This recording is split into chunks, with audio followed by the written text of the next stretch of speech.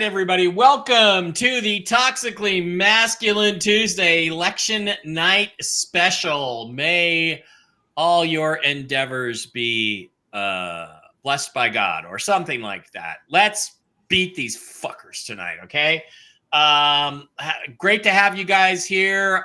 Brooks is going to be here later. Blake, I believe, is going to drop by at some point tonight. Meantime, the election night team so far is going to be me, your host, Mike Barra, in Las Vegas, Nevada, joined by the guy right below me. You know, I mean, he's like the most masculine person I know.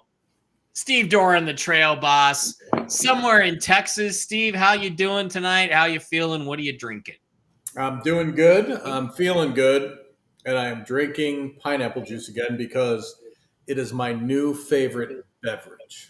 All right, your new favorite beverage. Also joined tonight by our guest pinch hitter, who was the guy who won the MVP of the World Series? I forget. That guy. Freddie somebody. Anyway, Freeman. Brian Engelman, Freddie Freeman, the Freddie Freeman of the Toxically Masculine Tuesday show. Freddie Freeman, how you doing, Freddie, tonight? Living the dream. Thanks for having me. I think we went to Gatlinburg and I got some sort of wine in a box. It was kind of like add your own booze, add your own drink to it. It's kind of fading in and out, you know, like Captain Kirk in that episode, the Tholian Web, where he was fading in and out to the alternate universe. Yeah. Brian's not quite with us. Yeah, so, the effect is pretty great. As long as you can hear me, that's good. But it was some sort of like a tangerine something, and I put some champagne in. I'm celebrating early. I know we won in 2020, and I know we're going to catch them this time. I think it's going to be a blowout. That's my prediction. I agree. I'd love to hear yours. I agree if the cheating is halted. Let's see who's with us tonight. Judy Mick is here. Hey, Judy, how you doing? Come on, Trump. Yep. MAGA, make a girl angry. Well, that's what this show is for. That's what I do. Is I make the ladies angry by telling them the truth and showing flashing, just whatever Mike I need can to do. That. Mike can do that in about 10 seconds flat. Yeah. I'm really good at it. But Rick Norman is here. Yeah, it could be a long evening or it could be a relatively short evening. Joe Wells is here. Hi, Mike. No need for you to worry or be nervous anymore. You can relax because DJT will win in a landslide. Hand pink waving. Okay, that's an emoji, obviously. It's probably from Rumble. When we get comments from Rumble that slide over here, that's what they look like. Robert Klausner, good morning. Or good evening, Mike. How are you? Love Trumpy is here. How you doing? Nice to have you ladies here. Kathy Holland is here from Edmonton, Alberta, Canada, eh? And Just Dick. I was talking to Nicole earlier from Australia. How you doing? Sending much love to you all from Sydney, Australia. On the edge of my seat, praying for a Trump landslide. And if I know anything about you, Nicole, I'm not going to mention anything about her. Well, people from around the world are rooting for Trump just as much because we have to lead this. States. Right, we have to lead this war, and we have to go on the offensive. This is our chance to go on the offensive. Laura's here, Suzanne Black is here, Kenneth is here. Sound the trumpets. Yep. Laura Classius. Hello, gentlemen. Trump was just called the winner in Indiana. Well, I guess it's in our electrical map. Okay. Wow. Good evening, everyone. Let's go red. Good evening, guys. Pina no colada for Steve. The Batman is here. Hi, Mitch. Let's go Trump, Myrtle Mayhem, Susan Jones, Stephen Leister. RSBN is called Indiana for Trump already. That's great. I thought we would do, Brian, a completely blank map and fill it in as the evening goes along. Erica Tomat is here. Hey, Erica, it's been a long time. How are you? Still got that boyfriend, Erica? Did you dump him yet? Oh, I'm telling you, dump him. I'm here for you. I live in Vegas. Come on, Erica. Lisa Western is here. Hi, Lisa. Glad to have you guys here. Oh, my pineapple juice is my fave.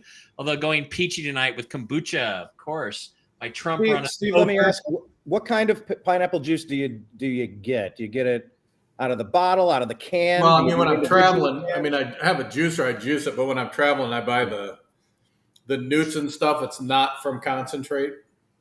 It's nice. It's 100% organic. If you can trust any marketing whatsoever anymore, but you can't. It's too hard to juice when you're on the road. No, but I'll tell you, pineapple juice is very underrated, just like pear juice. Two of my favorites. Yeah. Well, when All you right, were guys. no longer, it works good.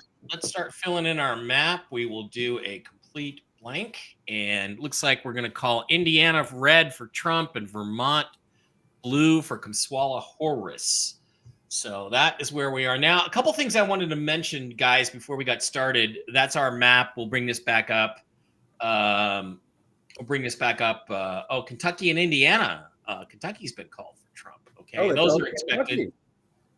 Those are expected. So I will double check those and then get back to it. So we're going to. Well, they're already starting to play games in Arizona. I don't know if you heard or not, but they're playing games with screwing around with the lines. Threats. If you're wearing a uniform, you can't vote. And the I don't Russians know how they can do that. They can't. It's illegal. And the Russians called in bomb threats. Yeah. So Arizona is doing everything they can, right, in order to cheat on this election and make Kamswala the winner. And Steve used to live in Phoenix, so he knows all about Arizona and Arizona politics. The other thing, Steve, I was going to say is that, that's why Trump has to focus on winning big on the states on the East Coast. So it's over by the time we get to Arizona. He doesn't even need Arizona by the time we get there. But it's just amazing. I mean, it's just amazing to me how a state for so many years that was so conservative has, within a matter of a couple of years, gone and become so corrupt. It's just blows my mind. It was when they got Sheriff Joe out of there. Soros targeted Sheriff Joe. He paid for a prosecutor to be elected there because of people fragmenting. Like, I can hear you. They accused him of a bunch of false stuff, so to get rid of him. And then once he was there, the wall that was keeping civilization intact in Maricopa County was gone. So. I pulled up the RSBN feed right there where they're calling it. They're saying the AP is calling it for Kentucky and Indiana for Trump, according to RSBN. Okay, cool. So that's something. One of the other things I was going to say that there's some interesting stuff coming out of the exit polling. The exit polling shows that Kamala Harris is going to come out about 100,000 votes short. Oh, Iowa. Oh, God, my feed was filled in Twitter with Democrats telling me, oh, that Iowa poll's real. Kamswala's going to win Iowa. Yeah, fuck no, she didn't. Anyway, it's showing that she's going to come up at least 100,000 votes short of what she needs in the cities and the urban areas in Pennsylvania to win. She's not going to win Pennsylvania, it looks like, based on that. And the black vote this year is going to be about 11%, down from 13%. And on top of that, Donald Trump is going to get a much bigger chunk of the black vote in 2024 than he did in 2020. Therefore, even if you accept that the 2020 results are real, if Kamala were to win Iowa, it's because every illegal working a farm there voted and not one U.S. citizen did. Yeah. So, all right. Vote Kamswala. No, we're not voting Kamswala. Let me go back and see if I can find some confirmation on that. Yeah, if anybody finds confirmation, let me know. So, liberals are already posting they're starting to drink. Yeah, it's gonna get worse for you. By the way, if we're here, let me pull this off the screen. I was just doing some research. If we're able to get the landslide that I'm predicting tonight, I am going to tap into a bottle of Weller 12. I was able to procure a second bottle that I can keep closed, so I can open this one. And if we win by a landslide tonight, I'm going to Vic and Anthony's tomorrow.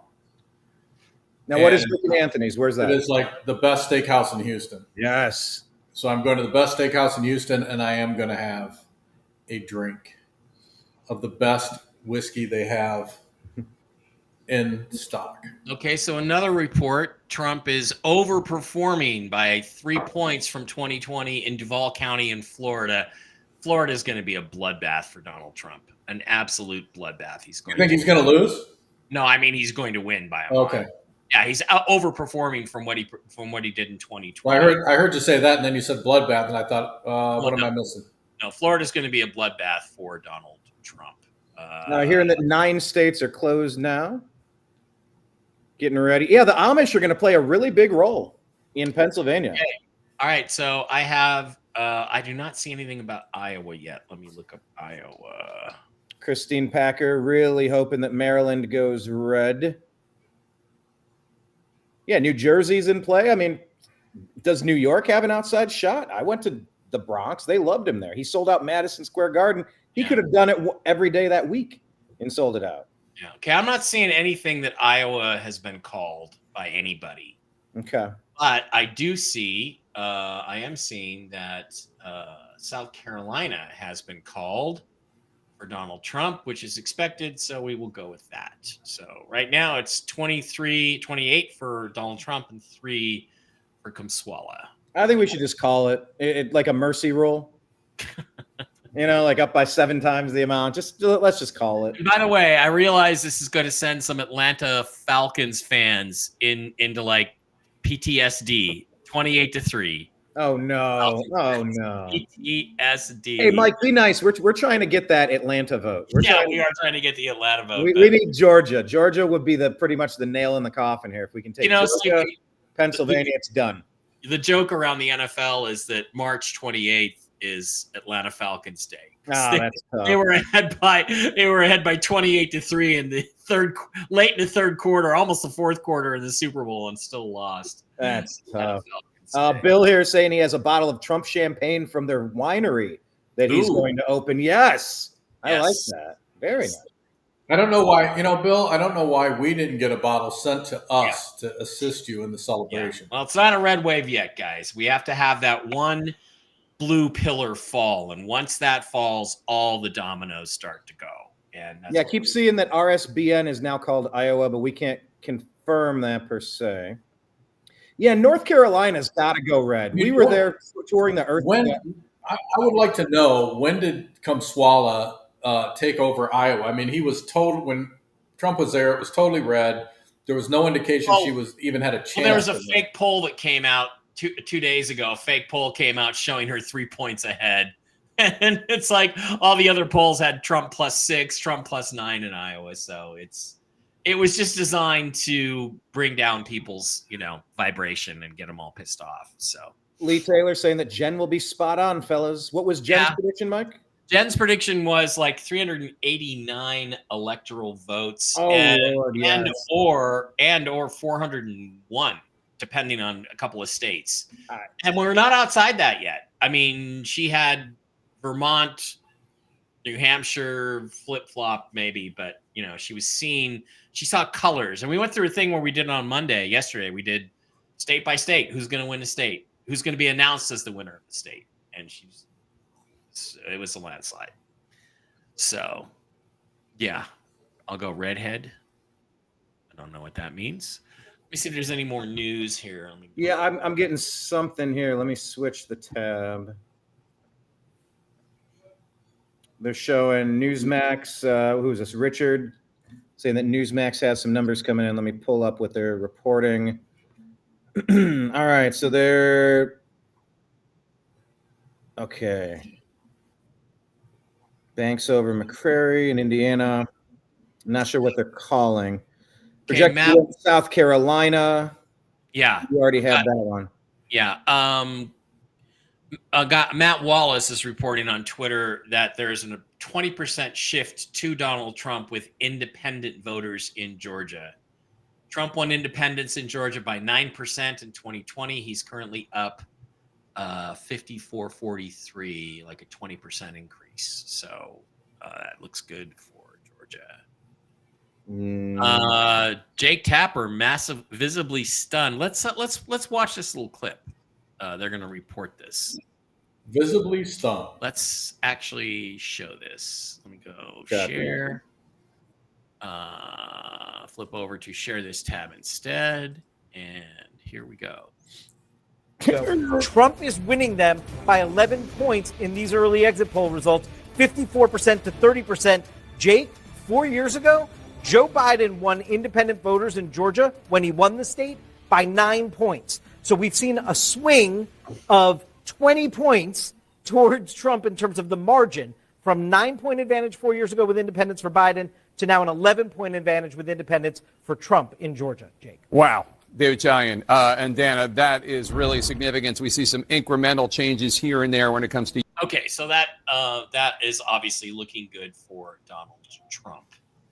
And we saw that, right? Yeah, we did see it. Okay, good. All right. Wonder where the rest of the boys are. Where's Good question. Maybe they're getting their vote in last second. Could be. Have you talked to Blake today? Do you know where Blake's Yeah, Blake was on the Agree to Disagree show at 3:00 today, as we are Tuesday and Thursday, 3 to 5. But yeah, I mean, he's in the middle of going from one place to several hours away, and there's furniture being delivered, and then there's it's being shuffled. The dates are no longer accurate, so he's just struggling. I'm starting to think that Blake, does a lot of illegal gambling with as much as he moves, and he's like trying to avoid his bookies or something. Stay one step ahead. He's got the mob knocking on his door. Hey, where's our money? Yeah, I mean, Blake does play on his phone a little bit. He says he keeps it under control, but I've seen gambling take many a man down. I've noticed that Blake suddenly has a lot more money sometimes, and then he has a lot less money. And I don't know. Could be a bad habit. All right. Well, just if you're going to do a mob hit, just don't do it tonight. Let him come on tonight. Trump is up 52-47 in the 42% of the vote in Florida. He's up by 5 points already. James saying that Jake Tapper has that "I'm going to prison" loom. Yeah, these people are terrified. It's obvious. They look like hostage videos when they're releasing these endorsement videos. This is the thing. I was extremely disappointed in the last. There he is. Lucky. No. Greetings. Hey, let us see your fingers. Kneecaps. How about those kneecaps? None of them are broken. Lift up the kneecap. None of them are broken. No, under no duress so far. It's early. Okay. It's very early. Jennifer's here. Jen. Hi, Jen. I was over on Mark's stream a little bit earlier, and she's stuff. Let's give you an update, Blake, on what's going on just so far on the electoral map. We've only had a few states called: Indiana, Kentucky, South Carolina for Donald Trump, Vermont for Kamswala Horace. Those are the only ones we have in at the moment. Those are all kind of expected. And Jen, your map, your Jesus map is, by the way, still alive, still breathing. One of the two Jesus maps were still there. So what's a Jesus map? What's that? Well, we did on the show yesterday. We after Jen did her Gentel information, we went through and I said, let's ask, Jesus, who's going to win each state. And we went through state by state by state. And there were two maps. She got the number 389 as an electoral vote total. And we worked up the map. We worked up the map that way. And then we also said, let's just go through and what you're getting right now. And it was like 401. So it was in one scenario, Trump won New York, and another he didn't. So it just kind of depended on that a little bit. So anyway, hi, Jen. How's it going? Jen is saying she got 3 right and 1 wrong so far. Yeah. Well, yeah, Jen, but remember, I thought when you said it, you had Vermont and New Hampshire flip-flopped. I thought Trump was going to win Vermont or win New Hampshire, but probably lose Vermont. And remember, you said you just saw colors in that area, and you might have just had those because one is a little pie-shaped pizza wedge going this way, and the other is the pizza wedge going that way. So, I consider that to be a hit still. So let's see how it's going. All right, Blake, let's get your impression so far of what's going on tonight while I do a little scanning on Twitter to see if there's any new information.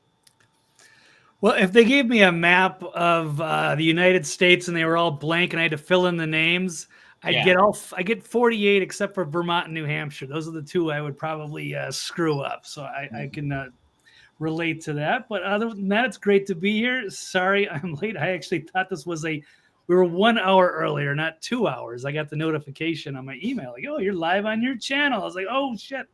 So I'm a little bit late, but we got a long night. So I think we'll be in and out as you suggested.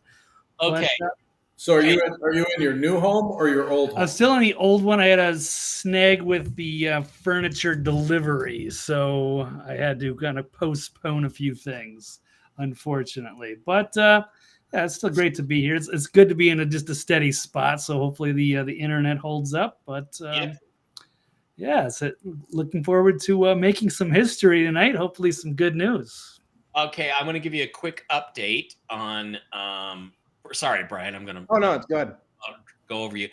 Kim.com, who I don't really trust or like all that much, but he says, looking at all the data right now, Trump is on track for a major victory. He is a data cruncher. He doesn't know what he's talking about. Current Senate count is Republicans 39, Democrats 29. Get this. Gunther Eagleman says, breaking Florida Republicans now have a lead of over 1 million votes. This is record breaking. Exit poll for Georgia, New Truth says Trump 54, Harris 34. That's the exit poll. If that's, I thought maybe that was the independents in Georgia that Jake Tapper was talking about earlier. But if that's the actual exit poll, wow, that's crushing. And this is really important. Ice Cold says Trump, according to Jack Posobiec, apparently Trump is on track to win Miami-Dade County by 10 points. That is the bluest of the blue counties in Florida. And that would make Florida an absolute bloodbath for Donald Trump in terms of. Mike's calling for violence. He said bloodbath. Yeah, right. And somebody else, Tim Young, says Trump 2016, A New Hope. Trump 2020, The Empire Strikes Back. And Trump 2024, Return of the Jedi. I prefer the original title. Revenge of the Jedi is my preference. So anyway, there we go. All right, that's what I got. That's the quickie report, guys. I will stop sharing that. All right. Anybody? Well, my only hope is when Trump returns to the White House, that he does not hold, no holds bars, goes after these bastards, takes them out. None of this crap like he did last time, where there were many occasions he could have, nailed them and decided not to. And even that lame excuse that he gave about, with Hillary Clinton, she needs to be the first one that he takes out. Yeah. I'm just sick. I don't want to hear any excuses. I don't want to hear any excuses from him. He gets back in. I want him to be like a warlord and just start going after him left and right. All those pedophiles need to be under the Steve, they were saying that it was who was it? Blake, you said they spotted Mike Pompeo hanging out at a Trump event the other day. Would you have a concern if you saw Pompeo getting back into this administration? Yeah. I don't know if that's going to happen, but at least maybe he made one appearance at one rally. But hopefully, assuming he wins tonight, he's going to be like, "Sorry, Mike, we're going to go." He totally needs to clean house. Nobody did him any favors in his last administration. Yeah, Trump, by the way, has an early lead, only 1% of the voting, but he has an early lead in Virginia. We don't know where that vote came from, so just for reference.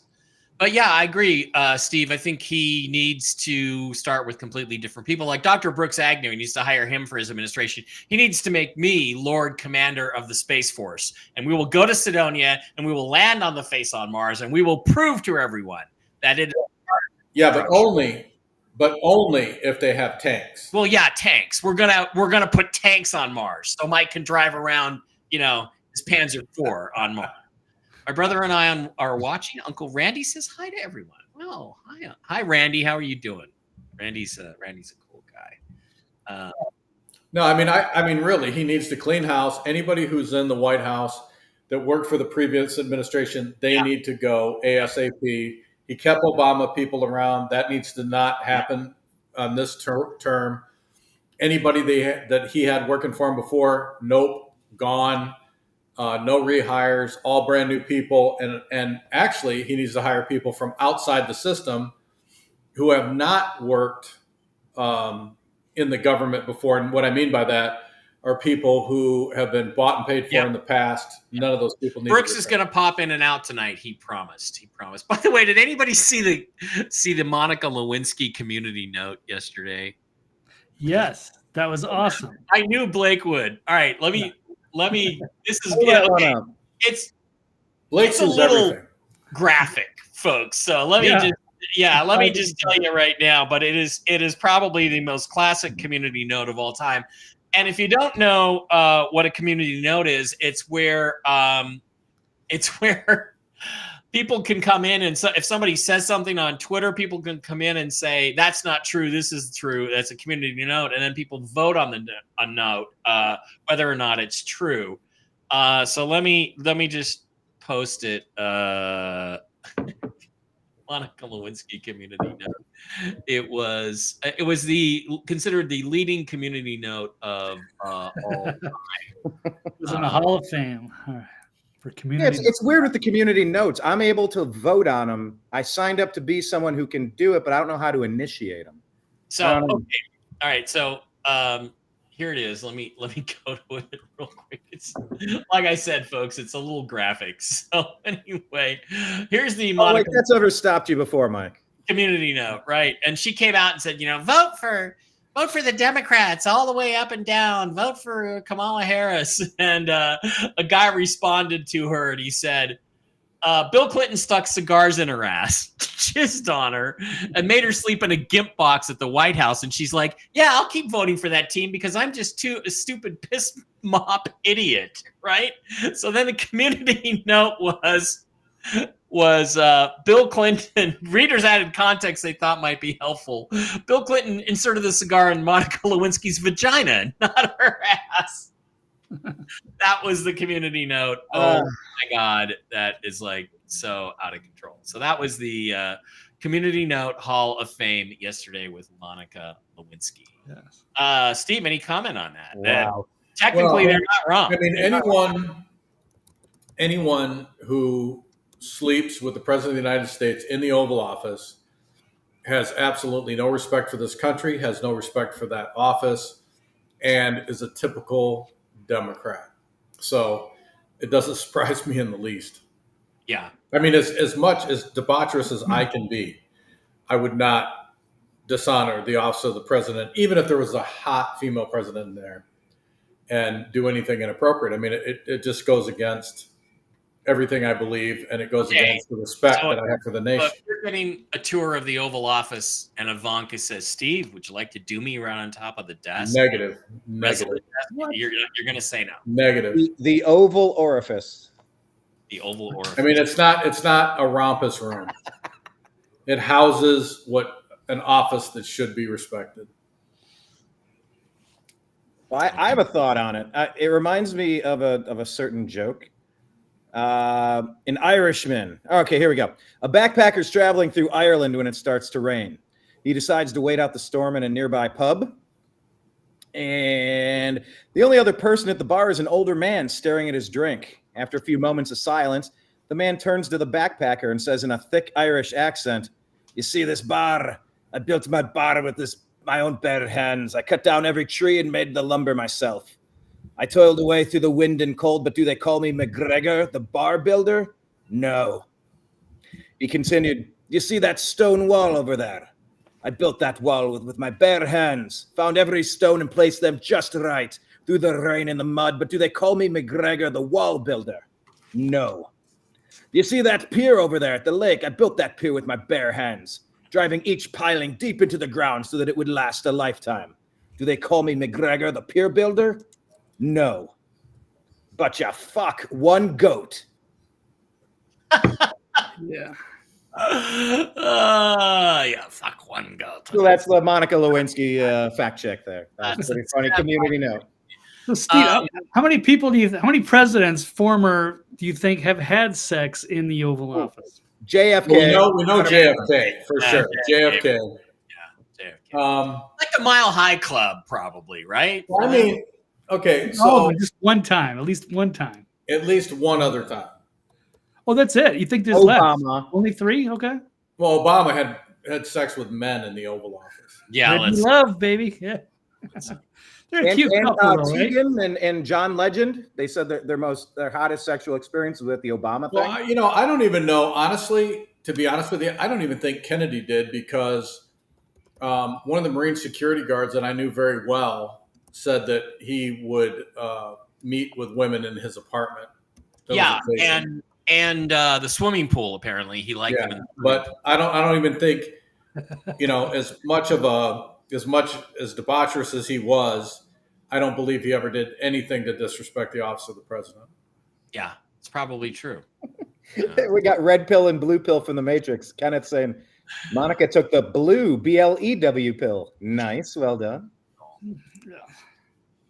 Okay, Philip Anderson, who got very popular when he talked about Joe Biden getting curb stomped after the debate with Trump, says the exit polls are a disaster for Kamala Harris. Keep voting for Trump, vote like hell. So that is becoming the general consensus. Good. I hope that remains true. Yeah. I hope it is. While we look up some more stuff, I have a question that Blake and I talked about on our show earlier today. I was maybe interested to get your thoughts. Oh, wait a minute, guys. Anna Good. Paulina Luna, the hottest Ooh. Latina, well, either her or AOC, one of the two hottest Latinas in Congress, has been reelected in her her home state of Florida. So congratulations. Let's have more One Piece dating videos. Good for her. Yeah. Good for her. Florida's coming through. And she's into aliens too. She's into UFOs and investigating aliens and stuff. Well, her and Maybe Marco Rubio. maybe you can have her on your show, Mike. I don't think she's coming on our show. I know, but I'm talking about you could do a special UFO edition. Yeah, well, maybe I can talk her into that. I don't know. I don't know. Maybe I'll ask somebody to come in and All right. Well, this is the question I'm going to ask real quick as we kind of keep looking for more results to come through. Blake and I talked about this. I'd love to get Steve and Mike's take. Do you agree or disagree that you've lost respect for someone in your personal? Have you lost respect for someone because of their voting preference? Yes. Can you elaborate on that? Well, I mean, anybody who, after living through the last 4 years, anyone who would openly support and vote an administration like this does not have the good sense to, run out of a building that's on fire. I mean, That's well it said. makes no sense. Like I said, it just makes absolutely no sense to me that someone could see what's gone on in the last 4 years and then vote to keep it going. And the fact that they're so damn hostile. yeah. And the truth is, yes, I have dropped a lot of friendships in over the last 4 years because we're at war. This is a war for our country. And I don't care if my friends are too fucking stupid to understand what it means when they vote for a Democrat. I don't give a shit. You should know. You have had every opportunity to see what these people are doing to this country, what they've tried to do to you, what they've tried to do to me, and you still support them because they're cool or because you're just too dumb and uneducated. Well, I'm sorry. If you are going to vote for these people, these satanic pedophiles, you're too stupid to be my friend anymore. And has it hurt me in my career in the UFO thing? Probably. Almost certainly. I don't give a shit because you know what? In the end, we're going to defeat the evil, and then I'm going to be back on top again. And guess what? You're not getting back in the car. You're not getting back on the train. Okay? You're not. The bandwagon is going to leave you behind because you should have known. And my tolerance for that is zero. There's a reasonably hot girl on the fringes of the paranormal movement that was showing a lot of interest in me. And then she said she was voting for Trump. I ghosted her. Voting against Trump. And that shows you Voting against, right? Commitment to my principles. It just, I cannot be in the same room with these people. I cannot listen to their bullshit, and I don't want them in my life. And I have no room in my life for communists. I have no room in my life for pedophiles. I have no room in my life for people who are communist and pedophile enablers. Okay, I don't. So bye-bye. And at the end of this, I want a national divorce. I want these people out of America. I don't think we can save them. If they haven't figured it out after everything they've seen the last 7, 8, 9 years, if they can't figure out by watching and listening to Donald Trump who he really is, I don't want him in my life. So does that answer your question, Brian? It does. Thank you for that. The thing is, you are the company that you keep.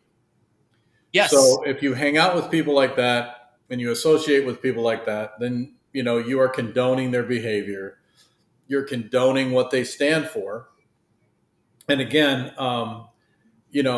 they're so vicious, they're so hostile. Mm-hmm.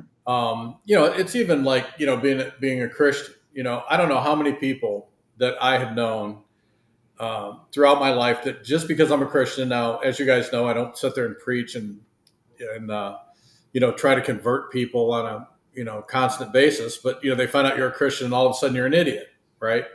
You believe in those fairy tales that were written by a bunch of guys 1,000 years ago, and I don't have time for them. It's like, look, I don't get involved in your personal life. I don't tell you what to do. I'm not hostile toward you. I have a certain moral compass that I follow, and if you don't like it, adios.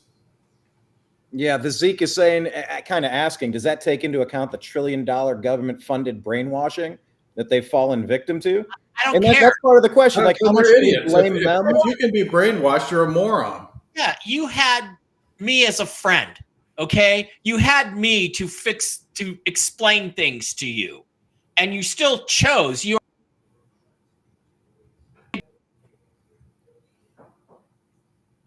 Mike freeze. A little bit, yeah. What happened? We lost Mike. All right, Mike, the last 20 seconds. Can you repeat the last 15 seconds? I have no use for people like that in my life going forward. I am going forward with the people who want to be arm in arm with me and who understand and believe and agree with the things I agree with. The principles of individual sovereignty, individual freedom, absolute freedom of speech, absolute freedom of thought, absolute freedom from government opposed tyranny. Good God, they're killing the squirrels. They killed a guy's squirrel and his raccoon 2 days ago. If you can vote for people like that, I don't want to be around you. In fact, if I had a gun and you tried to, look, it would not have ended well. I probably would have ended well, but in the sense of, this has got to stop. And it's either we are at a crisis point on this planet, not just this country, right. Whole fucking planet right now.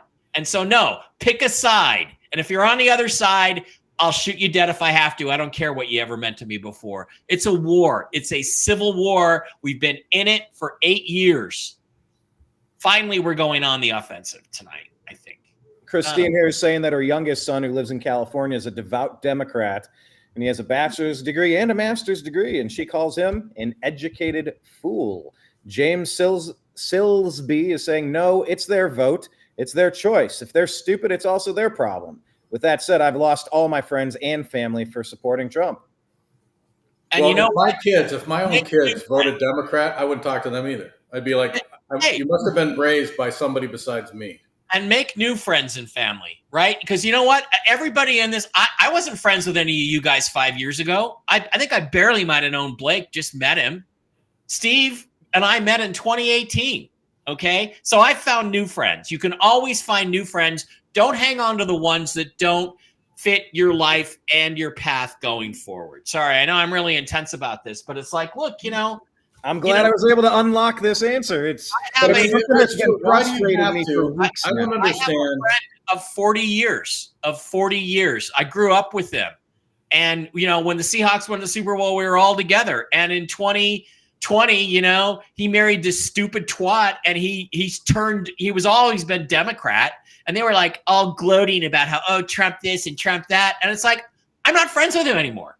I'm never going to speak to him again, because you know what? Taking sides against my country and every principle upon which it was founded is a deal breaker for me. Well, if you remember, Democrats were never this bad. Let me apologize for using the word twat. I'm sorry. But Democrats never used to be this bad, ever. No, and it's the Obama effect. It's something that's come along in like the last 15 years. Obama. Before you could understand, and you could look at their side of the argument and say, well, I kind of understand where they're coming from. But even the Democrats of that day would be horrified and would switch parties today if, at least the ones that I knew, if they were still alive. They would be absolutely horrified by what's going on with the Democratic Party. So this new Democratic Party is basically, a code word for communism, in my opinion. Yeah. By the way, I wanted to point out the third most populous state in the country, I believe it's third or fourth most populous state in the country, Florida, has counted 64% of their ballots already, and their polls have been closed for less than an hour. And it's not hard to do. It's not hard to do. No. We've always done it. Yep. We've always done it. But you have to be able to count. Well, thank you, Jen. You have to be able to use more than your fingers. I was actually worried about Jennifer's poor little ears when I realized I'd said the word twat. So Jen thinks well, that's fair. But you know what? Mike Petantano, Petantano. Mike How do you Petitano. say it? Petitano, man. Come on. Petitano. Well, he was loving your rant. That's the point. He was loving your rant. But Jennifer was asking, can you imagine the massive freak out from the Dems when Trump wins? Yeah. She already has people asking her how bad their ex will freak out. LOL. I like that. The meltdown will be real. Drinking the liberal tears, if it happens, we'll see. It's been a really bad 4 years, so you can imagine the pent-up frustration from people wanting to claw their own country back. This person here, I can't understand what the name says, but it says, I may not like Trump all the time, but he's the best man for the job. Right. So that's a pretty good way to say it. Blake, how did you say it with your one article about voting for Trump, even if how'd that go? To vote for him, even if you don't like him. Yeah. And you know what? You should. But here's issues. Yeah. Here's my point. You should like him because as crass as he might be at times, he's like the doctor with no bedside manner who tells you if you don't lose 50 pounds and quit smoking, you're going to be dead in 6 years. That's what this country needs to hear. That's all he's doing is speaking the truth right to your face. So you shouldn't be mad at him for doing that because he's doing you a favor and he's trying to help you. That's what Lee Taylor is saying Trump winning is a win for all people around the world. Yep. You're watching. That's true. Free world. Yep. Absolutely. They are watching. I mean, it's, you look at the UK, all around the world, they're terrified that Trump won't win this election because if we go down, they go down. Oh yeah, they should be. And the bad guys are really scrambling right now. They understand what's about to happen. Well, the best I part. Honestly, I would love to see public execution come back into style. Oh yeah, I thought treason had a very clear penalty. Have penalty. a whole lot less trouble on every level. If it's people were treason that taken they've out, committed. These are high crimes, misdemeanors. This is like treason is the highest form of crime you can commit. And the media's been in on it. The Democrats have been in on it. The rhinos have been in on it. They're framing innocent people. They're ruining lives. They're threatening kidnapping, jailing. They're taking shots at their heads at rallies. Like these people are beyond sociopathic, out of control. There's only one way forward. And the thing too, Brian, is it also goes. You have to look at the traitorous rhinos that are out there. They're all feeding at the same trough. They're traitors. The news media guys are traitors. Remember, after World War II, they hung at Nuremberg. The journalists who pushed the Nazi lies and propaganda. And why should these people be above that? When Neil Cavuto came on 4 years ago and told people, if you take hydroxychloroquine like Donald Trump suggests, it will kill you. He said that on the air. That's a lie, and it's treasonous, and it caused death because somebody probably was afraid to take a medication that might have saved their life. Yes, you may. And that guy needs to, whatever. Yeah. So at the service for my dead, younger, healthier brother, my father grabbed the microphone and he had a few words. And he said, if Donald Trump were president, my son would be alive. They had demonized ivermectin to the point where every doctor was terrified of trying to prescribe it to the people that didn't want to take the jab. And when it came time to take it, he couldn't find the right doctor to prescribe it. Then when they did, they gave him 12 milligrams instead of 60. They gave him 1/5 the amount, the equivalent to taking a pinch of coffee grounds, like Blake says how I make my coffee, way too weak. They gave him the drug, but at a far too small dosage, so it couldn't help him. Then when it came time to taking monoclonal antibodies, the Biden administration had made it so toxic It was maybe only in Florida that DeSantis was pushing to keep it. Biden banned it essentially everywhere else. And my brother was denied all of these potentially life-saving opportunities.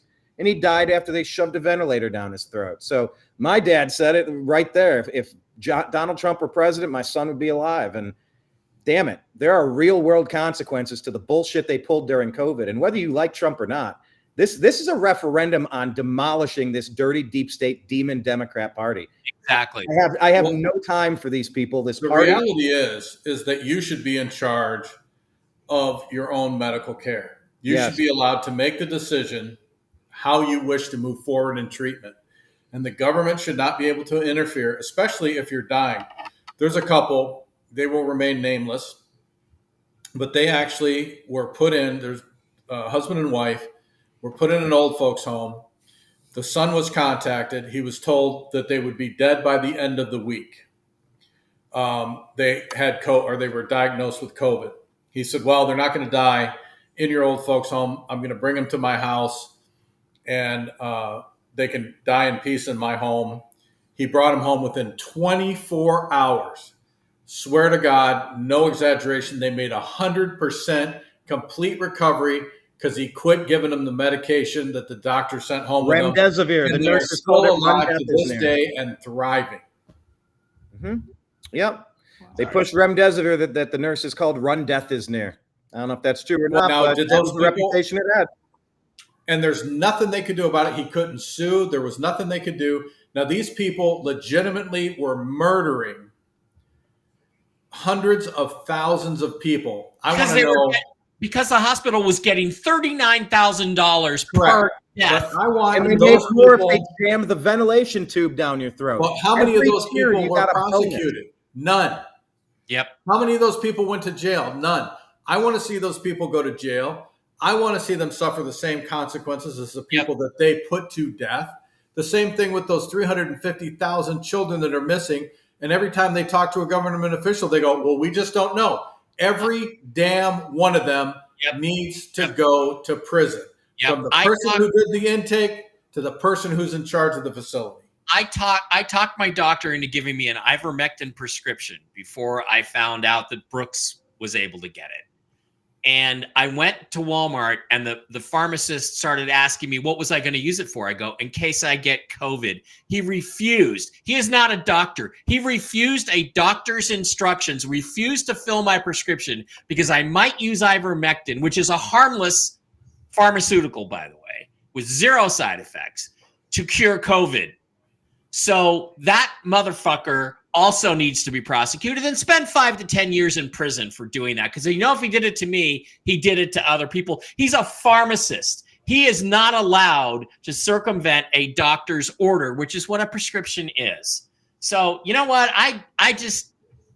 You're absolutely right, Stephen. And terrible things need to happen to these people for what they tried to do. I mean, if I did what was recommended when I first got cancer, I would be a paraplegic in a electric freaking wheelchair if I had followed their advice. Yeah. And thank God that they couldn't force me to follow their advice. Because that's what I mean. The medical field is not there to cure you. They're there to either kill you or put you in a position where you are beholden to them for the rest of your life. Yep. Hey, real quick, Mike, you're getting a question from Silver Slayer. Do you have a Zelle account to donate to? They tried to PayPal, but it went dormant or something. Yeah, I did post that. I'll repost it again. My Zelle is just mbara33@msn.com. And thank you, Silver Slayer. Just put it in the chat right there. Thank you, Silver Slayer. Hopefully, this one right here from Azarin Sage. I've been afraid to ask this for almost a year. I don't know if my mother was murdered in the hospital, if she actually died of kidney failure. I'm too afraid to ask. Yeah, and how the hell would we know? I know, but see there again, why should he be afraid to ask questions? That is absolutely boggles my mind that in the United States of America, people are afraid to ask questions because they're afraid of the repercussions. Christine Packer saying RFK Jr. is going to take care of all of this medical stuff. Hey, I'll tell you what, it's a good start. And I heard they brought Ron Paul into the group as well. Yeah. Well, the very first thing they should do, day one in office, is mandate that these companies, these food companies, cannot put all of these chemicals in our food. Yeah. That would clear up about 50% of the problems people have across the board. Yeah. The Zeke here is saying the medical profession tried with all their might to kill my wife until I literally pulled her doctor aside at the hospital and threatened him. It's insane. I've never been terrified to go to the doctor before, but the world has changed. This is the Biden-Harris Democrat agenda. This is what they're up to. This is what you're voting for. If you're a single issue voter who only cares about pick your one issue, you're missing the bigger picture. I want to call attention to this. One of the comments pointed out that we're getting a real-time map over here on Epic Times, the epictimes.com. And they're kind of, I don't know, Blake, Mike, how much you have filled in on your map. Well, it looks to me like the solid states are the ones they've called. The less solid states are the ones that are leaning. So right now, Florida, Georgia, South Carolina, Ohio are leaning to Trump, but can't be called yet. Looks like they've added West Virginia. They're saying Virginia and North Carolina are trending to Harris. That shows you that that's not worth anything because we know that's not going to happen. So Gotcha. interesting stuff. But, yeah, so we'll keep an eye peeled on that. Yeah. Yeah, Gina saying, don't get me started with health insurance. I know. It's just a mess. And that's what you're voting for. You're voting for RFK. Yeah. Clean air, clean water, clean food, fixing the medical industry, all of the alphabet agencies that from the NIH to the CDC, it's gone amok. And it's exactly what a totalitarian will unlock or press the button on the next time that they want to clamp down on a society and take over everything, all the means of production. I mean, what we lived through is something the history books are not going to fully understand, especially if current left-wing Democrat academia get to write these books. They'll never tell the real story of COVID. Yeah. And we have got to punish this party for what they've done. They will do it again if we don't throw them in jail or put them on trial for treason. Well, again, anybody involved in, creating the propaganda, which created the lies, which took people's lives unnecessarily, it's murder. It's murder. At the very least, it's conspiracy to commit murder. And they need to go to prison and not club fed. They need to go to a regular prison, be turned out in the yard with the rest of the prisoners, and deal with it like any other person going to prison would have to. Yep, I 100% concur. Joe Wells, I want them to go to prison. Actually, some of them I don't want to get the death penalty. I want them to experience the wonderment that is a state or federal prison. Yeah, I mean, many years. How about just the 2 weeks of agony where my brother couldn't breathe? For 2 weeks in a row, he couldn't breathe, and until they convinced him. I begged him not to let him shove that tube down his throat. Don't know if it made a difference or not. But at least that 2 weeks of not being able to breathe at night, during the day, you can't even take the BiPAP machine off to eat a bite of yogurt without going into respiratory failure. Like, I'm okay with them experiencing at least that. That'd be good. There we go, guys. I hate Trump. I hate Trump. Me too. Oh my God.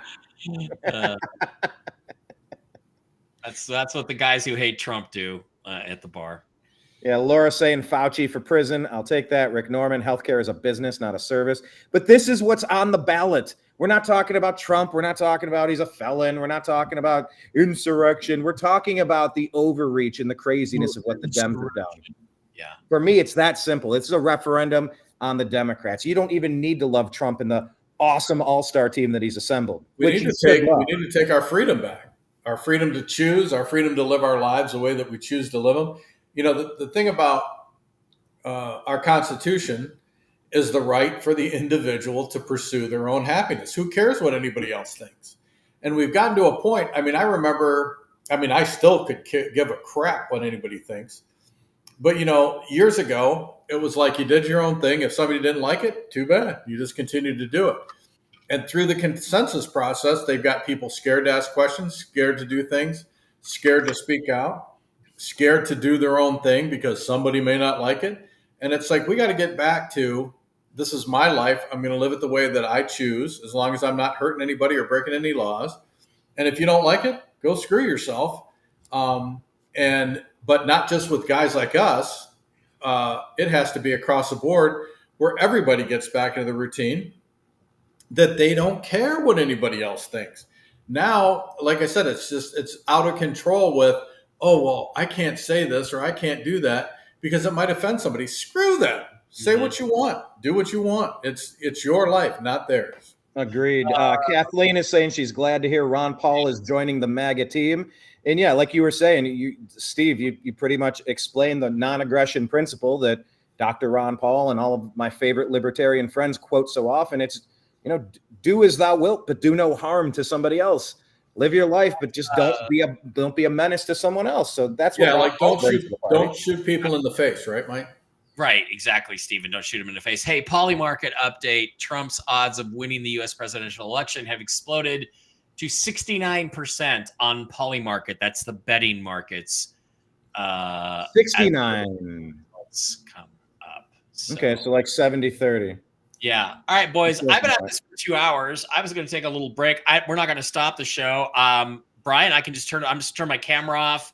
Probably go make some pizza and be back in about 10 minutes. And you guys can just continue on the show if you want.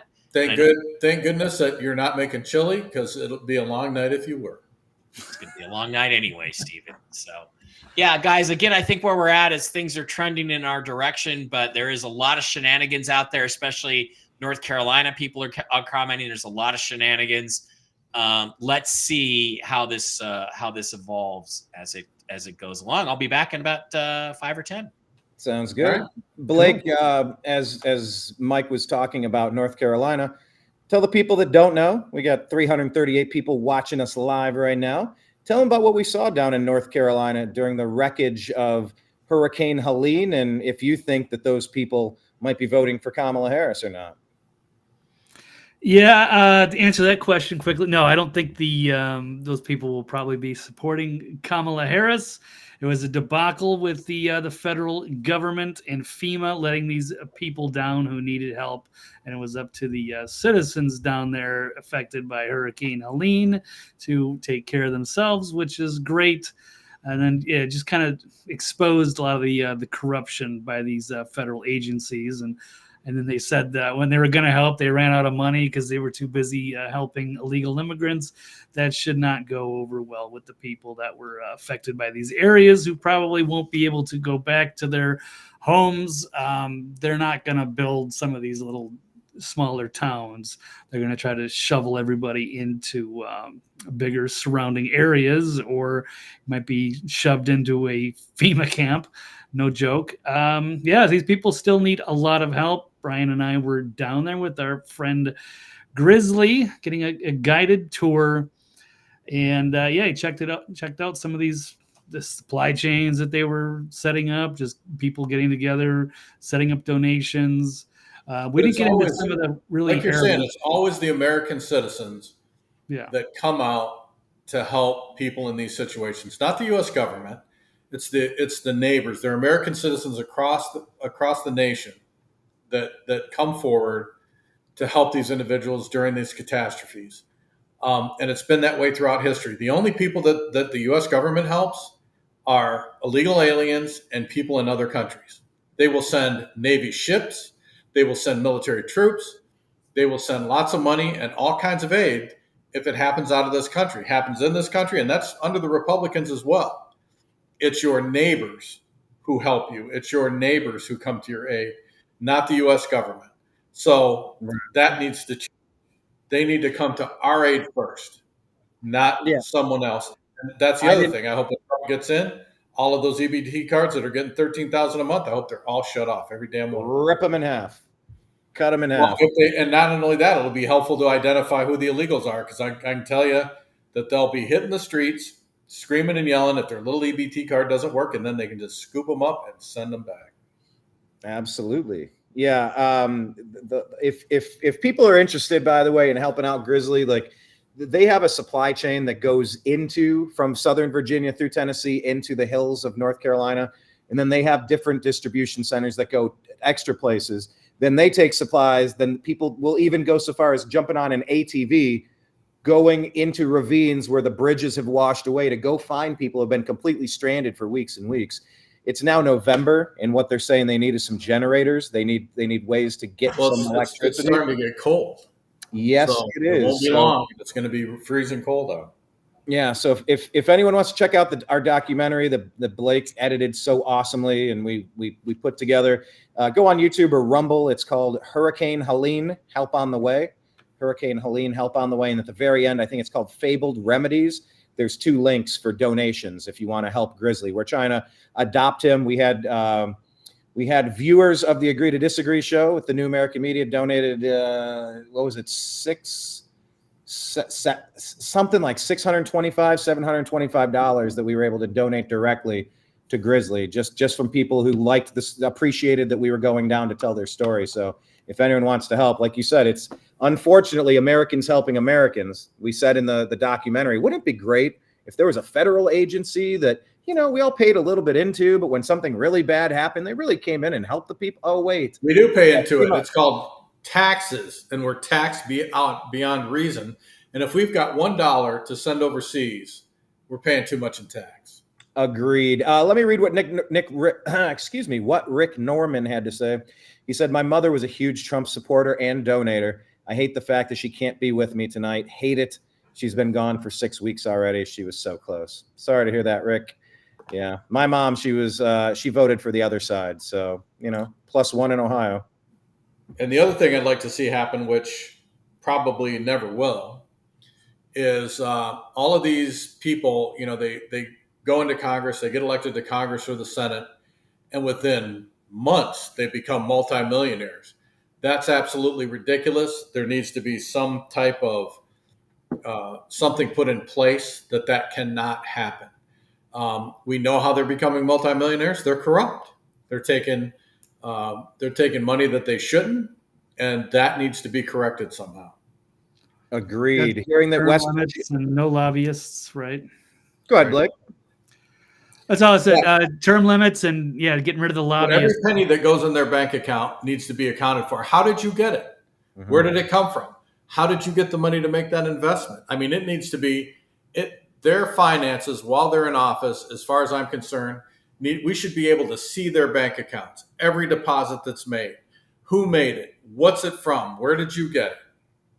And I mean, like I said, you got the waitress, AOC, and she was making like $39,000 a year, and now she's worth like $4 million. Yeah, how does that happen? That's insane. Paul Martin saying West Virginia Senate called for justice.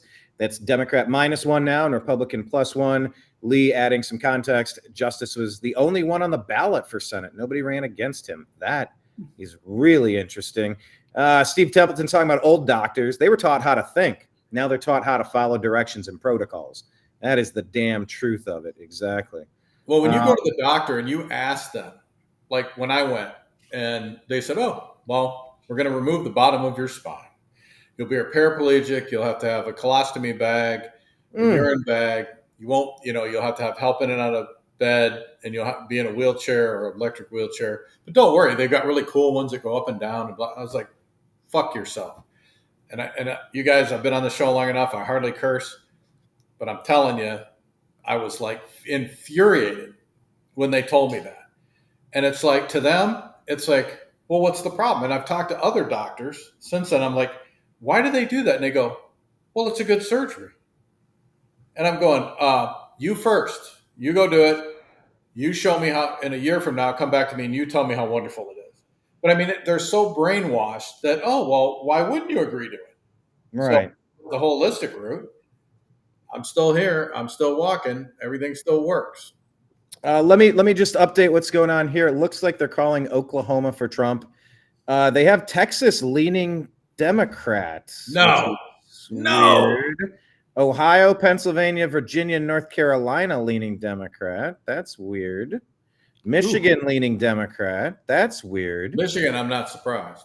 Really? Well, because they're corrupt. I mean, where the Secretary of State said that anybody who doesn't certify her numbers would go to jail. Okay. Yeah, that's the Whitmer thing. Yeah, and Benson, yeah. But Texas would be a shocker. Okay. Yeah, Texas is shocking. Oh yeah, you only flooded the country with 30 million, and they all went through Texas. I'm so surprised. Yeah, but I mean, they shouldn't be voting. They should be arrested. I know. Yeah. So, what country do you guys want to Harris move is to killing if Trump America in falls? Pennsylvania. I'm sorry. Go ahead. It says Harris is killing Trump in Pennsylvania. That doesn't make any sense to me. It doesn't make any sense to me either. What country do you guys want to go to if they steal 2024 and we get bumped up on the target list? Where do you guys want to go? I want to go to Bolivia. Tell me about it. Just like Butch Cassidy and the Sundance Kid, Bolivia.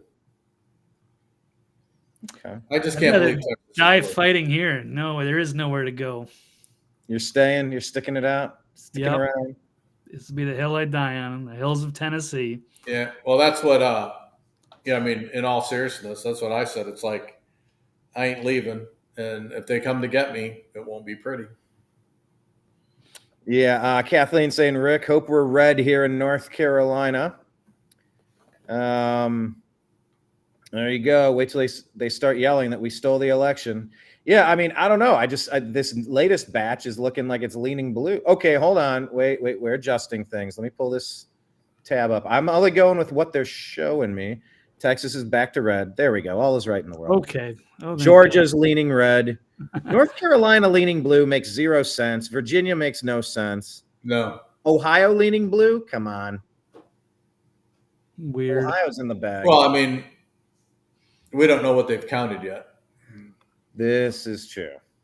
Actually, Laura, Poland is a good choice. They're the only ones who refuse to take any refugees in, and their economy is actually booming. They have like 0 crime rate. I'd go to Poland. Steven saying, we do speak out, but it's covered up, and it's covered by slander and fake news.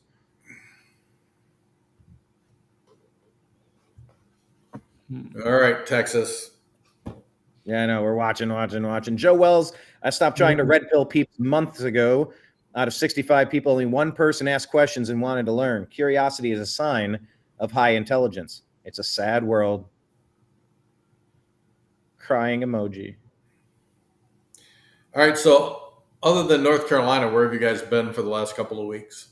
Blake? What have you been reporting on? What is that? I said, other than North Carolina, what have you guys been reporting on? Oh, yeah, I guess just whatever the latest news and current events are. Of course, today was an election special, but just kind of any of the major stories of the day, definitely. Okay, but what's like one of the ones that are like? How about this one? How about Elon Musk and how he's gone 100% all in for Trump, and Joe Rogan making He's not 100% in for Trump? No, he is. I mean, the stuff he was posting today is all about like he's going full Q. He's going like 17th letter of the alphabet stuff. Okay. And how about Joe Rogan endorsing Trump? That was a little unexpected. What do you think, Steve? Well, I don't think so. I mean, I think Rogan is an entertainer, and everything he does is for entertainment value, but he also has a family. He also lives in this country. He likes to hunt. He owns guns. He left California to move to Texas. Yeah. So he would have more freedoms. And so if he backed the blue, then he would be a total moron because he would be losing everything that he has chosen to embrace. But my question on the Agree to Disagree show earlier with Blake was, is it too little too late? Why the hell did you wait 2 days before the election when you've known where you were going for months, for a year? He's been the commentator at all these UFC events. They're going bonkers for Trump every time he comes out. Because he's part of the entertainment industry, and he didn't want to lose his money. He didn't want to get banned in certain areas, in certain circles and whatnot. So, I mean, all of those guys are the same. I mean, 2 days before the election, there's really not a lot that they can do for him or do to him. But if he had started beating the drum for Trump a year ago, that there would have been retaliation and he would have lost money. But see, my thing always is maybe how much is enough? I mean, the guy, I forget what he makes, some ungodly amount of money, $14 million a month or something. Who cares if you lose money? Who cares if they say, well, we're not going to, have you on this station anymore. We're not going to let you go here, go there. who gives a crap? I mean, he should have enough money to live if he spent $1 million a day to live the rest of his life. Who cares?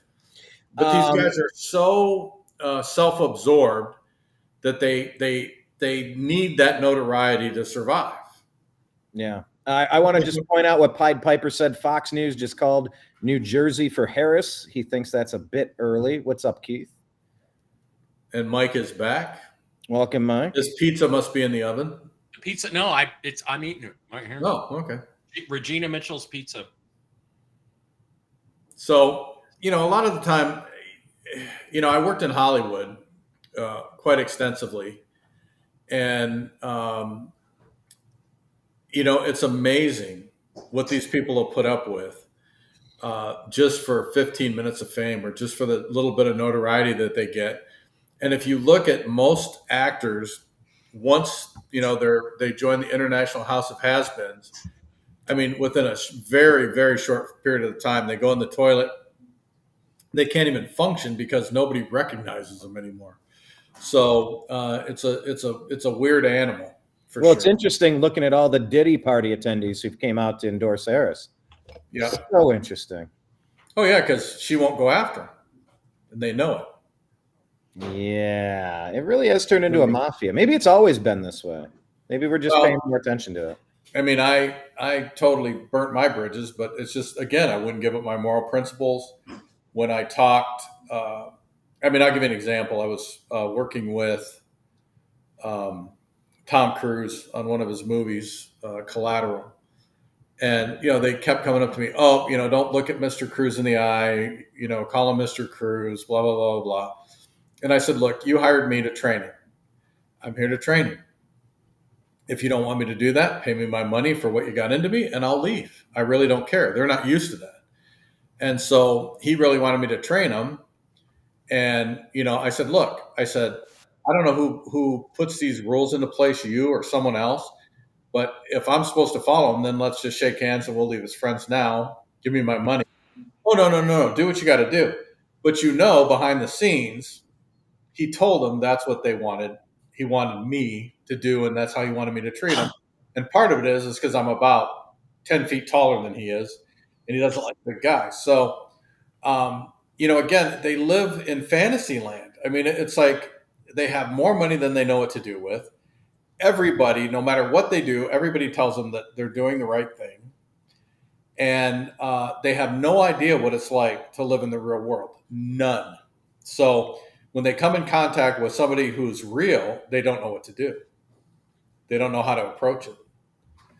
And then especially when they come into contact with somebody who's real and who doesn't care. So that really frustrates them. All right, so I'm seeing more red states. I'm liking that.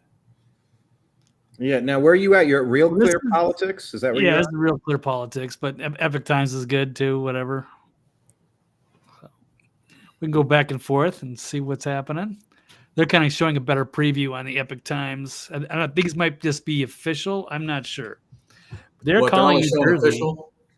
It looks like RCP might just be when it's called, and then Epic is doing where it's leaning. Projections. Yeah. But okay. The thing is, in terms of leaning, you have to understand what they do with these decisions desks is they look at where the vote is coming from, and they look at, what are the odds? How is this candidate performing versus previous Democrat candidates or things like that? They take all that into account. What you're seeing is just what the vote counts are, the raw vote counts. They're not doing any analysis. So when it shows Ohio leaning Democrat, that's not real. That's not an analysis of, well, how do these counties all usually vote? It's simply where have they counted the votes at this point. So don't get freaked out yet. Yep. Good point. I'm not, but the way they've been targeting Texas and running 30 million illegals through there, because they got a number around 21 million minus the gotaways. They still have to register to vote. Well, when you get a driver's license and you bump into the system, then you can get an ID card. Well, I know, but they haven't issued of the way to 21 million new IDs. Yeah, that's what I'm saying. 21 million new IDs have not been issued in the state of Texas. Oh no, not entirely. Like, of course, that gets kind of spread out throughout the other swing states. Yeah. I'm sorry, the fraud states. If they're all Yeah, going to the not fraud. be able to count on election night, Yeah, I would agree let's with just call that. them fraud states. Like we're not doing this again. It doesn't take more than a night to count these votes. And Oh, no. anything that's being No, mailed in absolutely should have not. a deadline the week before so that it's counted in advance of tonight. This is not rocket Okay, science. so a report that NBC's exit polls show a 7-point lead among independents for Donald Trump in Pennsylvania. So that's really a good indicator of Pennsylvania going for Trump. Well, even people in Pennsylvania like their freedoms. You would hope. The Amish do. They want to be left alone. See, and that's the the thing. Democrats I mean, are the opposite of leaving people alone. Americans, by and large, like to be left alone, right? We do our thing. We pay our tax. You know, we come to the aid of our country and our fellow citizens whenever it's needed. But the rest of the time, leave us alone. Yeah. And that's what the Democrats don't understand. Don't tread on me. Nope.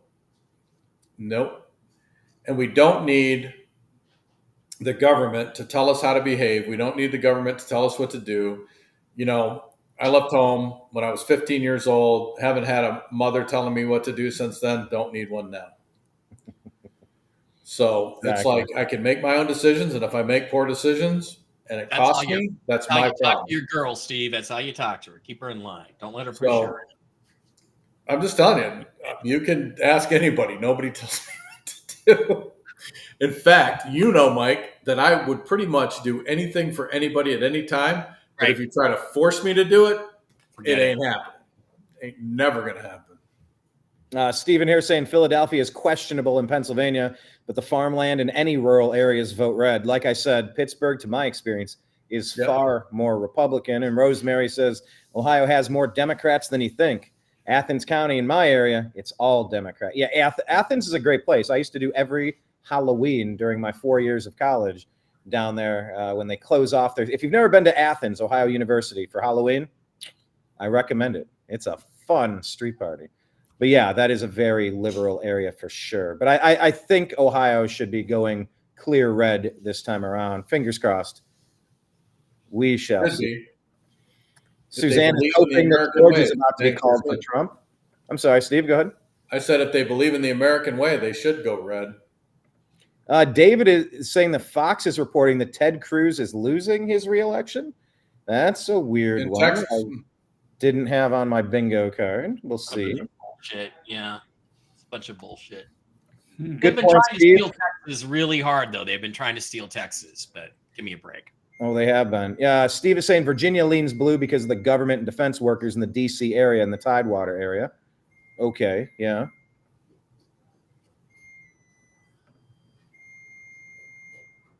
Yeah, I just don't.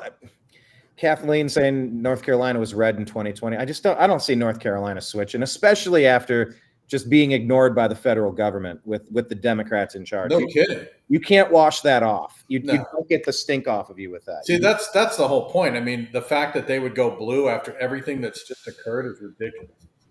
Well, Rick Norman agreeing that he thinks Rogan got in too late. I totally take your point, though. Like keep it to the very final moment. And he did play it well. Rogan did. He said, look, Kamala, I extended her the same invitation. I just want to have a conversation, not a gotcha, not a hostile interview. Just want to talk to you for a few hours and see how it goes. And Kamala, I mean, look, this is the type of lady that would absolutely get us into some sort of multinational quagmire. She didn't understand that it was important to go to Joe Rogan and do that show. She has zero diplomacy skills, zero diplomacy instincts, zero common sense. You go to Rogan and do that show. You don't demand that he drop what he's doing and go travel to you. You do what Trump did and JD. They both did 3 hours each on Rogan. Like that just shows a lack of discernment from the Harris campaign, 100%. The fact that she didn't go to that dinner in New York, which is always attended. Al Smith comedy roast. Yeah. Right there. I mean, that told the tale because she gained a lot of enemies that day just by not showing up for that. And Trump crushed it, by the way. He is a roast comic. He did really good. Oh, that was so good. Rick saying he's in Ohio and he hardly even knows any Harris people. They're out there, unfortunately. Some of them are out there. All right, I'm going to go get a cup of tea before I lose my voice. Be right back. Good All point. right, bud. Deb from Sacramento saying Cruz and all of them have a sense of entitlement. They're delusional. Larry, optimistic Mike, saying tonight we take our country back. How you feeling? How confident are you, Mike? Well, I would be a lot more confident if we had flipped a major blue state at this point, which we have not yet done. And that's what I'm waiting for, to really feel like, okay, that's it. Now we can breathe. Now, because they're still cheating like mad. There's so many things on Twitter about all the different cheating methods they've used. So, and I have no faith that anybody's going to come in and do anything about it if they cheat again. So, Moverling5 is saying take a look at RSBN. What do we got over there? Oh, but what I was going to say, Mike, is you and I do our Strictly Football show each Thursday at 5 p.m. Eastern, of course, and I hope everybody watches it. That is fun. Although my Browns had a loss and your Seahawks had a tough loss. But the World Series just wrapped up, and what they like to say is it's not a series, 7-game series in the ALCS and then the World Series. It's not a series until a road team wins a game, until a home team loses a game. It's not a series until, right? And so what you're saying is you're just looking to see one blue state flip over, steal one at their home court. Right, exactly. And once that happens, then her path to 270 becomes impossible, which, we're not there yet. I can switch over real quick here. I don't have RSBN, but I do have, what do we have here? This is Epic Times. Yeah, I mean, they have Texas leaning red, Georgia leaning red, Missouri red, Kansas, Illinois. Yeah, Michigan, Ohio, Pennsylvania, Virginia, North Carolina leaning blue, along with New Hampshire. So this is just a little bit more somewhere in between. Where they're counting the votes right now. So yeah, 38% in, or 34, 11% of the votes counted. Vindman is apparently losing his Virginia House race. Let's see if they bring in a lot of fraud to get him through that or not. We'll see. Newsmax. Rich is saying 54-45 has Cruz on Newsmax. Yeah, Ted Cruz couldn't lose, could he? No, I don't know. I don't know. I've heard a couple things about that today. Batman saying new numbers just came in North Carolina, Virginia, and it just tightened up.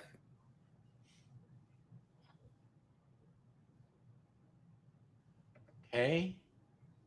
I would love to see Vindman get absolutely humiliated. What do you dislike about Vindman the most? He's a traitor. He's a Ukrainian traitor, and he's fat. So, a little toad. Vindman. I mean, he perjured himself to try to help impeach the president of the United States. He's a traitor. So, what do traitors get? They usually get the firing squad. Lee was saying here that Kamala Harris, she didn't go on Joe Rogan, but she did go in the all-in pod. Wait, hold on. She did go on the all-in pod. And then the sex one. She did the sex one with 170,000 voters. So. Yeah. Oh, did you see? Here's a good one from Rick. Did you watch, Mike, did you see John Fetterman on Joe Rogan? I did not watch the Fetterman interview, although I did hear about it, obviously. Yeah. I saw clips. He kind of cornered him on getting enough illegals to make sure that every state turns like California. They're forever blue states, and you'll never be able to vote your way out of it again. Right. And he kind of got a bit of an answer there. Kind of got Fetterman to sort of agree with that. Adam, you're just trying to get me to comment about Manchester City. Look, they're tired, they're injured, and they're playing 27 games a week, and that's all it is. I'll get through it. Just got to get 27 games a week? Well, yeah. They've played, I think, 4 games in the last 10 days. So. Larry, representing Ohio. We here in Ohio love Trump. Yes, we do. Yeah, my dad was with Don Jr. a couple days ago. They had their big event. Really? Cool. And they're doing another big event now. He's with Bob France and a couple people. You ever cross paths with Bob France, Mike? Bob France. Frantz. Yeah, I had him on a guest on Agree to Disagree. He's made his way through Ohio. He's a national talk show host, radio host. He's interviewed Trump a few times. He ended Anthony Gonzalez's career, by the way. Oh, From good. the Ohio State Buckeye that turned against Trump.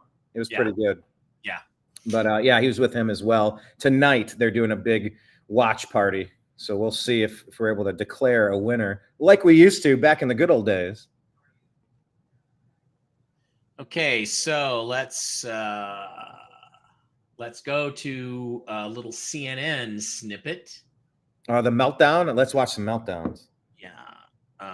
Let's go to do a CNN snippet and listen to what they have to say, what the Harris campaign has to say. Campaign is a little worried about North Carolina and Georgia. They've always said the most straightforward path is the blue wall, but all eyes are on Philadelphia right now. That's why, as we speak, they're trying to get the rest of the voters out to the polls. Trying to print. This campaign is a little worried about. Okay, so what they're basically saying is they're going to lose. North Carolina and Georgia. So, whoops, I didn't mean that. They're going to lose North Carolina and Georgia, which we know that they're going to lose those. So, I mean, how does that?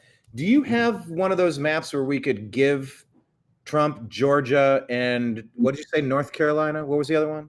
yeah, North Carolina and Georgia. Yeah. How many do we have to take of these fraud states or swing states to hit the 270? Well, let's pop over and take a look at that. Speaking of that, where is it? Right there. Okay. This is 270 to win. Actually, I'm going to go big so we can see a little clearer.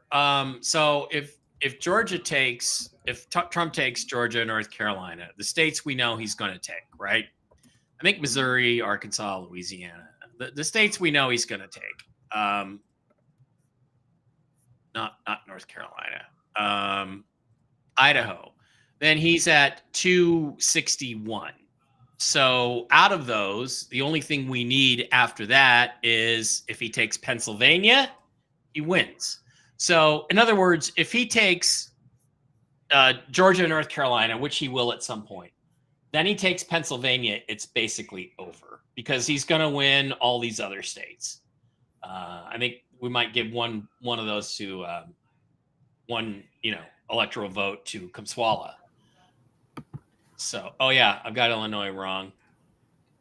So, okay. So he needs, after that, he needs like Arizona. So he needs one state if he gets Pennsylvania. So it is going to be important to do Pennsylvania. I mean, look, they've been putting everything they have into that. Pasovic's over there in Pennsylvania. Elon has been giving out $1 million prizes in Pennsylvania. Scott Pressler's been crushing in Pennsylvania, getting more registered Republicans. I mean, it's been all hands on deck in Pennsylvania. Yeah. It's just a matter of, can you trust what's happening in Philadelphia? Or are they going to find a way to cheat?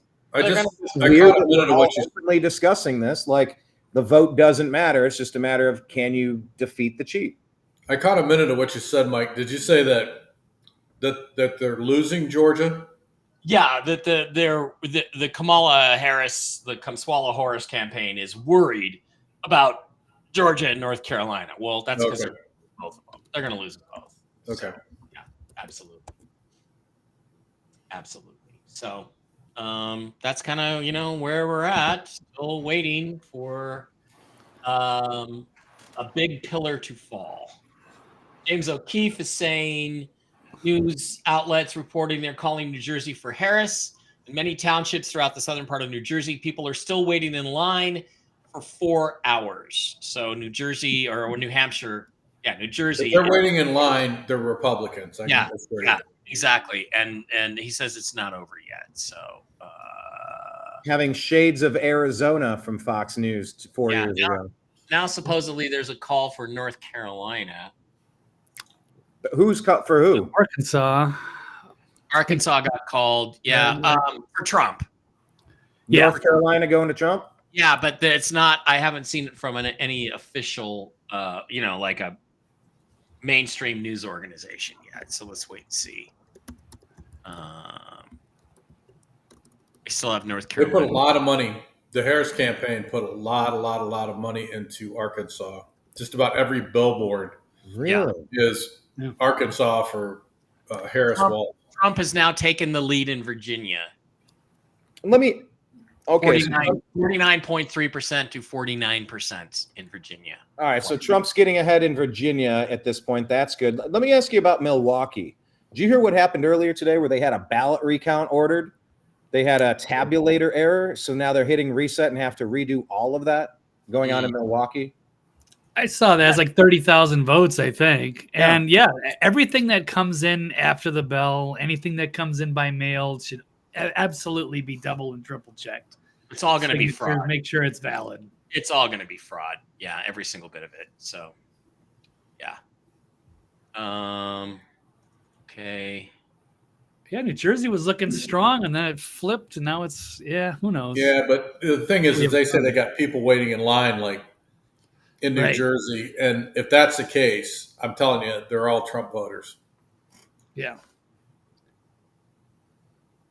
I mean, Trump was drawing huge crowds in New Jersey and New York this year. Huge crowds. New Jersey, they said that was the biggest political rally they've ever had in the history of their state. I would believe it. But we're supposed to believe Kamala Harris, who is the most insincere, inauthentic, empty vessel of a cackling hyena that we've ever seen. I don't believe anything that I hear on any news outlet, period. Nope. Nothing. Paul Martin saying, so much for so goes Ohio, so goes the country. We shall see. Ohio will come through, unlike the Cleveland Browns. I know they're a part of Ohio, but barely. Let's just give them to Lake Erie. That's basically Canada. We'll just give the Browns to Canada. Christine, usually with the military ballots, I hate to say this, but they usually get tossed in the trash. They're hardly ever counted from overseas. Yeah. Why is that? Because it's just the way it's always been. I mean, there should be a better way for our members of the military to vote. But even when I was in, I voted for Reagan. And I know that I voted through absentee ballot. It was like the day of the election. How are they going to calculate them and get them to get them counted when they couldn't even be mailed in time? But look, it's so easy. You give them the ballots early enough, and you collect them a week before. This isn't. Oh no, I get it. I'm not saying that there's not a way to do it. I'm just saying that throughout history, that's just the way it's always been. It's what they do. I think they figure it's just such a small amount of people, they don't care. Something called valuetainment has called Texas for Trump. I don't know what valuetainment is, but I'll tell you, valuetainment's awesome. Valuetainment's what's that guy's name, Blake? I had no idea. Valuetainment? He's the Persian. Hang on. What's the guy's name? No, that's not familiar with me. Yeah. Hang on. What's his name here?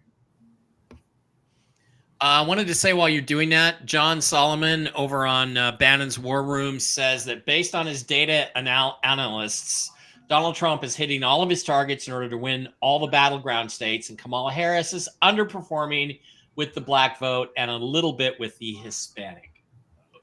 So we'll wait till those mail-in ballots keep coming in for a week. Let's hope not. Yep. Let's hope they don't try the BS they did last time around. I don't want to hear about any vans coming in the middle of the night and. Oh, you'll get them. Under the table. This here, it's Patrick Bet David. He runs Valuetainment. I don't know if you've seen this guy. Oh, okay, yeah, I've seen that dude. Yeah, he does great stuff. I really like their show. I really like what they do. So anyway, I like Valuetainment. I think they do some good work. I don't know how great their reporting is on election night, but I like Kim.com saying it's over. Kim.com. The guy who it's over for who? For Kamala Harris. Yes. Okay. Yeah. Okay. Yeah. Now you understand why Democrats pivoted from Don't do that, Mike. Guys, don't do that, Mike. Let me read the tweet. Now you understand why the Democrats pivoted from the Joy campaign to a desperate hate campaign against Trump. The Dems knew these numbers from internal polling and acted in desperation with fear-mongering. It's over. Now, Kim.com, if you don't know, is the guy who took the Hillary Clinton campaign emails from Seth Rich, who was murdered, and gave them to Julian Assange, where WikiLeaks could publish them in 2016. Allegedly. So, Kim.com is, you seem less, you don't like him as much. I don't have a particular thing one way or another, but I catch some of his stuff, and I appreciate his contributions for sure. Linda was answering a question Rick had, because Rick earlier was saying it's 8:33 p.m. now in New Jersey. Shouldn't the polls be closed?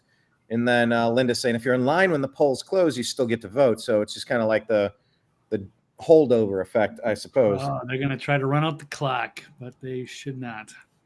Suzanne saying the New York Times says Trump will win Pennsylvania, Nevada, North Carolina, Georgia, and Arizona. Harris will win Wisconsin and Michigan. Huh. Well, they'll trade those off. She'll win Michigan by fraud. Fair. Like I said, they months and months ago, they made it very clear that Trump will not win no matter what the people say. But if that's true, I mean, Pennsylvania, Nevada, North Carolina, Georgia, and Arizona, that would be just huge. I think that would put them over the top. Great. Yeah, that's 277. Yeah. Sorry. Okay. Sorry, I don't mean to be a disembodied voice. Go for it. No, that's great. Like I said, I hope that all the shenanigans they're pulling in Arizona right now go away. Let me see if I can confirm that. Because I hear you guys saying these things, but well, we're putting the ear to the railroad track, whether it's true or not. Here's Donald Trump telling people he has a message for everyone out there who's voting. Hi, Republicans. We're doing really well. If you're in line, stay in line. Don't let them take you off that line. Vote. Stay in the line. They can't do anything about it. And vote. We're going to win it big. Thank you. There you go. If you're in line, stay in line. Okay, that is the most stressed I've ever seen that guy look. Yeah, really? Exactly. He's always very relaxed. Always very relaxed. Okay, so you're picking up on stress right there. Yeah. Okay. The New York Times is saying, as of 11 minutes ago, that the Electoral College estimate right now is 275 for Trump and 263 for Harris. And it would really upset me if it was actually that close. They're also saying New York Times this gave Trump a 65% chance of winning Arizona, 66% in Georgia, and 57% in North Carolina. So that is true. That tweet was true. And they're saying 275 to 263 in the Electoral College, which is about what I have right now. So, yeah. All right. Paul making a point here about, as Ohio goes, so goes the president. He said the Ohio rule worked every year of his life up until 2020, shockingly enough. I accidentally clipped on your. No worries. Let's go over and see if anybody over in Rumble has anything to say. Yeah, there's a lot of stuff over on Rumble. Guys, hang in there with us on Rumble. We have 337 on Rumble, and how many here on YouTube? 341. So about 600 or 700 of you guys spending the evening with us. Thank you for being here. Go to the CBD Gurus. Go to MikeBarraPets.com. Go to buy a Ledger wallet. Sign up for health sharing, impact health sharing, all that stuff. And super chat us, Rumble rant us, or subscribe to us on Rumble. We would definitely like to see you here every week. Yep. Every Tuesday, same bat time, same bat channel. And if you're a female, you get to see Blake's hair every week. It's the whole state. There you go. Worth the price of admission right there. Well, I mean, let's face it, you are the most handsome man on the panel. Dave Barrett just reported Donald Trump is now up 0.4% in Virginia. 0.4%. All right. Keep it going. Had it all in Virginia is majorly significant. Yeah, the Batman says Trump just took the lead in North Carolina. Yep. Very good, very good. Paul. See, so all that stuff we heard before was total bullshit. Well, let's wait until the chickens are. No, I'm just saying that they said it was going to be blue. Well, I know we have to wait, but it's definitely not blue yet. Yeah. Paul is saying would-be Vice President Tim Kaine is winning the Senate in Virginia by about 3 puntos as of now. Yeah, Tim Kaine. Forgot about that. Stephen is saying, thank you, Mike Barra, for the new election panel. last election night was unfortunately done with a more. Well, I don't know who that's about. So Yeah. Who was the guy, Mike? who knows? We don't need to get into By the it. way, I want to know. I want to know who it was. by the way, That's in chat, Blake. By the way, guys, I don't know if you know this, but here in Las Vegas at Crazy Horse 3, which is down by the football stadium, Allegiant Stadium, you get a free lap dance if you show up at Crazy Horse 3 tonight with your I voted sticker. So is that a deal or what? So vote in Nevada, and when you're done voting, you get out of line at 10 o'clock because you were in line waiting an extra hour. Go to Crazy Horse 3 and get some boobies in your face, because that is what truly makes life worth living. Now that's truly breaking news. That's truly breaking news at that. Deb is saying there's no way that it's that close. Just talking about all this, there's no way it's this close. Yeah. Tennessee, Alabama, about 75% in favor for Trump. Those should be rocking and rolling. All right, gentlemen. Brian, can I leave it to you for a second? I got to pop over to the original Mark Z's stream for a while. We're trying to figure out a way to get all of us together on the same stream. Hey. I'll talk to Mark about that. Streams. Yeah. So I'm going to pop over there for about 5 minutes. Can you and Blake handle the show for 5 minutes, and then I'll be back? So I'm going to take myself out of this stream. God, can I actually do 2 streams at the same time without dropping? Ooh. I think you have to drop us. Shit. All right. Well, I'm about to find out. You know what? Hey, Mike, you know what I do with $1 million, man? What? Two streams at the same time. 2 streams at the same time. 2 streams at the same time. What movie is that from, everybody? What movie? Office Space. No, not you. I was asking them. Oh. Thanks. Well, it's been that great meme with Elon Musk and Ron Paul. Yeah. What is it? Dude's great. Blake, can you pull that one up? Go out, find that one on Twitter. Okay. By the way, I'm looking at some of the Democrat comments, and they are now attacking Elon Musk. Yeah. That he's not brilliant, that he doesn't know what he's talking about. He didn't invent anything. He didn't start SpaceX. Somebody else did. So obviously they're mad at him for supporting Trump, and you would think that they would be supporting their own candidate, but the only thing the Democrats know how to do is bash people. So weird. No idea how to bring the high points of their candidate forward for people to see. They can only bash the people that support Trump and Trump himself. So that is a typical Democratic move. Wouldn't you think they'd be like, get out and vote for Kamala, blah, blah, blah? I mean, that's what I would think they'd be doing. Yeah, they'd be doing something. Yeah, tell everybody. That's what Trump is saying. Yeah, get in line. Don't let them leave. Yeah, that's what they're promoting it. And but they're like, all they can do is bash Trump. But it's been that way for the last 4 years. He wasn't president. He had nothing to do with what was going on. They were in charge. Every time something went wrong, it was Trump's fault. Of course, it had no substance either. It was amazing, just calling people out and saying, "Well, what kind of, what policy do you like from Kamala? Do you actually like her?" They don't have anything to say. It's just they just hate Trump. And if you say, and even if you ask, like if the man on the street, if they say, "Well, what don't you like about Trump? What did he do wrong? What makes you, not like him?" They can't even give an answer on that. Yeah, exactly. It's weird. They've just been absolutely programmed and brainwashed by the corporate media. Yep. Well, and they're that's what a college degree will do for you these days. Yeah, it's bad. I don't know. I guess I came from a different era because I was taught civics and critical thinking, and I don't know what they're teaching kids now. Well, what year was that? It wasn't recently. Yeah, that was the 90s. That was 30 years ago. Because it just amazes me how they can't answer a question. But then again, when they go around on college campuses and show people an analog clock and they say, "Well, what time is it?" and they don't know they can't even tell the time on it. Now, Blake, hold on. You said the 90s. Stop it. That was only 10 years ago. That wasn't 30 years ago. I know. I only look 35, but yeah, I'm actually 47. Okay, guys, by the way, Donald Trump is up to 72.3% chance on the betting markets to win the election tonight. All right. 72.3. So that's good. On the That's betting markets, okay.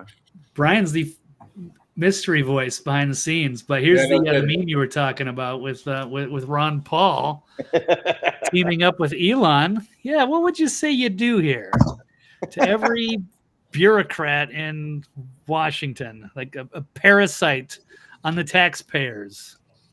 It's time to clean house. They need to go through at least half of the federal government should be cut, maybe 75 by the end of the 4 years. I worked at this shithole aircraft ducting company. They made ducts for aircrafts, right? For planes. And there was this guy there, Jeff, they called him Squeaks because he had Tourette's syndrome, right? And for some reason, my friend Art put him in charge of a project that I should have been in charge of, right? And he was a complete fucking idiot. We had these, to make a long story short. Make the story longer, Mike. We got hours to fill. Well, be interesting. So they put him in charge of these things called SCD drawings, which are they're like simple drawings, basic drawings for how stuff goes together. Simple, I forget what they were called. But so what you do is you just say, okay, look, here's a duct. It's going to attach to this plane. These two pieces are going to come together at this point in space. And all you need is 3 points in space. And you say, okay, one's here, one's here, one's here. Put drill fasteners through them, and it's in the right place, right? And this guy was like, he had like a dozen holes that were supposed to be drilled and stuff and lined up to within like hundreds of thousandths of an inch, which is not what you do, right? You can't do it that tight. So, in other words, he made all this work on these drawings, right? And so the project took forever. It got behind, and of course he blamed me for it. But I started, it's like all he did was just fuck things up. So that's what I used to do. I made those printouts with the quote, Squeaks, what would you say it is that you do here? I mean, all he did was spend the company's money for hours and hours on end and then blame other people for why the job doesn't done. It's like, it's like total overkill in terms of what you had to do to get the job done. All you need to do is make sure this plate, on these two ducts line up. You only need 3 holes. You know exactly where that plane in space is. It's right there. And it doesn't have to be accurate to within 8 thousandths of an inch. Okay. It just doesn't. So just fucking, by the way, Squeaks, if you're still alive, fuck you, you suck. You're stupid. Squeaks. Take that, Squeaks. Take that. Did you ever see the Trey Parker, Matt Stone movie where they had Squeak in it? Yeah, no. It was before basketball. It was Orgasmo?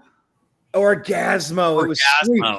Well, Yeah. the same guy, right? Yeah. It was Yeah. Their buddies. And Yeah. he had was it hamster mode? Yeah. Yes, that's right. Hamster mode. What's hamster mode? You gotta watch Orgasmo. It's from the South Park guys, Trey Parker, Matt Stone. Oh, okay. They had a character named Squeak, is what it was. James Silversby. No, Squeak was his name in basketball. He was like the guy that he picked on. But he Oh, was maybe also I know in the that one. Orgasmo movie because he makes the Orgasmo ray, I do believe. Right. They also made a movie, Cannibal the Musical, prior to doing the Book of Mormon one. James Silsby with a great comment here, saying that this show right now is more entertaining than legacy media. James, That's right. we salute you, sir. That's right. Real men of genius. Real men of genius.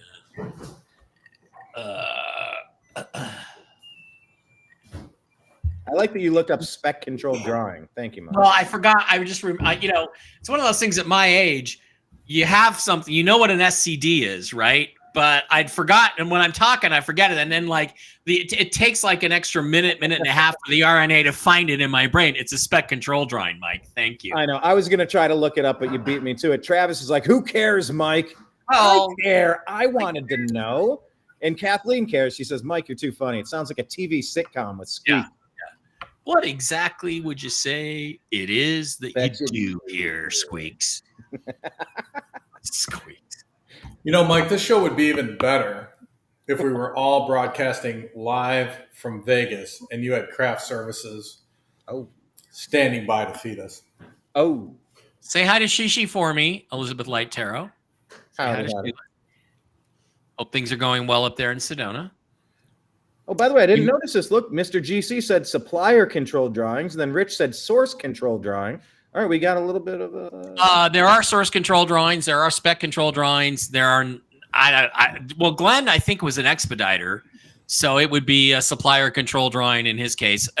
That's a possibility that nobody really specifically knew. Like everybody had a different interpretation for what the S meant, but it's basically supposed to be an extremely simple drawing that just gives you a basic concept of how two things go together in an airplane, right? And you don't all that super because it's really for building what a mock-up. It's for building a mock-up basically. All right, Mike, I pulled up this one over here. I had the Epic Times one. Randy's asking, okay, what kind of updates? What kind of updates do we got? So what site do we want to give the updates from? Well, I'm going to Twitter. I'm going to Twitter and looking for any updates. Okay. Should be a few though. We can alternate. Real Clear Politics, Epic Times. I know there's a couple other ones I saw. We can just Newsmax. They said Newsmax is really good. Okay. By the way, how'd you like my Irishman joke? I don't normally do an Irish accent. Did I pull it off enough? The accent was okay. The accent wasn't bad. Yeah. I tried to underdo it because I can roll my R's, but that's kind of all I got. Yeah. Goal. Can you say goal? Goal. Goal. It's almost like goal. It has to be like goal. What kind of gay nonsense is this you guys are pulling right now? Okay, Richard Grinnell, the first openly gay cabinet member ever in America, appointed by Donald Trump, saying Trump is crushing it in Arab and Muslim precincts. Wayne County is going to shock the world. So he's saying Trump is going to win Michigan, is what he's basically saying. So that would be good. We'd like to see that. Yep.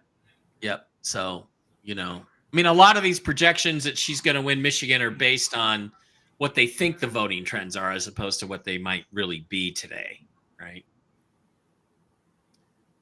Donald Trump has a shot at winning Virginia. Yes, he does. Yes, he does.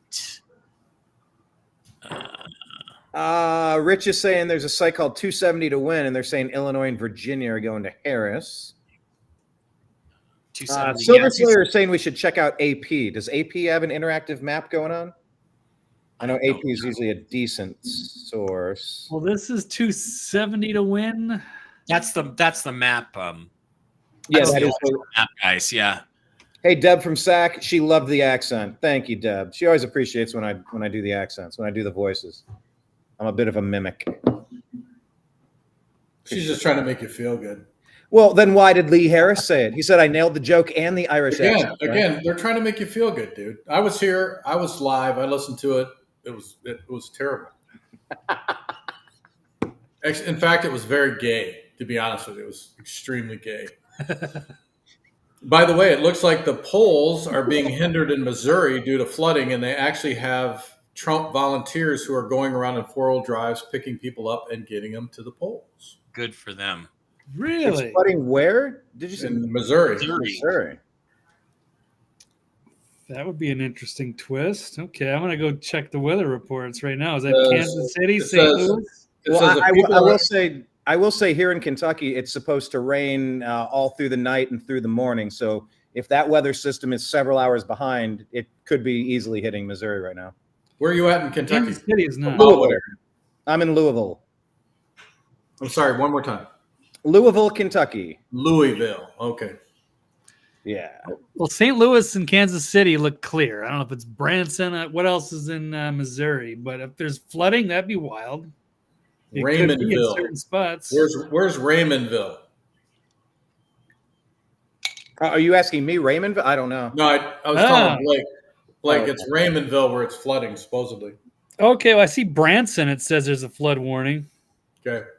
Till 9:30 Central. Lee Harris is still that could be laughing at the joke. Thank you, Lee. Yeah, I mean, somewhere that could be affect something.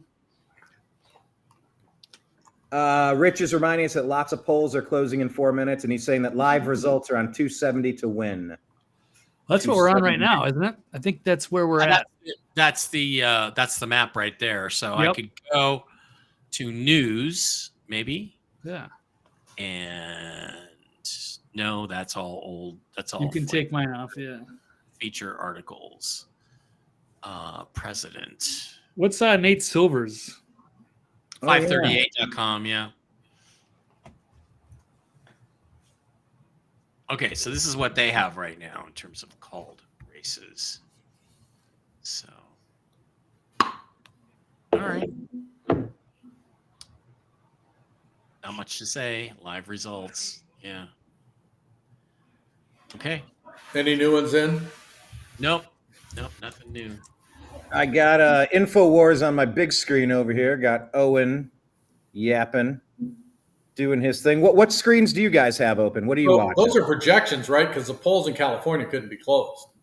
No, they're not. No, they're not closed for hours and hours. What time do they close, actually? 9 o'clock, I believe, in California. Oh, 9 o'clock. That's late.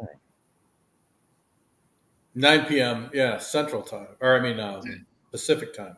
Decision Desk HQ, which is very libtard, now says Republicans have a 59.1% chance of taking the House, a 98.9% chance of taking the Senate, and a 67.7% chance of taking the White House. Nice. So, good for them. Rick Norman had a flat tire in Louisville on Christmas Eve in 1987. Interesting fun fact. And you weren't there to help him, were you, Brian? I'm such an, what were I you was doing, such an Brian? 8-year-old jerk outside of Cleveland at the time. I was so inconsiderate 6 hours away, not helping him with this flat tire. I know. Yep. I apologize for that. My old Kentucky home. Deb is asking, where's Blake? Blake, where are you? Somewhere in Tennessee. You know, Red Blake State, has to Tennessee. keep his location a secret because so many women are after him. If we were to reveal exactly where he was, Yeah. the door would be kicked down. We would be less one commentator on Tuesday night. Yep. I'm terrified. Yep. Travis is reminding us that Jen said at 2 p.m. the race would be called. I don't know what that. No, she didn't say that. She said at 2 p.m.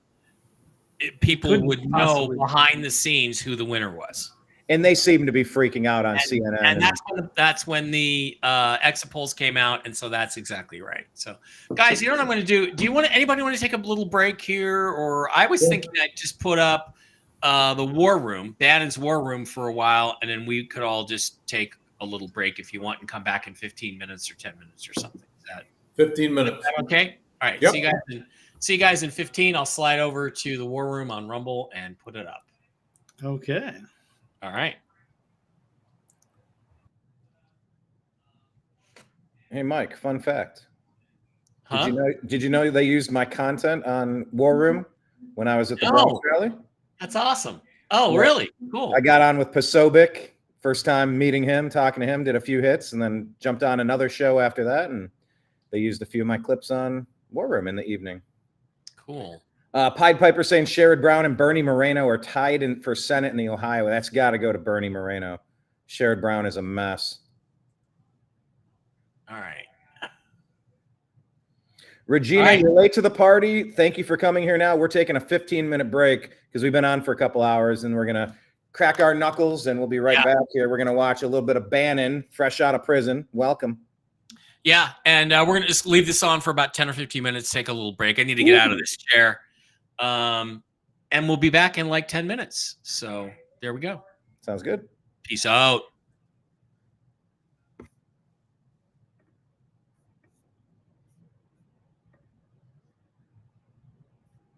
Got to get volume, though, Mike. Do you have volume? Oh, Mike didn't. And hey, take a deep breath. There's a long way to go here. Your thoughts? North Carolina is tracking exactly the way it did in 2016, about a 3.3 margin of victory for Donald Trump.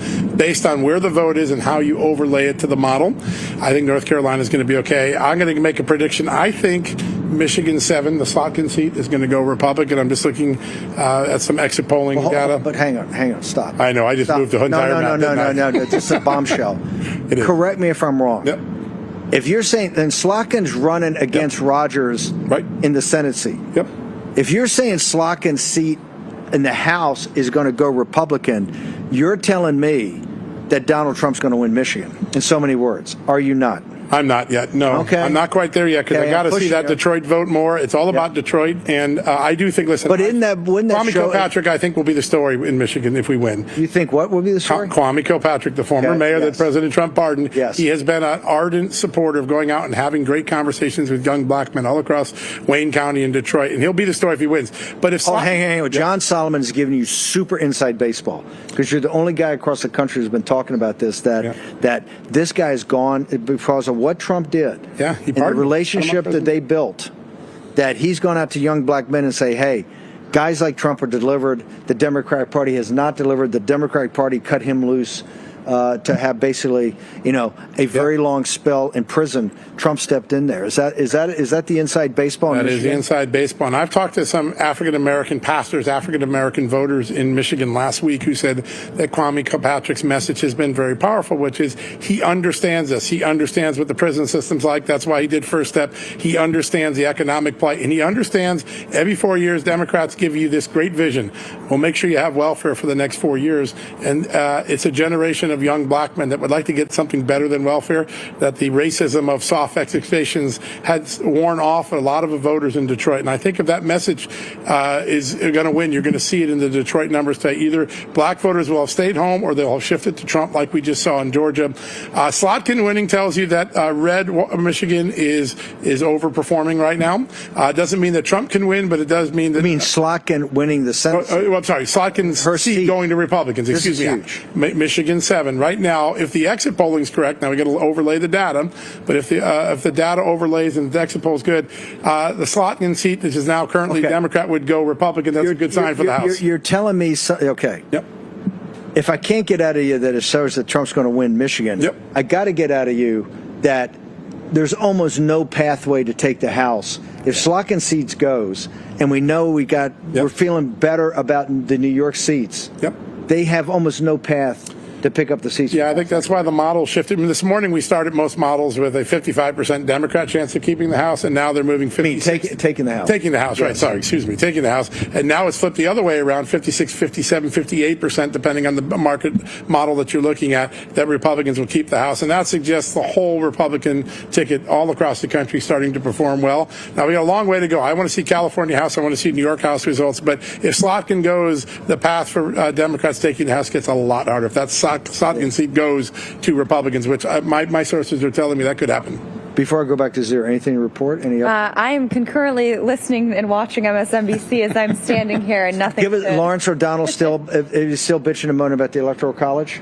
Now they're doing their overall sort of preview of everything, but the last segment, it was just your typical meltdown over all things Electoral College. I love it. Which I think is the only poll that we need to be focused on. I love it. That's the only broadcast we really need to focus on. Let's go to David Zier in North Carolina. David, we're going to come back to you. Anything to update us on before we shove off? Yeah, well, I just wanted to add, Tim Moore's in District 14, and Jeff Jackson decided not to run again because the way, I think it was redistricted, he thought he couldn't win again. So that's one possible pickup for the Republican Party, and now he's winning by a large margin with about 15%, and he's up about 25, 30 points here. But remember, you got Addison McDowell, Kathy Manning, 6th District, not running again as well here in North Carolina, picking up that. And if Lori Buckout's able to pull this out against Dawn Davis, the incumbent, even though she's behind now, that's at least 3. So you have 7-7 split now in the House. You could have 10 of the 14, going Republican here, and that may offset. We could lose a seat or 2 in New York. So between the 7th District in Michigan and other areas, Virginia 7 and other things, it could be a moderate gain in the House. David, what's your social media so people can follow you before we come back to you? Yeah, I'm at Dave Zier on X and David Zier on everything else, pretty much. David Zier, thank you. We'll come back to you in a little while, brother. As soon as my crack production staff's going to let us know when we have things to report from Georgia. President Trump has won Texas. Do we know what the spread is there? And Ted Cruz, I guess, has Ted Cruz been... hasn't been called yet, but it's looking good. Looking good. Yeah. President Trump has won Texas. Let's go to Cliff Maloney from Pennsylvania Chase. Great report this morning, Cliff. people are a little nervous about Pennsylvania. So make us give us a reality check, but make us feel better at the same time. Well, the good news is, look, Steve, right now, if you look at mail-in voting, we said when we started this thing that if Trump gets 33% of the mail-in vote share, that he would have a very strong win. Right now, he is at 37%. And I want to break down a couple counties for you that I think are extremely important. Number one, Bucks County has come in. In 2020, Trump only won 23% of the mail-in votes in Bucks. Right now, he is at 33%. So he has a 10% increase in Bucks County.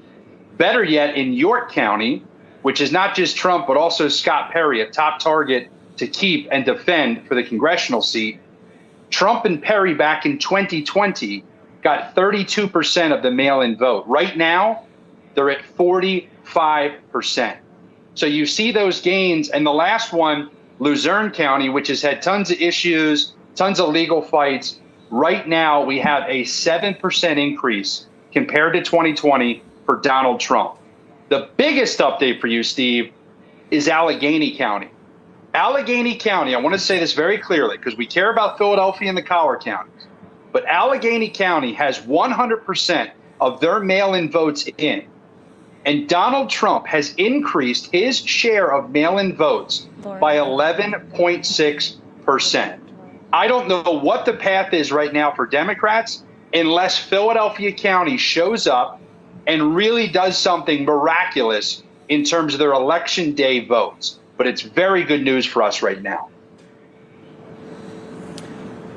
Walk me back through that. Why do we think what is happening in Philadelphia? I mean, we heard early in the evening that Biden got 600,000 votes, Hillary Clinton got 500,000 plus. Yep.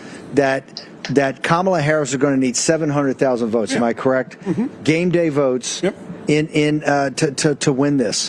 Where do we stand with Philadelphia? Where do we stand with the black vote? If we can break down African American men, I mean, is this thing getting tighter right now? So here's the basics. When you look at Philadelphia County specific, let me break that down. Number one, there's been 130,000 roughly mail-in votes that have counted. And so when I tell you we're at 37% statewide with mail-in votes, that includes 130,000 in Philadelphia. So then you'd ask, well, how many mail-in votes are left? There's only about 60,000 votes left for them to count in Philly. So the reason, Steve, that I say that 700,000 number is so important is because they're going to have to get 7, maybe even 800,000 to make up the difference on election day. And as you pointed out earlier on the program, Biden wasn't able to do that. Clinton wasn't able to do that. And so that's their Hail Mary. The only path they have to win is to have a record-setting turnout of election day voters in Philadelphia. Now, we don't have the numbers yet, right? They're not in yet from Philadelphia. But I'm telling you, based on mail-in in Allegheny and Philly, the only path left for them is to have some astronomical number of turnout in the 700,000s range in Philadelphia, which is going to be very difficult to do. But your point is that Biden didn't do this, Clinton didn't do this. I don't think Obama did this. You're saying that the big three that they had did not do this, and you're asking Kamala Harris, who we know has had some weakness there and had to come back to kind of close her deal on the last night of her campaign. So it looks like that could be problematic. Is that your point? Absolutely problematic. Black men are not excited, as we talked about earlier. She's not seeing the women turn out at the levels that she's going to need. And by the way, she needs these crazy numbers. She's got okay numbers, but she needs to have something we've never seen before. Not Obama, Clinton, or Biden did it. How in the world is Kamala Harris going to pull that off? But they're sitting at their headquarters right now, and they're trying to figure out how they find the votes in Philadelphia County, because that county and the Collar county's election day vote, they don't have the math anywhere else. They have to do something miraculous there, which is why I'm saying it looks very good for Trump right now. Okay, Cliff, I want you to hang. I'm going to take you through a break. You're on hold with us.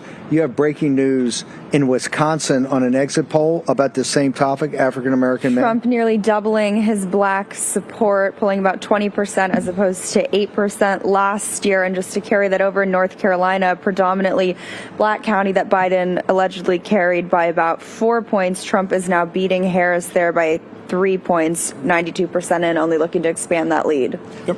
John, we pride ourselves in the war room and pattern recognition. Do you see a pattern here? I do. And here's one of the things. If you're Kamala Harris and you need to drive a lot of black voters in Philadelphia to the polls, you might be driving some black Republican Trump voters to the polls today because you're seeing a shift. And that makes the game to win Pennsylvania, which is really her blue wall only opportunity that I'm seeing right now, it makes it real hard. I'm just watching, and I've been getting a little bit. I'm on a chat board with some Kamala Harris people. They're talking about, they're using words like the path to victory is closing, and so I think I want to get into this. We're going to take a short commercial break. We've got John Solomon and Natalie Winters here on the roof with me at the Willett Hotel. Brother Cliff Maloney is here in Pennsylvania Chase. All next, the War Room.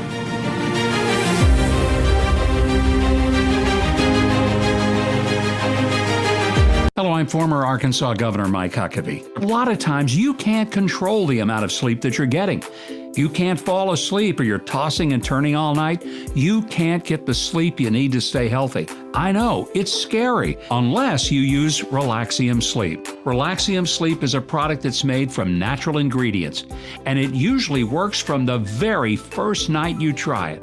It helps you fall asleep, stay asleep, and wake up refreshed, earning your body those quality hours of sleep that it desperately needs. Join the hundreds of thousands of people who've experienced the relief and health benefits from getting a great night's sleep and get Relaxium Sleep. The first time I took Relaxium and I slept through the night, I thought, wow, this worked for me. I could not believe it. Relaxium Sleep is studied, tested, and designed by a neurologist to help you fall asleep faster, stay asleep longer, and wake up refreshed. Relaxium Sleep worked from the very first night I took it. I had more focus and mental clarity than I've had in years. Relaxium is drug-free and not addictive, so you can take Relaxium every night and never worry about side effects. And the best part is, it can start working from the very first night. When I take Relaxium Sleep, I sleep better than I have in years. I wake up feeling like I've had the best night's sleep. Stop being afraid and start sleeping your fears away with Relaxium Sleep. Your body and your mind will thank you. Mike Huckabee is so confident that Relaxium will work for you, he's asked us to give away 1,000 bottles. If you're not getting calm enough to go to sleep, take Relaxium Sleep. I promise you it'll work. Get your risk-free bottle of Relaxium Sleep now. It's guaranteed to work or your money back. Visit tryrelaxium.com or call 800-306-8190. That's tryrelaxium.com or call 800-306-8190.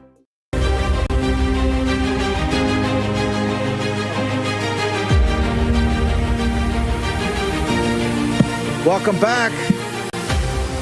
We're on the roof of the famous Willett Hotel. We've got Natalie Winters with us, John Solomon. We're going to go to Pennsylvania Chase, PA Chase, Cliff Maloney in a moment. But I think we want to start the Electoral College rant counter for Lawrence O'Donnell at MSNBC because I think there's a direct correlation to how well we're doing. And they both are going up. So, John, on Natalie's point, a very prominent inside baseball journalist, one of the most prominent guys in town, has been in communication with me tonight. And he said, hey, now at 9 o'clock, 9:30, 9:15, how do you think it's going? And I just answered, I said, Lawrence O'Donnell is doing another, his first rant of the night from last night on the Electoral College, bitching about it. What do you think? The guy goes, wow, right?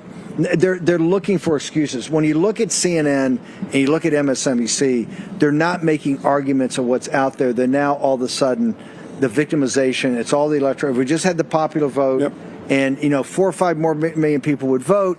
This Electoral College is a thing of the past. It's racist. It's nativist. It's all that. Your thoughts? I think that Donald Trump has a fighting chance to win the electoral vote or be very close, under a point. I mean the popular vote. Popular vote, excuse me. The electoral You think vote. he actually come close to winning the popular vote? I do. What I'm seeing right now with the underperformance of Democratic constituencies in many categories in many states now, it's not just 1 or 2 unusual states. He's He's going to be much closer in the popular vote than he's been at any time previously. And I think the path, as one Democrat just said to me in a text message, the path for Kamala Harris to win is tightening quickly. There aren't that many options. I think North Carolina will be safe for Republicans, probably at about 3.3% win is what I'm hearing. Georgia looks like a win for President Trump. I think Arizona is going to be a win for President Trump, but people need to keep voting until the last poll closes there. And then it just takes one blue wall and it's over. And I think we just got to watch the blue walls. But once North Carolina and Georgia are called for Trump, if Trump takes one more blue wall, this is pretty close to a night of depression for Democrats. It's been called, CNN called Ohio for President Trump. Yes. And correct. Where does Bernie Moreno stand in this? Because Sherrod Brown, I think in this cycle, he's the single toughest guy to beat. I agree. Because he and Fetterman are as close to MAGA on the economics as you can get, and in contact with working class people and blue collar people. Also, Sherrod Brown never goes on very rarely goes on MSNBC. He does local TV, local media. I mean, he's not a guy that wants a huge national profile. He's very focused. For Moreno to beat that shows the coattails of Trump, right? The spread that Trump could have. And I think this portends well for Kerry Lake in Arizona. I agree. Right? And Brown in Nevada. In 2-point lead, 49.7 to 47.5. Moreno is now building a lead. By 2.2 points with 50% of the vote in. And do we know, it'd be nice to know if that was in Cleveland. If we looks like 50 now. This blue. He's moved up even more. What about Marcy Kaptur, one of my favorites? Is she getting the chair of the Ukraine caucus? Chair of the Ukraine caucus. One of Democrats called me a Putin pawn for exposing that. So Democrats are worried about her seat tonight based on the turnout that they've seen day of. So we'll see. But that's a seat to keep an eye on as another bellwether for a bad Democrat night if she loses. Okay, let's go back to. I want to go to Cliff Maloney before we let him go on. Yes, absolutely. Let's get Barris back up. Let's go to Cliff Maloney one more time, Cliff. As numbers keep coming in, walk our audience through the difficulty as you see it in Harris's path to victory in Pennsylvania, because if she didn't win Pennsylvania, it's game, set, match. It's over. This is she's got to win Pennsylvania right now. Your thoughts, sir? Yeah, let me break down Philadelphia County even a little deeper, Steve, and let me know if I get too in the weeds here. So back in 2020, when you look at Philadelphia County specifically, Joe Biden ran it up, as we were saying. He had 603,000 total votes. But understand how he pulled that off, okay? This is Philadelphia County, Joe Biden in 2020. He had 340,000 mail-in votes, okay? And on election day, he got 250,000, and some change. That's how he got to 603,000 when you add in some of the provisionals. So how does Harris compare when he had 340,000 mail-in votes and she's coming in right now at only 100,000? Now, that'll trick up a little bit, but if we're right and we're looking at these numbers, she's got roughly 100,000 votes right now through the mail. And we're saying she needs to get an additional 600,000 because this is where they have to run up the score. Biden only got 250 on election day. So she would have to not only beat that 250, Steve, she would have to double it or almost 2.5 times the number to come up with the votes to make up the difference. The Democrats don't have the population in any other part of the state. And so right now, one more time, I'll say this. Kamala Harris has 100,000 votes, most of them through the mail right now, compared to Joe Biden having 340,000 mail votes just in Philadelphia County. Biden's 603,000 total votes in Philadelphia, that's how he won the election by 80,000 votes. Harris needs to outperform that. So she needs to add an additional 600,000 votes between the handful of mail-ins that are left and election day voters. Now, I'm not going to count my chickens before they roost, but I'm telling you, the numbers right now, they're panicking because she's not going to hit that 700,000 number unless something crazy happens in Philadelphia County. John Solomon, before I let Cliff go for this time, any observations on Pennsylvania? It's a dogfight, but I think Trump will probably pull it out based on the strength of the early vote and the sheer number of what Kamala Harris would have to draw out in Philadelphia County is pretty daunting. And we're seeing her underperform with young black voters in other states, so there's no reason to think that isn't happening right now in Philadelphia. But it's going to be a dogfight. We're going to get real data in between 9 and 10, and we'll have a really good sense of how Philadelphia is looking. Cliff, we let you go back to work, but we want to pull you back in here probably in the 10 o'clock hour. So my staff will reach out. Tremendous report. Folks, it's coming down to Pennsylvania and North Carolina very, very quickly. So, Cliff, thank you so much. Great job, PA Chase. You guys really lit it up. Fantastic job. Thank you. Look forward to getting you back. Do we have Barris? Is Richard Barris up? There is some Baltimore. Can we pull up? We got Richard Barris, or I would love to go to Gruber in Michigan or the chairman in Wisconsin. You pick it. Let's just do it. No Barris. There we go. Who we got? Oh, do we have Steve? We have Steve Gruber. Gruber, can you give me an update on in Michigan? I'm hearing that we might be able to take Slotkin's House seat. What's going on? That's almost sure. Yeah, that's almost for sure. That's my House seat, by the way. That's my home district. I'm glad to see it. That's also the place where Mike Rogers, who's running for Senate, was my member of Congress a few years ago. It's about a 30,000 vote lead. About a quarter of the votes are in. Tom Barrett has run a very good campaign. Look, he's an Iraq War veteran, a helicopter pilot. He was in the State House and the State Senate. He's a great candidate, good friend of mine now as well. Really like the guy. It's pretty clear that Tom Barrett is way ahead of Curtis Hertel, who, by the way, is one of Gretchen Whitmer's lieutenants.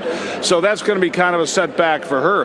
And think about this. The optimism in the room is growing as well, Steve. I just talked to Pete Hoekstra, who is the GOP chair, former House Intelligence Committee chair, served in Congress for 18 years. Pete Hoekstra did.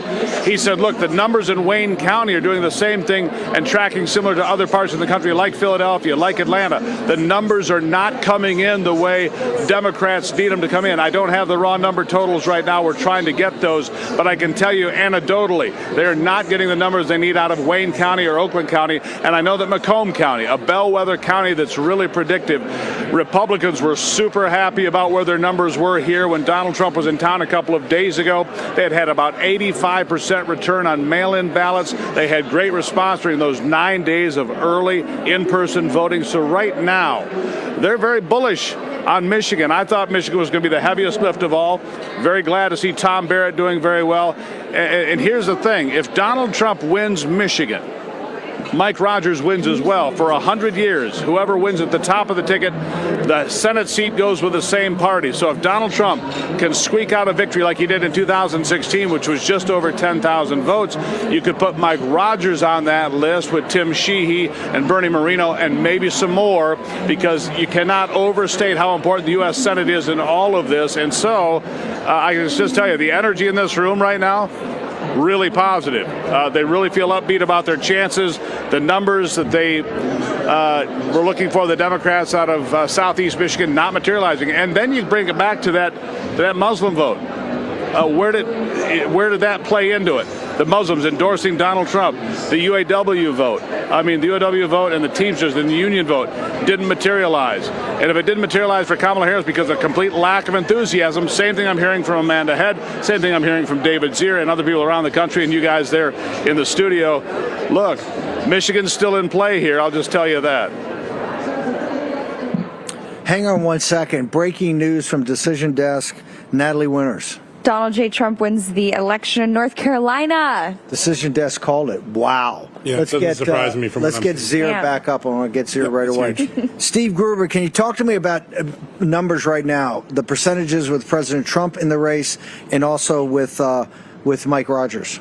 Steve, they just called Ted Cruz a winner in Texas, too. I don't know if you guys caught that. Just happened right behind me. So Ted Cruz wins that Senate race in Texas. And apparently Donald Trump has won North Carolina, so that's very good news. What was your question? I'm sorry, I got distracted.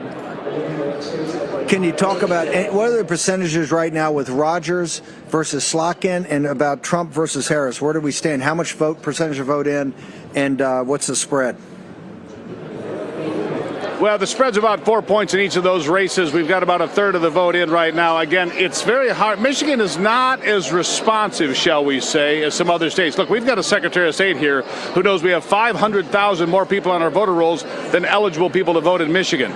We've got a whole system here that was gamed pretty well during COVID. You know that, Steve. You covered it extensively. But Jocelyn Benson, the Secretary of State, said she'll be happy to clean up the voter rolls as required by the Constitution right after Election Day. So the numbers trickle out slowly here in Michigan, but I can tell you anecdotally, and that's what's really important, is that the Democrat vote has not turned out the way they thought it would. And right now, it looks pretty bullish here in Michigan. And I've never seen Florida get called that fast. I'm surprised to hear North Carolina called now. Georgia looks like it could tip over anytime soon. Pennsylvania looking very good. Look, I think that Donald Trump, I go back to Mark Mitchell and Rasmussen. He was on my show this morning. He said, look, I'm going to stand by my numbers. Donald Trump's going to take them all. Well, I thought I was a little skeptical about that, but looking at what's happening right now, looking at the turnout, looking at the lack of enthusiasm for the blue team, and looking at the energy in this room and the other correspondents I've heard from Real America's Voice all over the country, this could be quite a night that, would kind of take the bad taste of those midterms and the red wave of 2022 out of our mouths and set the stage for a new era in America, frankly. Steve Gruber, we're going to let you go for right now. We're going to come back to you. Michigan is a dogfight, but I'm telling you, people are feeling good. David Zier is going to join us in a moment from North Carolina. Decision Desk has called the Tar Heel State for President Trump. Blockbuster news. Short commercial break. Solomon Winters Bannon next.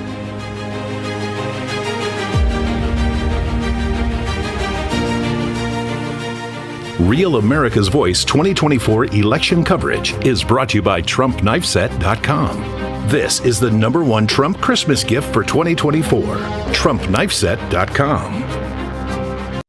Here at Truth Social, you're not just another user. You're part of a movement. Join a platform that passionately defends our great nation while delivering breaking news, discussion, and original content. Because here at Truth Social, we believe in the power of our voices, the strength of our unity, and the promise of our country's future.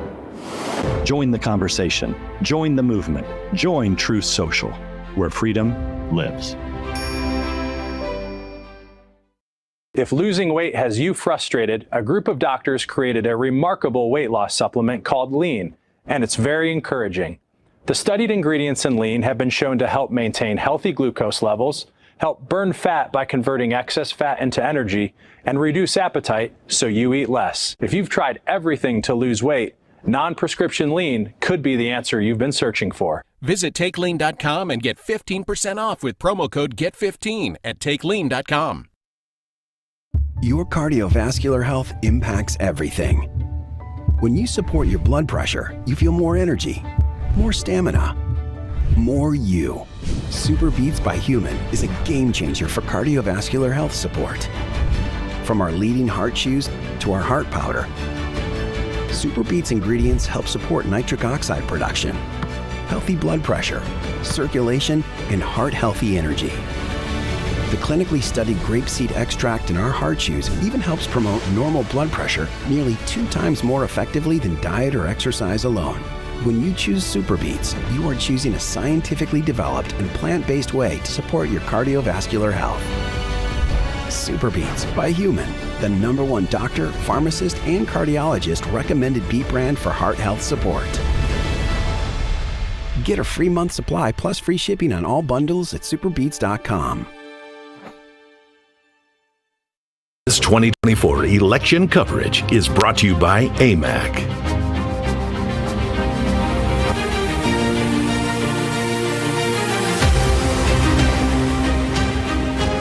Okay, welcome back. The news is breaking hot and heavy. Do we have David Zier in North Carolina? I would love to get Zier up because Decision Desk just called North Carolina for President Trump, and I got to tell you, people are breathing a big sigh of relief. Yeah.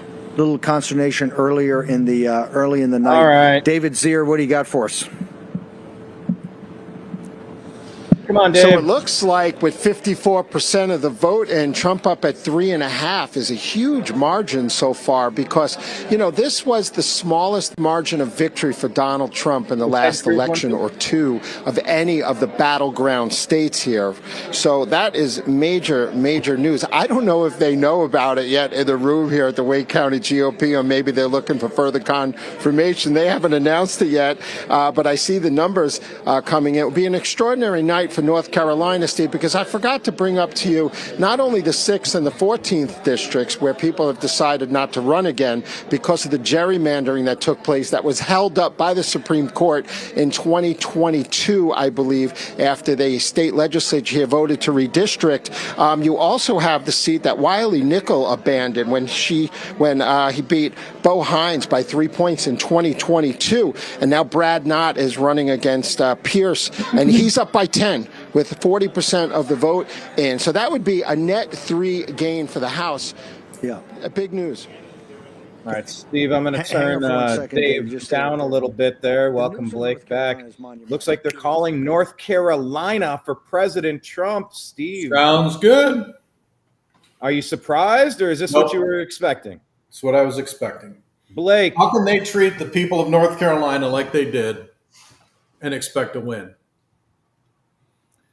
I'm glad to see it. Let's hope that stands. I can't get it entirely official, but that's what it's leaning on. So I can't get quite a consensus, but it does appear that North Carolina is going to go towards Trump.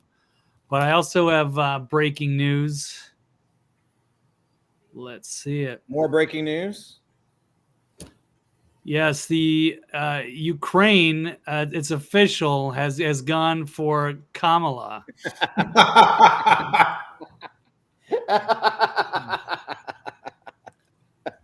I would say so. Oh, Blake out of left field with a hilarious one-liner. Well done. You're welcome.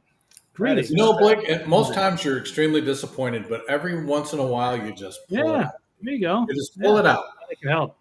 We got you on the show. We got him on the show for eye candy, and we thought he didn't have a brain in his head, but he does. Pied Piper here saying Moreno is now up by 4 in Ohio. Ohio did just get called for President Trump delivering what it was expected to do, but Moreno is the big upgrade over Sherrod Brown. It's one thing to take the presidency again. What a lot of people say was cheated out of us for the past 4 years. But it's another to go in with the House, with the Senate, and to have a couple of goofy votes at the edges there where you can get some stuff done. I couldn't imagine this going any other way than completely down ballot. Mike Barra, what say you? How important do you think the Senate and House are? Now, we're not getting ahead of ourselves, but look, everything is so far turning up Trump that it kind of could at this point. We're talking about Bernie Moreno taking a 4-point lead over Sherrod Brown, that loser in Ohio in the Senate. So what do you think about the importance of the down ballot voting? Do you think it's going to be exact where you see Trump wins, you're going to see red wins, or are we going to lose a few? Yeah, it should match. It should match, Brian, because the people that are voting for Trump want everything different, and they hate the woke Democrats. So this is not, Trump's kind of a harsh guy, so I'm going to vote for this liberal woman over here. That's not happening. So if we do not take the House and the Senate by significant margins, there's shenanigans going on again. So, as it stands now, I saw, Trump won the things we were worried about. Trump won North Carolina. Trump's won Texas. Kamala won Ukraine. You beat me to that, Blake. I just couldn't get in here fast enough. I'm an anxious, nervous wreck. I remain an anxious. What about this one that Stephen is saying that Ted Cruz? They're calling Ted Cruz the winner now. Mm-hmm. Pretty expected, but they've been aiming at him real strong. Well, the thing is that look, he was never really in trouble, but again, because the propaganda machine out there. Here's what they're probably trying to do. They're probably trying to preserve the Western states' congressional districts, especially in California, by pretending like this the presidential race is not going horribly for Kamala Harris, which it is. They're trying to, because if it's called early, then Democrats out west are not going to bother voting. And so they want an impeachable. They want enough votes in the House to get an impeachment through. So do you think people are really not going to vote because they think some vote came in? I would vote hell or high water, but I guess you and I, if you're a Democrat or a Republican and the race has already been declared and you're primarily voting for president and it's 7 o'clock at night on the West Coast and it's dark and I want to get home and, drown my sorrows in a couple of beers. Yeah, I'm not going to bother voting. And they're desperate to keep that Democrat momentum going. So I think even though it's going to be very clear to everyone that Trump has won, they're not going to let that be called until all the polls are closed at the very late. And then they can even they're going to use the fraud now to try to hold on to the Senate and try to steal the House. That's what they're trying to do. And that's why we got to kind of see, on what level will this be too big to rig? Right. Pied Piper is saying Trump has the early lead in New Mexico. That's pretty great. Lady Di is pointing this out, and I think this is. I think we should give her some roses here. We can blame Trump for a lot of the people he appointed and hired in the federal government and put inside his inner circle. But I think Laura Trump has done a really great job, and maybe we could have a comment or two about this. She's pointing out that Laura Trump is calling out the cheating too. There's 500 lawyers in every battleground state ready to prosecute cheaters to the fullest extent of the law. And we're finding this location after location after location. Instant injunctions, judges are on top of it, extensions of voting timelines. Yep. The Republicans seem awake, whereas maybe they were kind of sleepwalking through 2020. I think they have blunted the cheating this time around. And, Jen said, and Phil Godlewski said, look, they've got computer algorithms in place to stop the electronic cheating. So the only way left to them is going to be these kinds of shenanigans and printed ballots. And I believe they've got people on the ground to prevent that. But we don't have that guarantee yet. Until we flip one of the blue states, we don't have a victory yet. So, I said, I'm a nervous wreck. I want to crawl into bed, take an antidepressant and just have somebody wake me up and tell me when Trump wins. And that's where I'm at. I'm a little bowl of Jello, Steve. I'm not a man. I right now, Steve, I couldn't even muster the muscle to shoot you in the face. Really? Yeah. That's saying a lot, right? Everybody knows that I shot you in the face once, right? Yeah, pretty much the whole nation knows that you shot me in the face one time. And we're still friends, so that just shows. That's my impression. I don't know, what do you guys think? That just shows that we're real men. That things like that do not affect our friendship. That's right. How close is Trump to 270? Well, it depends which site you're looking at. Yeah. Are you on value? Newsmax is more optimistic. Yeah. Who is Newsmax? Probably, yeah. Is it 210? 210 to 105. Yeah.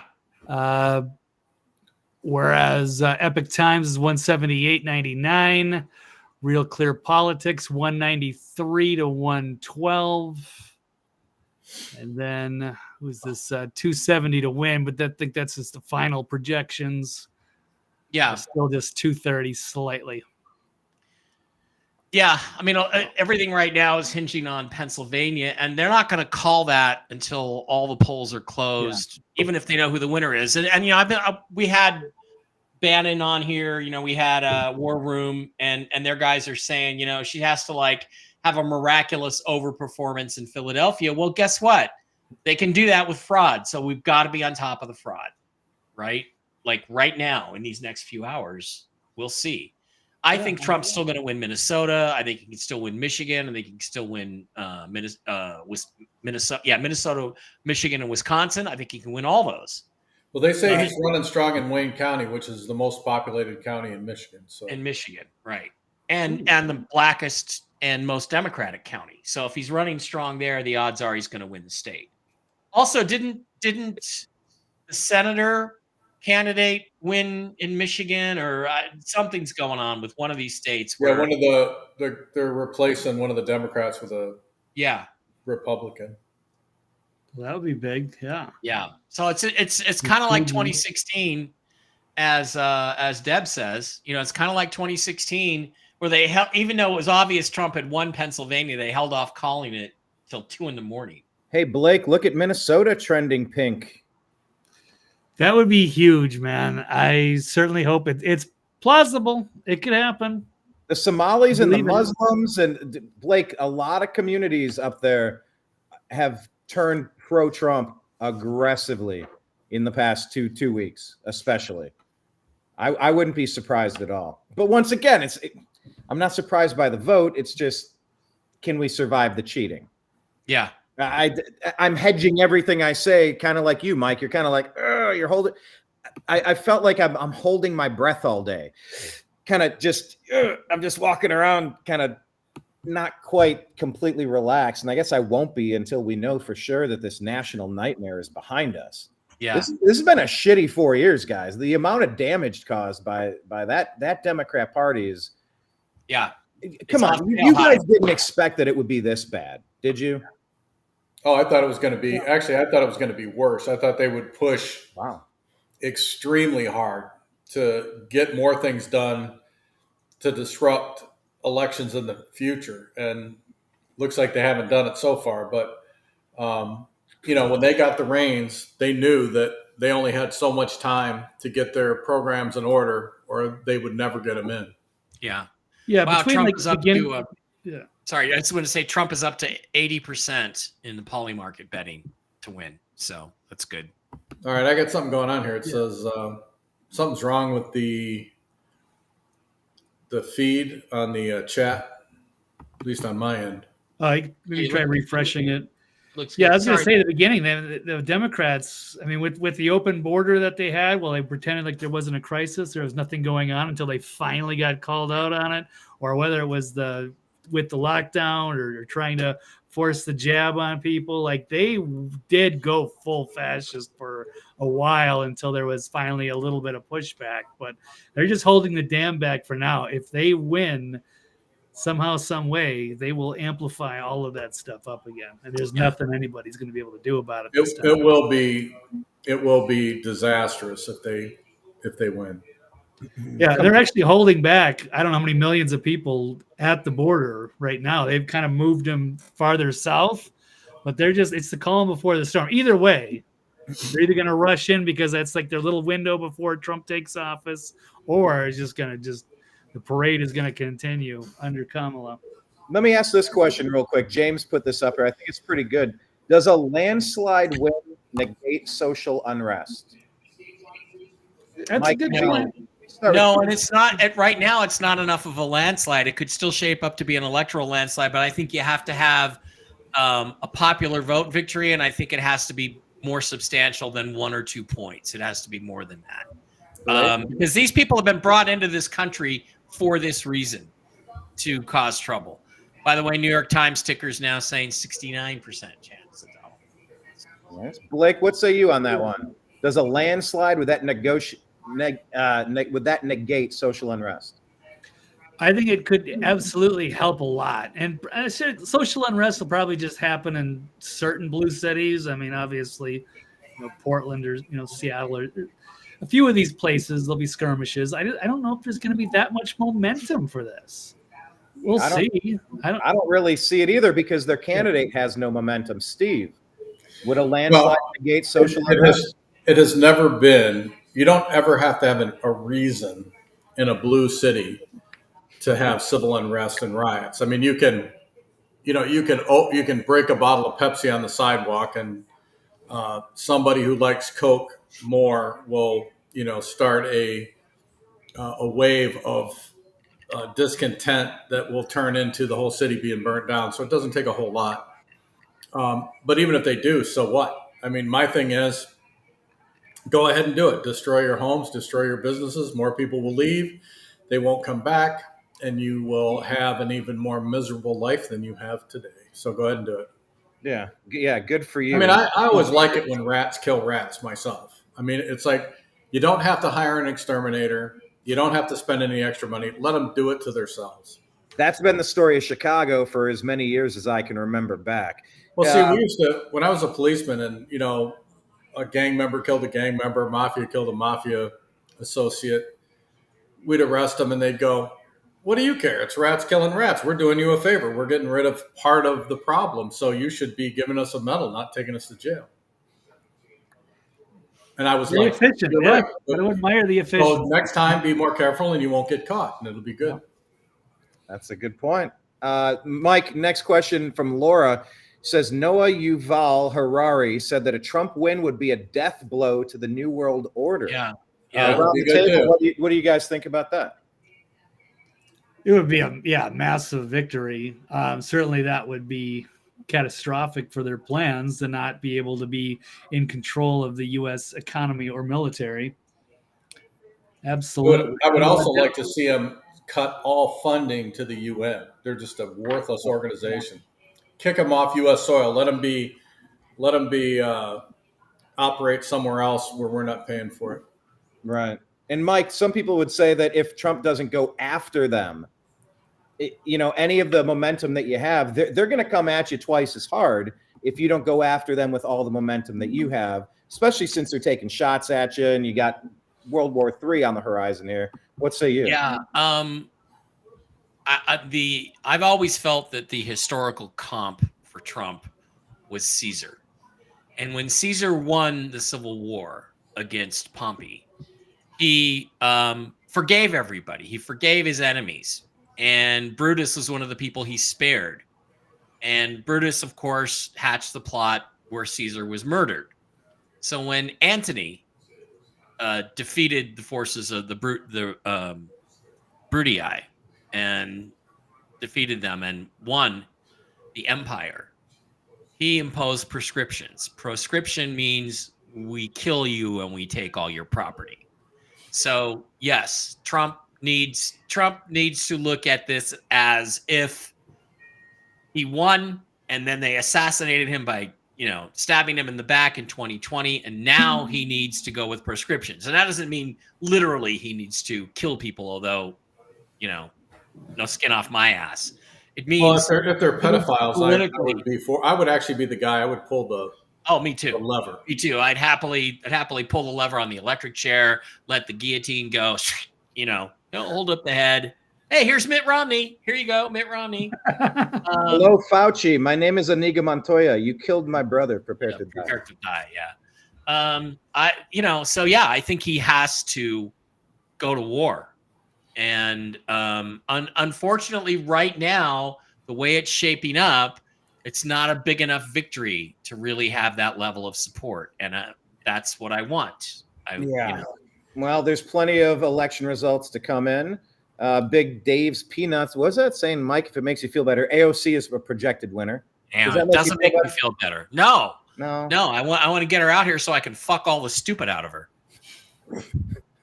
I respond every time I see an AOC. You want to get some merchandise and every time I see an AOC tweet, I tweet back to her. I reply to her, "Come to Vegas and I'll fuck all the stupid." Come to Vegas. What about Ilhan Omar, Blake? That's your backyard. How's Ilhan Omar doing? Do we have an update? That hasn't been my backyard in almost 20 years. But no, I don't. It'd be nice to see her dethroned. I think a lot of the people are starting to wise up. So we'll see if they change course there. But yeah, they're pretty fiercely loyal there in little Mogadishu in Minneapolis. But that's just one section. But yeah, all the squad people should be removed and in the dustbin of history. Pushed along their way. Yeah, I just pulled up InfoWars, kind of look at their map. They've been doing a really good job just walking through, breaking it down county by county. A really nice job with the map. Owen's in his element right now. He's having a good old time. Christine is asking this. Do you think at midnight they're going to try something more to cheat? I mean, look, we were concerned about EMPs and there's going to be a cyber attack and they're going to blame Russia and then we're not going to have an election. I mean, look, we've played out all of these worst case scenarios and most of those have not happened, but we got plenty of counting to happen heading, the rest of this evening. Mike, are you concerned about this? I'm concerned about that at midnight. Absolutely. that's why it's important to get these races called by somebody, called before we get to that point. So, I'm still too nervous, I know. I'm with you, Steve. Are you nervous as nervous as Mike and I? You're cool as a cucumber, or like you're? I mean, do I want Trump to win? Absolutely. But I hate to say this, but my whole life, I've pretty much worked against diversity, and so not a whole lot rattles me. And if he doesn't win, and we have to take another tactic to live our lives, and that's what we just have to do. But I mean, would I prefer to have him get in there and literally this time drain the swamp, not just say he's going to do it and actually do it? Absolutely. But I got bigger and better things to get upset about. And what about you, Blake? Would this make you upset about the results if some shenanigans occurs around midnight? Like we were saying earlier in a 7-game baseball playoff series, it's not a series until a home team loses. And so we're kind of waiting. Will Pennsylvania flip? Will Michigan flip? Can we lock in Georgia? Can we lock in North Carolina? There's little puzzle pieces we're waiting to see here. How are you feeling about it, Blake? How are you feeling about it? Things will happen at midnight? I would be surprised if some of these states were in by midnight, especially Pennsylvania. I think that's going to be hotly contested for a while. I'd be shocked if they said decisively, yes, it's going to go one way or the other before midnight, unless there's some shenanigans. And yeah, if there's obvious, I'm happy to accept the results no matter what they be, as long as they're transparent and the people, the lawyers can all just say, hey, we looked at everything. Honestly, guys, I know it sucks, but we lost this one. I can deal with that. But if they try to just throw this over on us and say it's the most safe and secure election, even though we know it's total bullshit and they won't let us look at the evidence, then it's time to, plan B. It's either national divorce, hopefully find a peaceful solution, or if not, it's going to come down to civil war, because I sure as hell ain't going to let people rig an election and then try to, force their idea of democracy on all of us. So they are coming after us. They are vote for the best, prepare for the worst. Exactly. Yeah. See, I don't hold ill will towards the Kamala supporters. They should focus the attention on the people that have been lying to them, mainstream media or what have you. But I mean, the rank and file leftists want to jail Trump and go after all of us. So this is a dangerous situation. So Mike, you were kind of referencing this earlier about the Dems maybe not certifying the election. We don't want to think past the sale here, but that's a question Kathleen was tossing to the group here. Just wondering, do you think that the Dems are going to actually play that if Trump is lucky enough to pull off the victory here, despite the cheating efforts? So did you ask me? Were you asking me, or I'll put it to the group? Oh, Blake. Yeah. I think they'll absolutely. They're not going to just say, "Hey, cool, you guys won, awesome job. We'll get you back in 4 years." Yeah, they're going to do something awful. They're going to fight. And yeah, they're going to do something. They're going to do what Democrats always do. Right. When Democrats lose, they do not lose well. And they will do everything in their power, including illegal activities, to try to disrupt this administration. Yeah. Trump is leading the popular vote as well, and is currently projected at the moment to be about 88 million votes, which would be an astonishing record. So if he can get 88 million, I mean, then 88. That'll do it. Jen said 89 million. Jen thought 89 million. So maybe they'll round it up. Maybe it's 88.6. Round it up. No, it's 88.120. So yeah. Okay. How many do we think we're going to get total? Is this going to be bigger than the last election, do we think? Or last was 74, right? I think there's a lot more turnout in this one than the last one. I mean, look at what they did in North Carolina. They were lined up around the block for hours. Right. Yeah. That could be because the road was washed away by a tsunami inland. Could be, but I'm just saying that in a lot of areas where people typically don't even vote, they're right. Like for instance, Arabs don't typically vote. Yeah. And now they're winning Wayne County. Let's go to MSNBC calling Ohio for Donald Trump. All right. Can't hear it. Volume. Hang on, we gotta. I think it's on mute. Send a message here. We got to rewind to get the volume here. I want to hear the cracking of the voice. Want to hear him start crying? Okay, I'm hearing the audio. It's weird. That's weird. We're hearing nothing. Okay. There's a mute button on the video feed. It's not muted. Oh, the host unmuted your screen share. That was you, Brian. Let's play it again. See if you can hear it. Okay, we're trying to get this going here. See if you can hear it this time. Second time is the charm. Hear it? Still no volume. What? What? Why are we not getting... On the top of the screen, it says, I'm going to set unmute. It says mute or unmute on the screen. I don't know what that is. The host has unmuted your screen share. Who's the host? All right. It'd be me, Brian. Mike, we can't hear anything on your side. I don't know if you have it clicked in on mute. Can you hear me? Or not. Blake, are you hearing me? Oh, I see it. Here, I'm putting the volume up. Let's try this again. Okay, all right, let it roll. All right, hang on. NBC News has projected a winner in the presidential race in the great state of Ohio, home state of vice presidential running mate to Donald Trump. Donald Trump is projected to be the winner in the state of Ohio. Again, no surprise there. Ohio used to be like the prototypical swing state, just like Florida. Neither of them considered to be a swing state anymore. NBC News. Did you guys hear that? Did yes. you hear that? Can you hear me? Yes. Yes. You didn't hear it that time. Okay. Gotcha that time. Look at Lawrence O'Donnell's face. Now, which one is he? There's so many of them that have the same glasses and same haircut. The only guy on the panel, Lawrence O'Donnell. Okay, you're gonna have to be more. I gotta really scan to make sure I'm getting this one right. Then. Right. Okay. Oh, Lawrence O'Donnell, second from the left. Yes, he is stoic and not thrilled about this evening. No, not so far. Not so far. All right. Okay. I just had that to share. So. It's going to be one of the bonuses, getting to see all of the meltdowns. If we can hold on here and win.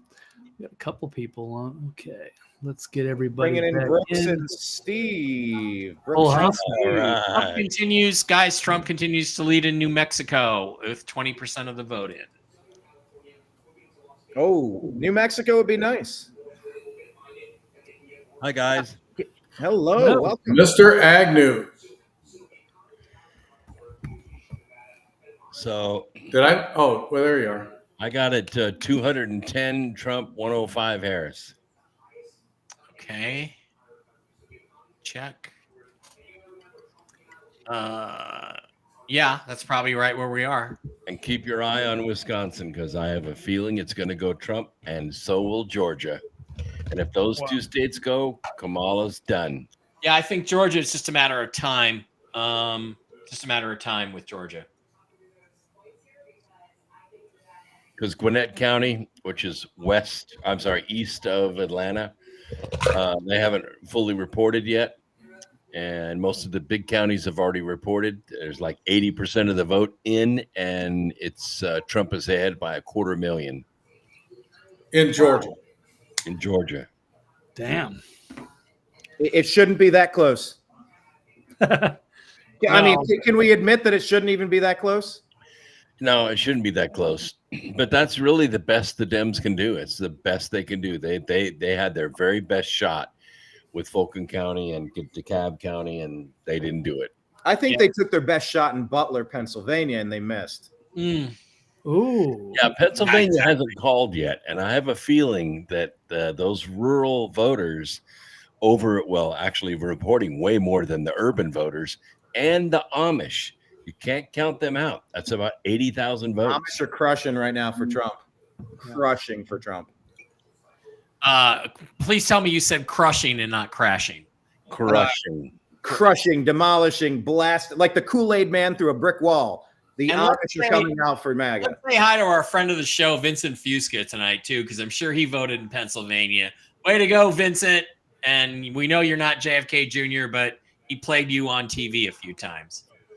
So, Brooks, yeah, North Carolina finally got called for Donald Trump. That was more of a nail biter than I expected. Do you think there were shenanigans involved with that? Well, I mean, we have a Democrat governor again. I just can't believe Josh Stein. He's only known in the east part of the state. Nobody even knows him here in the west. Yeah. If you go from anywhere from about Tri-Cities west, it's all Mark Robinson. But what surprised me is Charlotte Mecklenburg. Mark Robinson only got like 17% of the vote. It's just nuts. It just doesn't make any sense. Yeah. Well, that usually indicates shenanigans, right? So. Well, I think what did him in is the 250,000 voters that got disenfranchised during the flood. Mm-hmm. They all came out and voted, and you can't overcome that. Yeah. Trump, by the way, takes the lead in Wisconsin with 35% reporting, 49.5% to 48 point. So about half a percentage point lead in Wisconsin with 35% of the vote in. So there we go. Latest update. And again, now we're getting into the rural votes in Wisconsin, which they vote very much like Iowa. The rural Wisconsin votes very much like Iowa. So I look for Iowa to go for Trump as well. John Curtis elected to the Senate in Utah. Is that the Mitt Romney seat? Is Mitt's now gone, right? Mitt's gone. Yeah.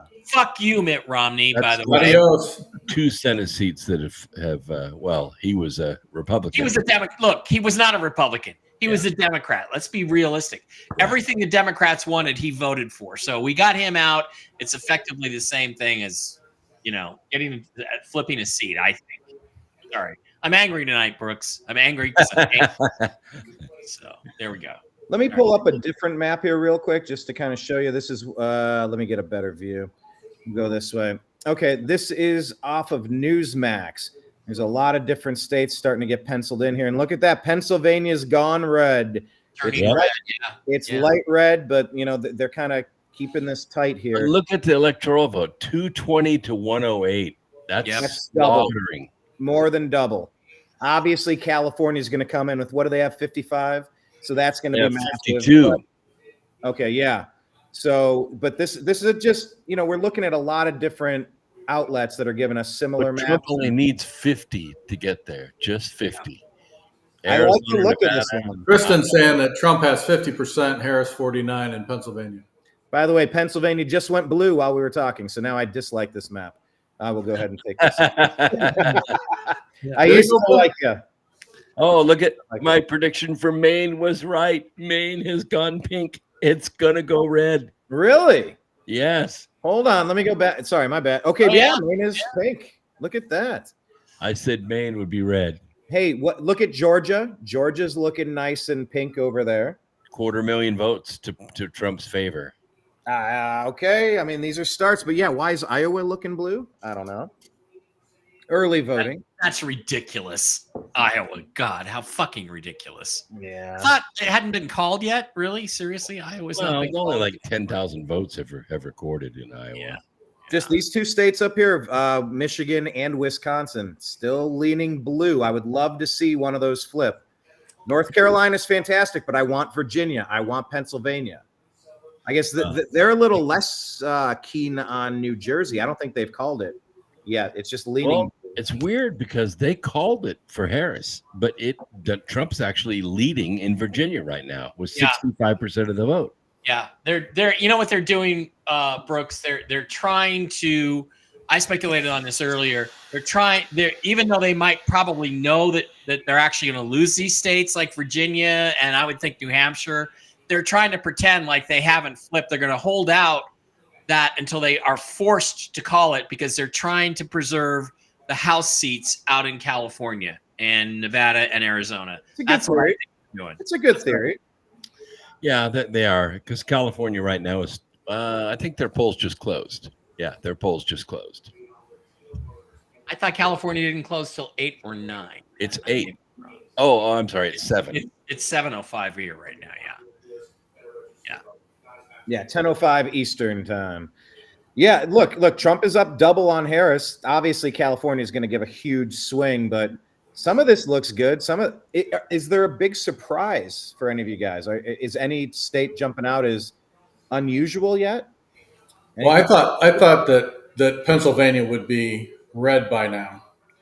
I thought that. Well, it just went red, pink. It went pink. Okay, there we go. Oh, nice. Trump's up by 24,000 votes. Yeah, that's all I got to say. Then 15 minutes later, I'm going to say it should be redder. It should be redder right now. By the way, if you can say that about every state, if that technique, if that special skill of yours, Minnesota, every state red by right saying now. it, please Minnesota say it should about be Michigan. red. Michigan should be red. Yes, Wisconsin keep going. Should be red. Yes, keep going. We're gonna edit this out. Minnesota might go red because Arizona, of the Muslim vote. Nevada, Idaho, Oregon, Washington. Well, we know Oregon won't be, but Idaho, Nevada, Arizona. Well, don't count Oregon out. You know, I made a speech up there in October of last year at Baker City. 13 counties were represented at this convention that I was at, and they were considering leaving the state of Oregon and being annexed to the state of Idaho. It was called the Greater Idaho Movement, and I made a speech, tore the place to the ground. I'm just telling you. This is the rich part of the state. A lot of these farmers are multi-millionaires. They've owned property for over 100 years and their family, and they're sick and tired of being raped by Portland and Salem. And I think they're going to exert a lot of pressure on Oregon. You might see Oregon go red. Well, I hope so. I mean, that's the way it was in a lot of the states. I mean, state of Michigan, Detroit is not Michigan, but they're the ones who decide the election. It's interesting you should bring that up, Brooks, because I just found this from the Associated Press. Where Trump continues to lead the popular vote with 39 million votes, but they've got Georgia, North Carolina, Virginia, Pennsylvania, Maine, Wisconsin, Minnesota, Kansas showing red, Arizona showing red. Oregon is now leaning red as of 3 minutes ago. That's right. The latest update Think from of the that. Iowa, Wisconsin, Pennsylvania, and Maine are all. I was only wrong on Oregon. I was correct on the rest of them. Yeah. And now these are based on, I believe, actual returns, not any sort of formula figured out based on exit polls, early voting, and actual results and historical results. Usually that's how they make their calls. But so then Virginia hasn't been decided yet. No, none of these have been decided. The ones that are shaded, but they're all now leaning towards Trump, which would be a really big victory. So I just want to see Virginia flip any moment because that's bullshit. They had them up as blue. Yeah, that is bullshit. Wait, what's bullshit with Virginia? Virginia being blue and called for Harris. Yeah. By the way, I have my popcorn with me. Good deal. We'll see. Share that with Mike all of gave us. us a 15-minute break to go have a snack earlier. Nice. We're probably not going to know the results from Pennsylvania tonight. Delay does not mean anything nefarious is happening. Yeah, fuck you. Hey, by the way, take a look. Wisconsin has now went pink. 226 for Trump is what. And so has New Mexico. And Decision Desk has now called Iowa for Trump, so we can stop with that nonsense about Iowa. So. Gentlemen, I don't want to get excited, but things are starting to happen. Yeah, Georgia is still pink. Georgia, Pennsylvania, Wisconsin. I mean, there it is, right there. Yeah, but New Mexico's pink. Oh, there it went. Yeah, 226. Trump now has 226. He only needs 44 electoral votes. Yeah. How about he takes California? Let's go. What if he takes California as the biggest double-barreled middle finger in the history of politics? Take California. All right, now they got Arizona is blue. It won't be. Sense. It won't be. But this map is looking good. Is everybody who's watching us, the 444 here, how many on Rumble, Mike? Over on Rumble, we are another at 383. So we're around 700-800 people. They all want to see the horse race. So whatever maps we can find, let's compare AP to what all of these sites are showing us. This is the Newsmax one. They're staying very on top of it. So Minnesota pay any attention to have the enough book, of a though. count to be putting something up there. Yeah, I'm gonna. Oh, okay. What do you got here? Donald Trump in Mar-a-Lago.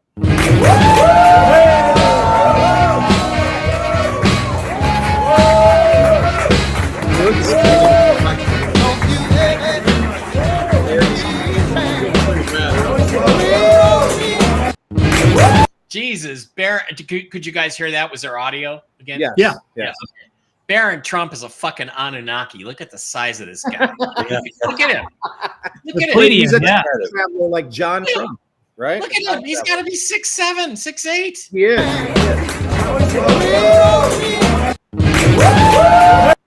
Yeah, he's a freaking. Oh no, he's 6'9". Yeah, 6'9". It's a giant. That's you're entering Manute Bull territory. 7'1". No, Manute Bull was 7'7". I know. By the way, I saw Manute Bull play once. It was bizarre. It was like it's pretty daddy strange. long leg spider. Rest in peace, Manute. You were a cool player. Cool player. We liked you. Yes. So it wasn't.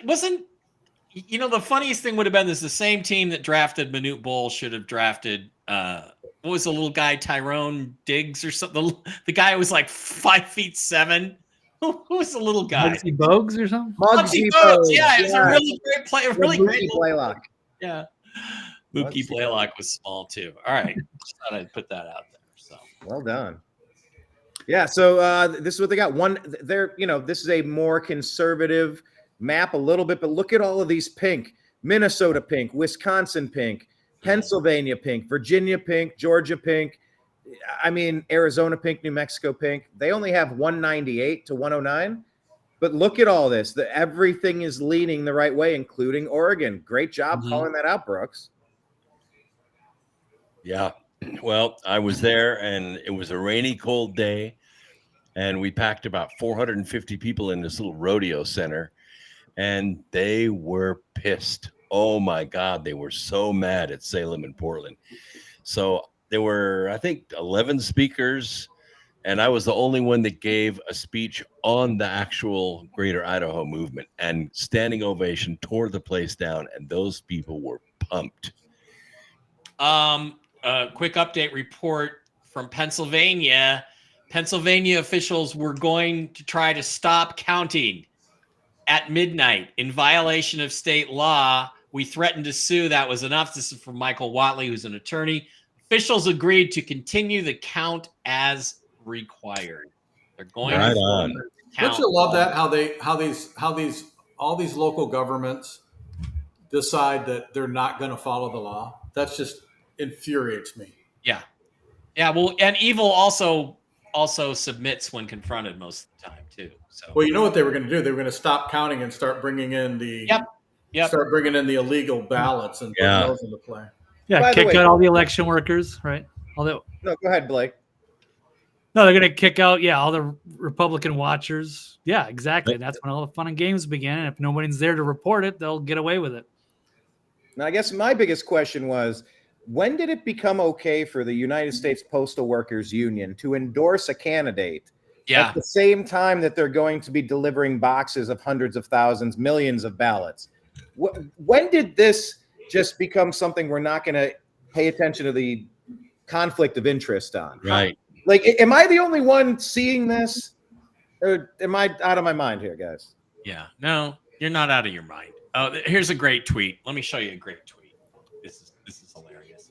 This is Gunther Engelman. Okay. Gunther Engelman. He says, if you turn off all the sound around you and listen really carefully, you can hear Harry Sisson lactating right now.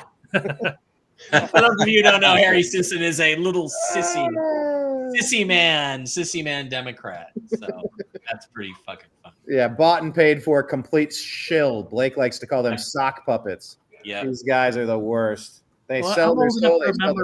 Yeah, I'm old enough to remember when the Democrat activists were grassroots. Now it's all AstroTurf. They're all these paid influencers.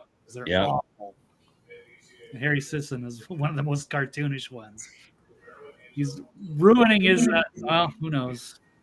We'll see what happens with his future, but it's given us a lot to giggle over the last few years for sure. He takes a lot of just abuse went. out. Okay, poly market odds for Donald Trump winning the presidency are now 87.9%, a new record, an even newer, bigger record that Trump's winning. All my peeps in Texas, I was just looking, are predicting that Trump will overwhelmingly take Texas. Yeah. Nice. Gave us a little scare earlier in the broadcast when it was trending blue. So yeah, it's like it's solid red for now. Let's hope it stays that way. Trump continuing to lead in Pennsylvania, 50.1% to 48.9%. Arizona just went pink. And watch this too. Here's another thing. Let me share this. Let me get back over here and share it. Or unless Brian, you can share. Oh no, go ahead. Which one?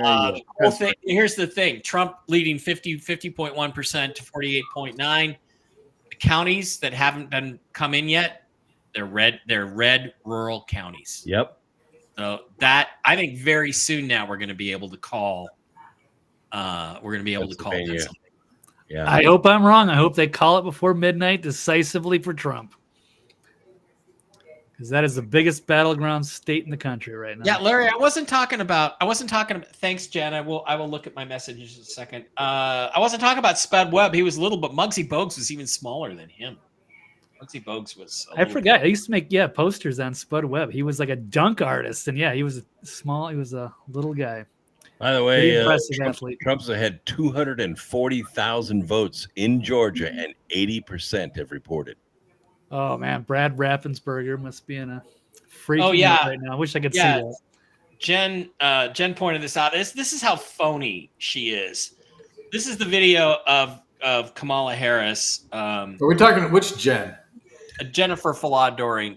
This is Kamala Harris. Where she makes today phone call. She's pretending to be calling somebody, and when she pulls it up, hang on, I'll enlarge it in a second. She holds her phone up, and she actually wasn't on her phone. She had her camera app going. So this is how phony Democrats are. This is how completely phony they are. There she is. She's pretending to talk to a voter. Oh, I'm just so relatable. Oh, thank you. Oh, thank you. Oh, thank you. And she holds it up, and it's actually her camera. She had her camera going. Well, she had to put the light on to make it look believable. But, that ended up backfiring in a big way. Dave Barra points out New Jersey is not showing as called on some of your maps. That's correct. And Trump is ahead in Virginia, which has been called. Why am I so big? Okay, so in Virginia, it has been called blue? Or it's called red? Some people have tried to call it blue, but it doesn't look like it's right now. It's not staying that way, and I'd say it's trending towards Trump. So we'll see. Yeah, it's blue on Newsmax, oddly, but it's not called on Real Clear. Well, every map we've seen tonight has been blue.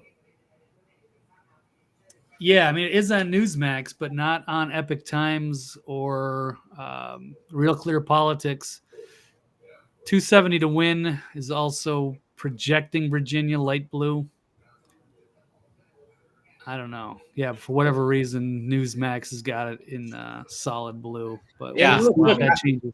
Every one of these maps is slightly different. There are some similarities and some differences. And I'm surprised with Colorado going blue, since the Democrats have allowed the vicious gangs to go in and take over apartment complexes and do their bidding across the state. I'm really amazed that any self-respecting person who lives in Colorado would vote blue, but they must be stupid. Okay.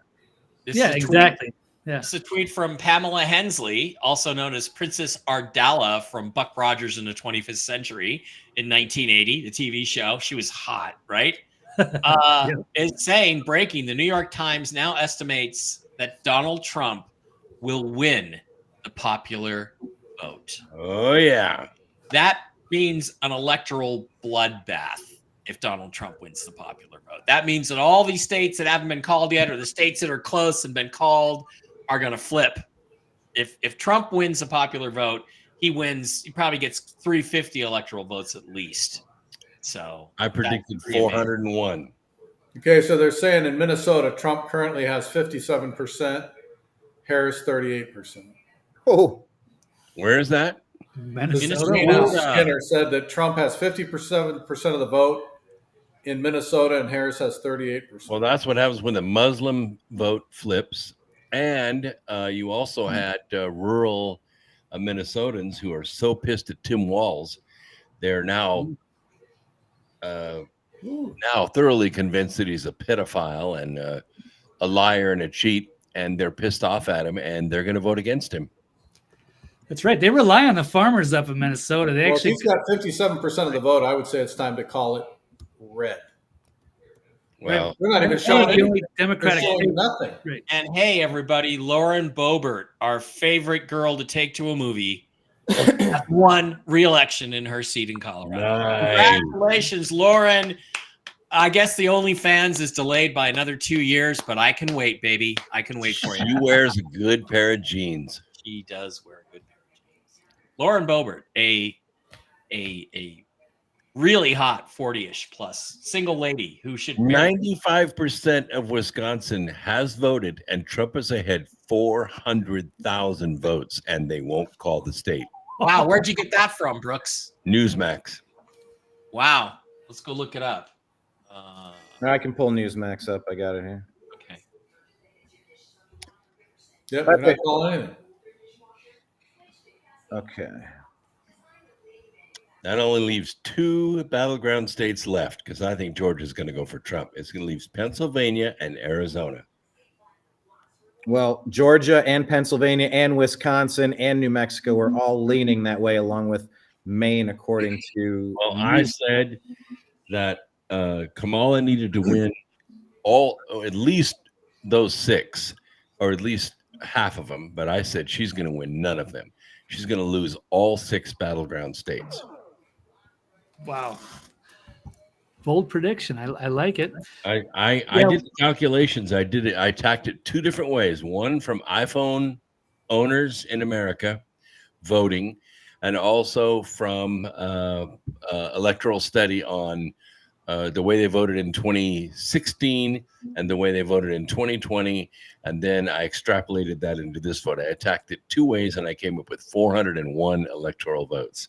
Brooks, quick question. How did you do the iPhone analysis? Can you expand on that a little bit? Yeah, because in 2016, I got called by, well, it was actually 2015, I got called by a pollster. And maybe it was 2016, mid-2016, June or July. And I said, I answered all the questions, and I said, now let me ask you a question. How did you find me? Why did you call me? And they said, well, because you have a landline. And I said, so you only call landlines? And they said, yes. I said, okay, thank you very much. So I called AT&T, and I asked them what percentage of households had landlines, and they said 15%. So I said, well, if that's true, I believe 85% of households have phones. They're just cell phones.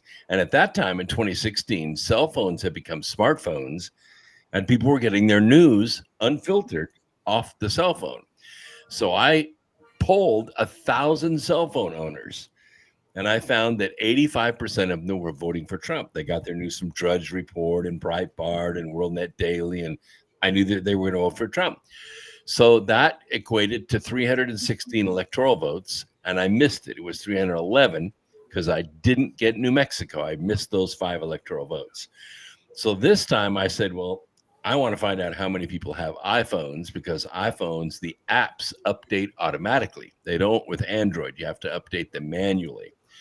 61% of the country owns iPhones, and 97% of the people in this country have cell phones, which means landlines are pretty much non-existent for residential use now.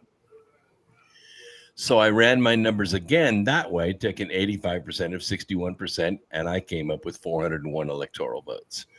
So I think that's where we're going to be. By the time this is all said and done, Trump will have 401 electoral votes, 417 if he wins Pennsylvania. Okay, a couple of updates. 90.3% now on Polymarket. So wow. That's again a record. New Mexico, a Republican, Irma Susana Chaparro, Democrat Irma Susana Chaparro just had her seat flipped. Ooh.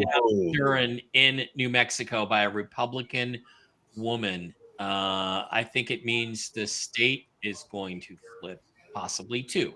So there we are. Ballot. There we are. Nice. That's important.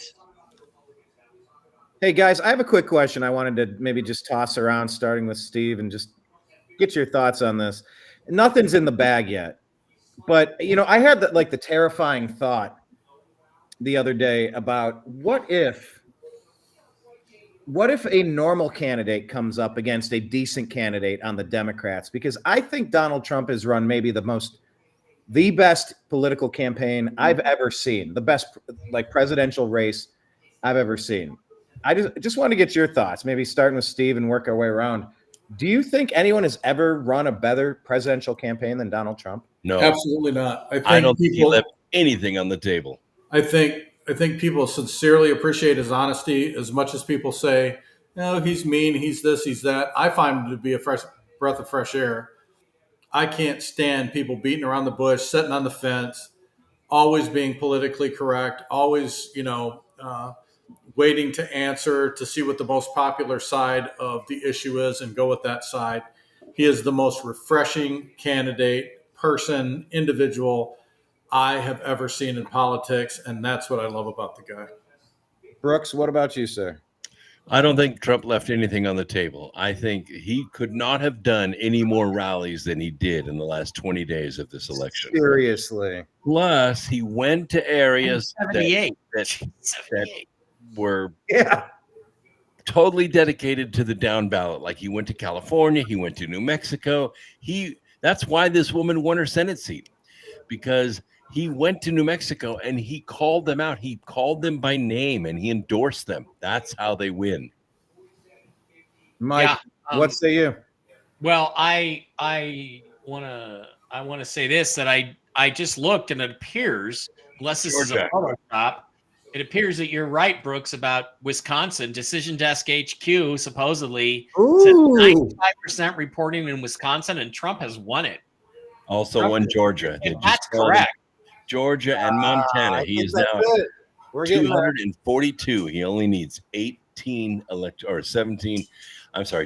electoral votes to win. Yeah. And here's again, guys, Wisconsin, 95% of the votes counted, and they won't call it. Because you know why? Because it will end the election. Everybody will know then that Donald Trump is the winner when they call Wisconsin. I wish the attorneys that they sent there would force them to at least put the numbers up. Yep, they're going to keep it close so people tune in. Otherwise, everybody's just going to, hey, all right, cool. All right, see you tomorrow. Yeah, and Zero Head says Decision Desk HQ predicts Trump has won Georgia. Yep. Wow. This is massive. Really nice. Okay, let's see. They can admit defeat in those swing states where they were heavily against him, then it's over. I don't want to get too excited yet. Yeah, let's stay here till 270. But yeah, Pennsylvania, Georgia. I mean, there's some interesting. Yeah, guys, to the question there, Brian, to the question. Yes, Mike. Of his campaign, given what's against him in 2016, they thought he was going to lose, so they didn't throw everything at him. They threw a lot at him, but not everything. This time, they literally threw everything at him. Every arrow they had in their quiver, they threw at Donald Trump, and he's still winning. So yes, this is a masterful campaign, and nobody, to all you Ron DeSantis fags out there, DeSantis, by the way, you know why? Because he's just like Stannis Baratheon. He'll never be the king. All of you queerbaits out there telling me about how great DeSantis was and what a great candidate he would be. He would not have been able to stand up for a week against the onslaught that they had shot at Donald Trump. And not only is he still standing, he looks like he's about that close to winning this thing. If Wisconsin and they even tried to kill him. And they tried to kill him. on top of everything else. Multiple occasions, yes. Did you call him DeSantis? That is an excellent nickname. DeSantis, yeah, that's what I call it, because I've got a whole list of what I call DeSantis retards on my Twitter, and so I periodically go in and tweet that and just tweet at them. And when this is over, I'm just gonna, again, tweet the whole thing about, DeSantis could not have done what we saw in this campaign. DeSantis wasn't going to the Bronx. DeSantis wasn't getting up in Butler, like just talking to the black voters. Yeah, I could see Ron DeSantis in his big clown shoe loafers going into a barber shop. Well, his fake cowboy boots to make him taller too. I mean, exactly. Give me a break. This was always Trump's era. This was always Trump's opportunity to kind of fix what once went wrong, reminiscent of Scott Bakula, kind of traveling through time in Quantum Leap, of course. But no, this was always Trump's redemption arc. And I've never seen somebody run a better political campaign than this. We'll see how it shakes out. But yeah, I just worry about a normal Republican, a normal conservative trying to win. Kamala is unarguably, what's the word there? Inarguably. She's the least qualified we've ever seen. A complete empty vessel, afraid to answer a simple question. If we can barely eke out a win against this with the best campaign ever, it just makes me worry a little bit. By the way, I want to say thank you to Scott Holt. Big chunk. Thank you, Scott. You're a fucking rock star. Okay. But I was going to show you guys something else here. Guess what's already started in Seattle? They have already started. This is another sign we have won because it's starting.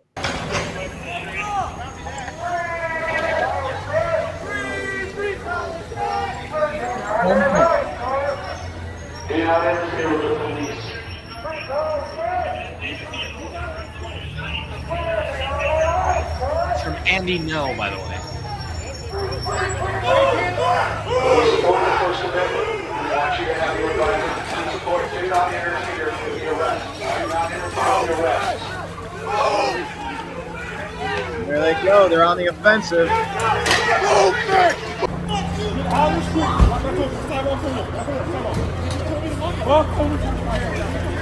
Blake, we saw this stuff in Chicago. No. We saw this in Chicago. All right. No, they weren't those are like Antifa people with like the black umbrellas and shit. They are Antifa people we saw in Chicago were pretty nice, pretty tame. That was not Antifa masks and black suits and ski masks. Well, you know what needs to happen? I know what I really worry about. Joe Biden better put his affairs in order because, Kamala is going to be in position between the election and Inauguration Day to set some executive orders in place if Joe Biden is out of the picture. Ooh, okay. Interesting twist on things. They certainly could. They're going to go for broke and empty their playbook. They have to. They're going to do something. They're not just going to roll over. This is not going to be a peaceful transition. So everybody, better be ready for anything and everything. Yeah, but you know what? You got to, at some point, let the Tim Walz go ahead and let Walz allow Minneapolis to burn. It's kind of like you were saying earlier, Steve. They're going to take care of themselves, right? Yeah. Yep. Always. By the way, I was going to say, Brian, that the whole DeSantis thing comes from back to DeSantis. DeSantis. I just wanted to finish that off. I started using that because, there's this scene in Game of Thrones where Stannis is trying to convince his brother to support him and all this, and he looks at him and he goes, "No one wants you to be king, Stannis." And that's what I always would say to the DeSantis supporters is, no one wants you to be king, DeSantis. Nobody wants you to be the president. Just fucking go away. And he's a backstabbing little weasel for even running against Trump. He was obviously being funded by the deep state to try to undermine. Yep. And I just never. I will not vote for that guy if we do not completely throw out the corporate constitution and go back to the Republic under the Confederacy, the Articles of Confederation. which basically throws out all of the amendments after 1871. If we don't go back to that and Trump can't run again, I'll tell you one thing: I'm never, ever voting for or supporting DeSantis. I don't care what. Well, Trump can run again, right? Because he sat out for 4 years. Can he run another one extra term? That is debatable. That is disputable. But here's the thing: now this gets into some complexities here, but if the United States became a corporation in 1871, which it did, then this is a corporate set of bylaws. It is not the U.S. Constitution. It is, remember, the original Constitution was the Constitution for the United States of America. The current one is the Constitution of the United States of America. What's the difference? Explain the difference for the layman. Go back to the Constitution for the United States of America. There's only the first 12 amendments. There's no 13th Amendment. There's no 22nd Amendment, meaning the president can run as many times as he wants. No income tax. No income tax. It all goes away. So Trump simply needs to declare the republic restored. And I'm not the 47th president. I'm actually the 19th president of the republic, which are things that could happen. And I want to remind you guys, and I'll try to dig up the picture. When Trump was inaugurated the first time in 2017, at the end of the concert, the inaugural concert, they shot off fireworks and it said USR.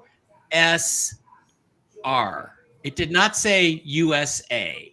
It said United States Republic. And I have always believed that was a message. Apparently it's going to take 8 or 9 or 10 years for that to be implemented. But those are possibilities. I mean, those are not things that are off the table. As crazy as they may sound. So I don't think Trump is necessarily going to be bound. By the 22nd Amendment. It doesn't have to be, from my perspective. So there we go. That might be possible. Brooks, Elizabeth Lighttower saying, love Brooks. He's so cool. Yeah. By the way, they're saying Georgia's been called for Trump. Yeah. Yes. I don't know. Can we confirm this? Let's pull up the big map here. Yes. Let's maybe switch to the ET. We'll share this one, Epoch Times, and take a look. Let me go into this. Trump's at 242. All right, right here, Georgia still not being called on this map. Let me go to, oh, my Lord, look at the Newsmax. Look at the Newsmax. Hold on. Where's the tab here? Come on, Brian, you have one job. Let's get it done. Let's go. Let's go. Let's get it done so Mike can go take a nappy or something or take a downer.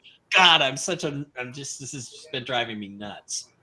Yes, it's showing on my screen, but yeah, it looks like they could be called Georgia. And we saw Iowa was called. We saw that Iowa had been called by several different. And that means Wisconsin's going to go. So Iowa's blue?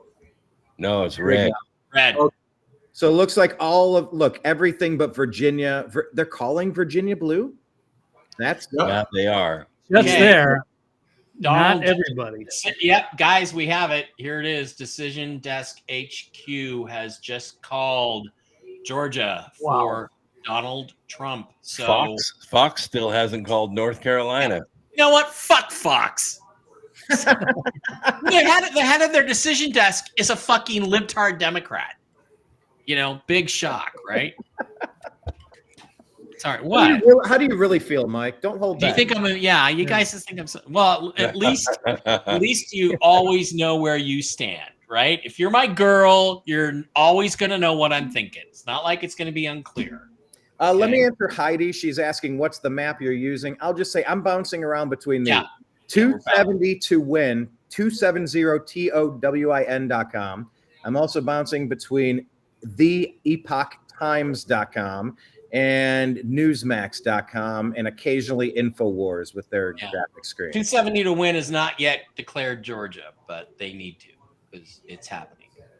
Yes. Let me pull this one back up again on the big screen here as we're all watching the scoreboard. Pennsylvania leaning Trump, Georgia called, North Carolina, South Carolina, Tennessee, Kentucky, Ohio, West Virginia, Indiana, Iowa, Maryland, Arkansas, Oklahoma, Kansas, where are we at? Nebraska, San Diego, San Diego, South Dakota, North Pennsylvania going. Looks like it's red. Donald Trump is now up by 6.2 million votes in the popular vote. 6.2. It changed Pennsylvania from blue to pink, leaning red. Yeah. Now let me pull it up again. Yes, it's leaning pink. Okay. I'm seeing some panic right now. I'm looking at like the I have a list just like Mike has a list. I got my hacks, flacks, and lackeys, and they are definitely concerned about the everything that's been happening. All the developments are not going their way, and they're preparing for their resistance after Trump wins. Can we just everybody stay in line? We're going to take this over 270, but things are looking good. Cautiously optimistic. Can we just talk about Trump's energy at 78 years old? Anyone care to make a comment on what you've seen with his, like the just tenacity, going 2, 3, 4 locations in a day? Almost as good as mine. I mean, look, the guy gets shot at, and he stands up and starts screaming, "Fight, fight, fight!" Yeah, exactly. If I got shot in the fucking ear, I'd be like, "Get me to the hospital! I'm bleeding." I wouldn't be like that, but we know what I do, right, Mike? We know what I do when I get shot in the face. I'm like, Mike, you just shot me in the face. Okay, yeah, like, dude, you shot me in the fucking face, man. What the fuck's wrong with you? And he started shooting at me. He had this Magnum, this dirty hairy gun. He started shooting at me. I had to run. That's okay. Both of you, can you tell us the real? Can you tell us the full version of the shot in the face story? I've heard I was putting Mike through training, but I want to hear all of it. I was putting Mike through training. It's a very simple story. I was putting him through training. He started in a rapid fire. Somehow he got off target, shot some rocks over at the side. It ricocheted, shot me in the face. Actually, you felt it sting, right? And then you were bleeding. Entered the side of my face. Yeah. I reached up, the round fell into my hand, and I said, "Mike, you just shot me in the face." And then I said, "Okay." And in my typical style, I said, "Reload, keep going.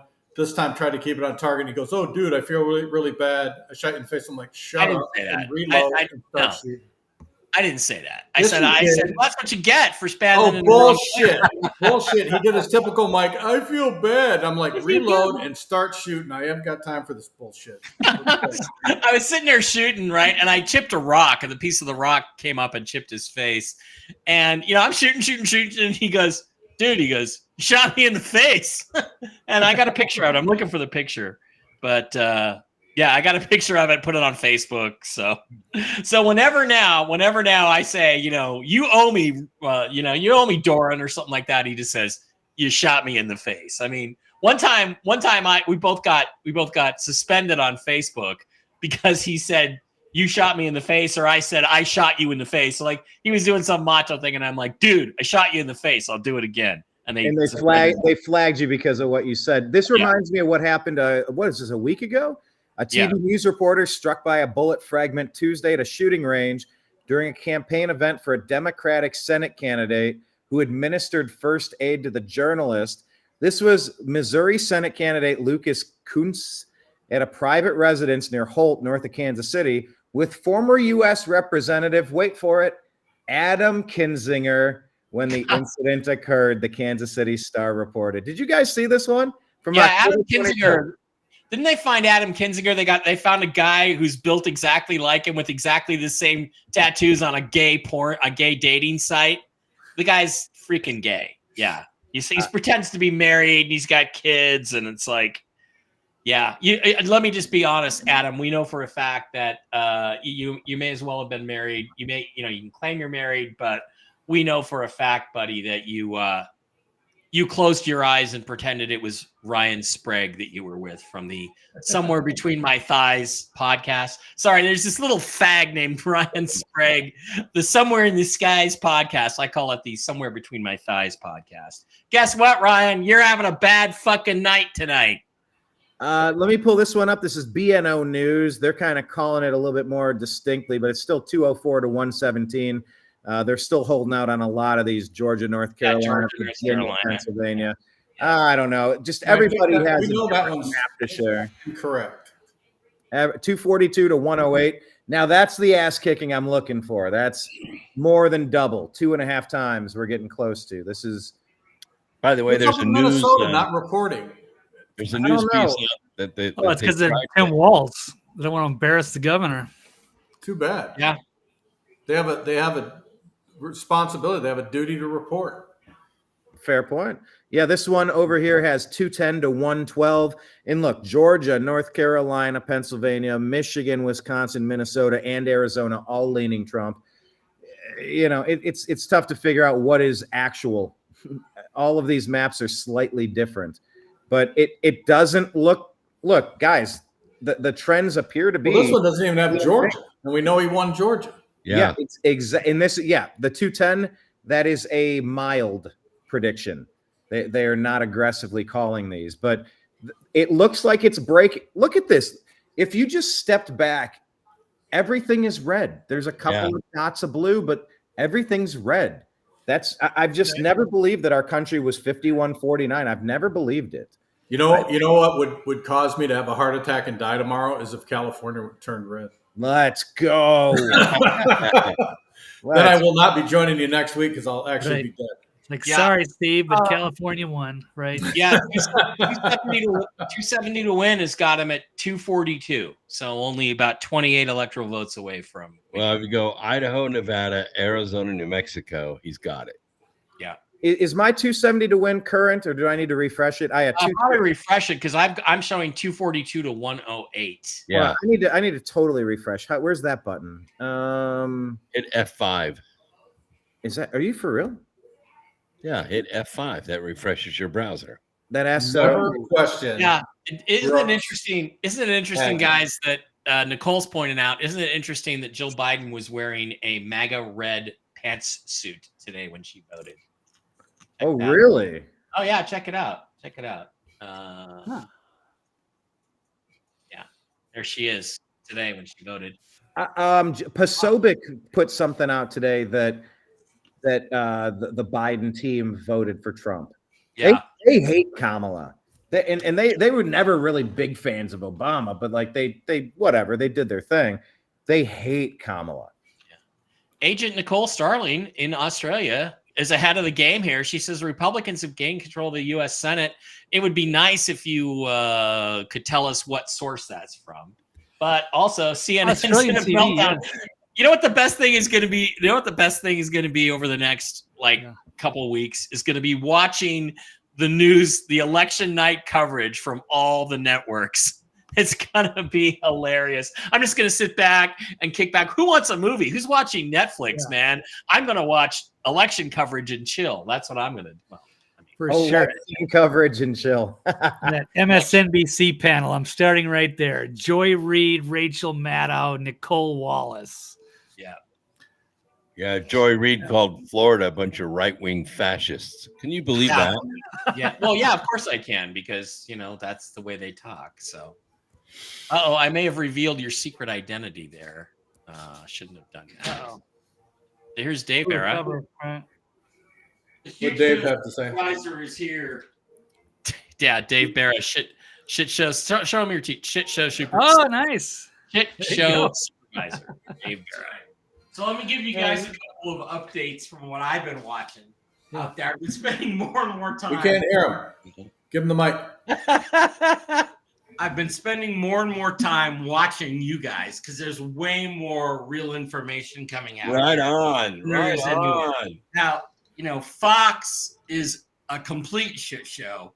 Yeah. They're just absolutely garbage. Okay. They're absolute garbage. I'll say that much. I went around the main networks. Okay.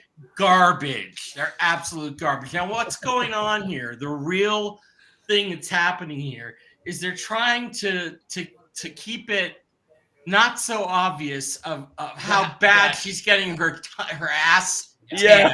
Yeah. I mean, it's happened. I mean, and some of the sites have New Jersey in Kamala's column. Others have New Jersey still out.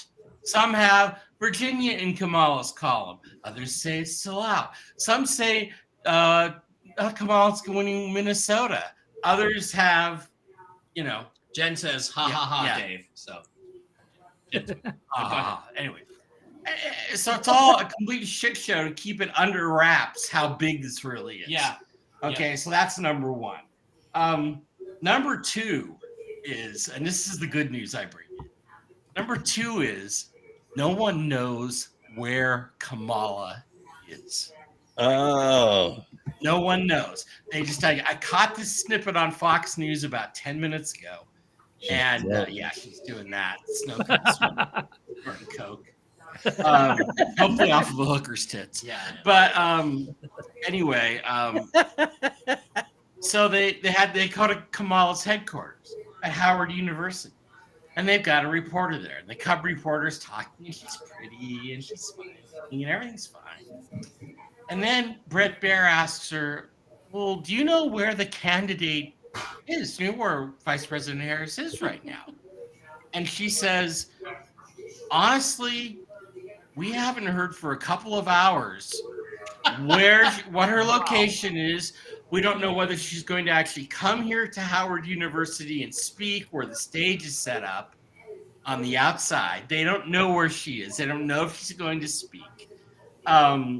And then Brett Baer goes, "Well, when was the last time?" He's holding his phone. And he goes, when was the last time you heard from one of your Democrat sources? Because it's been a couple hours for me. And she goes, "Yes, it's been about that same time for me, Brett." And so basically those people they've all gone dark. They're going away. They're hiding. They're suffering. It's hilarious. Breaking news on Arizona. Donald Trump has 45% of the vote in, so half of it there. Trump 49.6%, Harris 49.5%. Wow.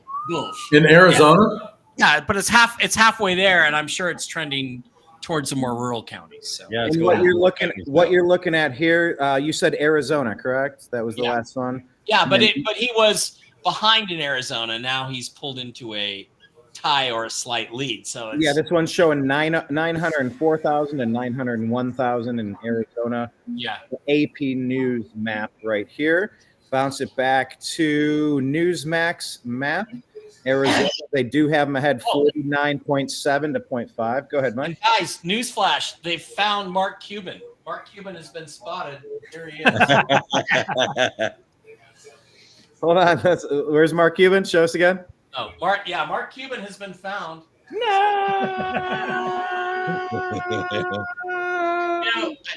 The thing that's really bothering me too is it's like, has Virginia been called or not? Has Minnesota been called or not? Has New Hampshire been called or not? I mean, you look at all these, like here, the one Brian's got up right now. Virginia is light blue, which means it's still in play. It's still in play. New Mexico still in play. Yeah.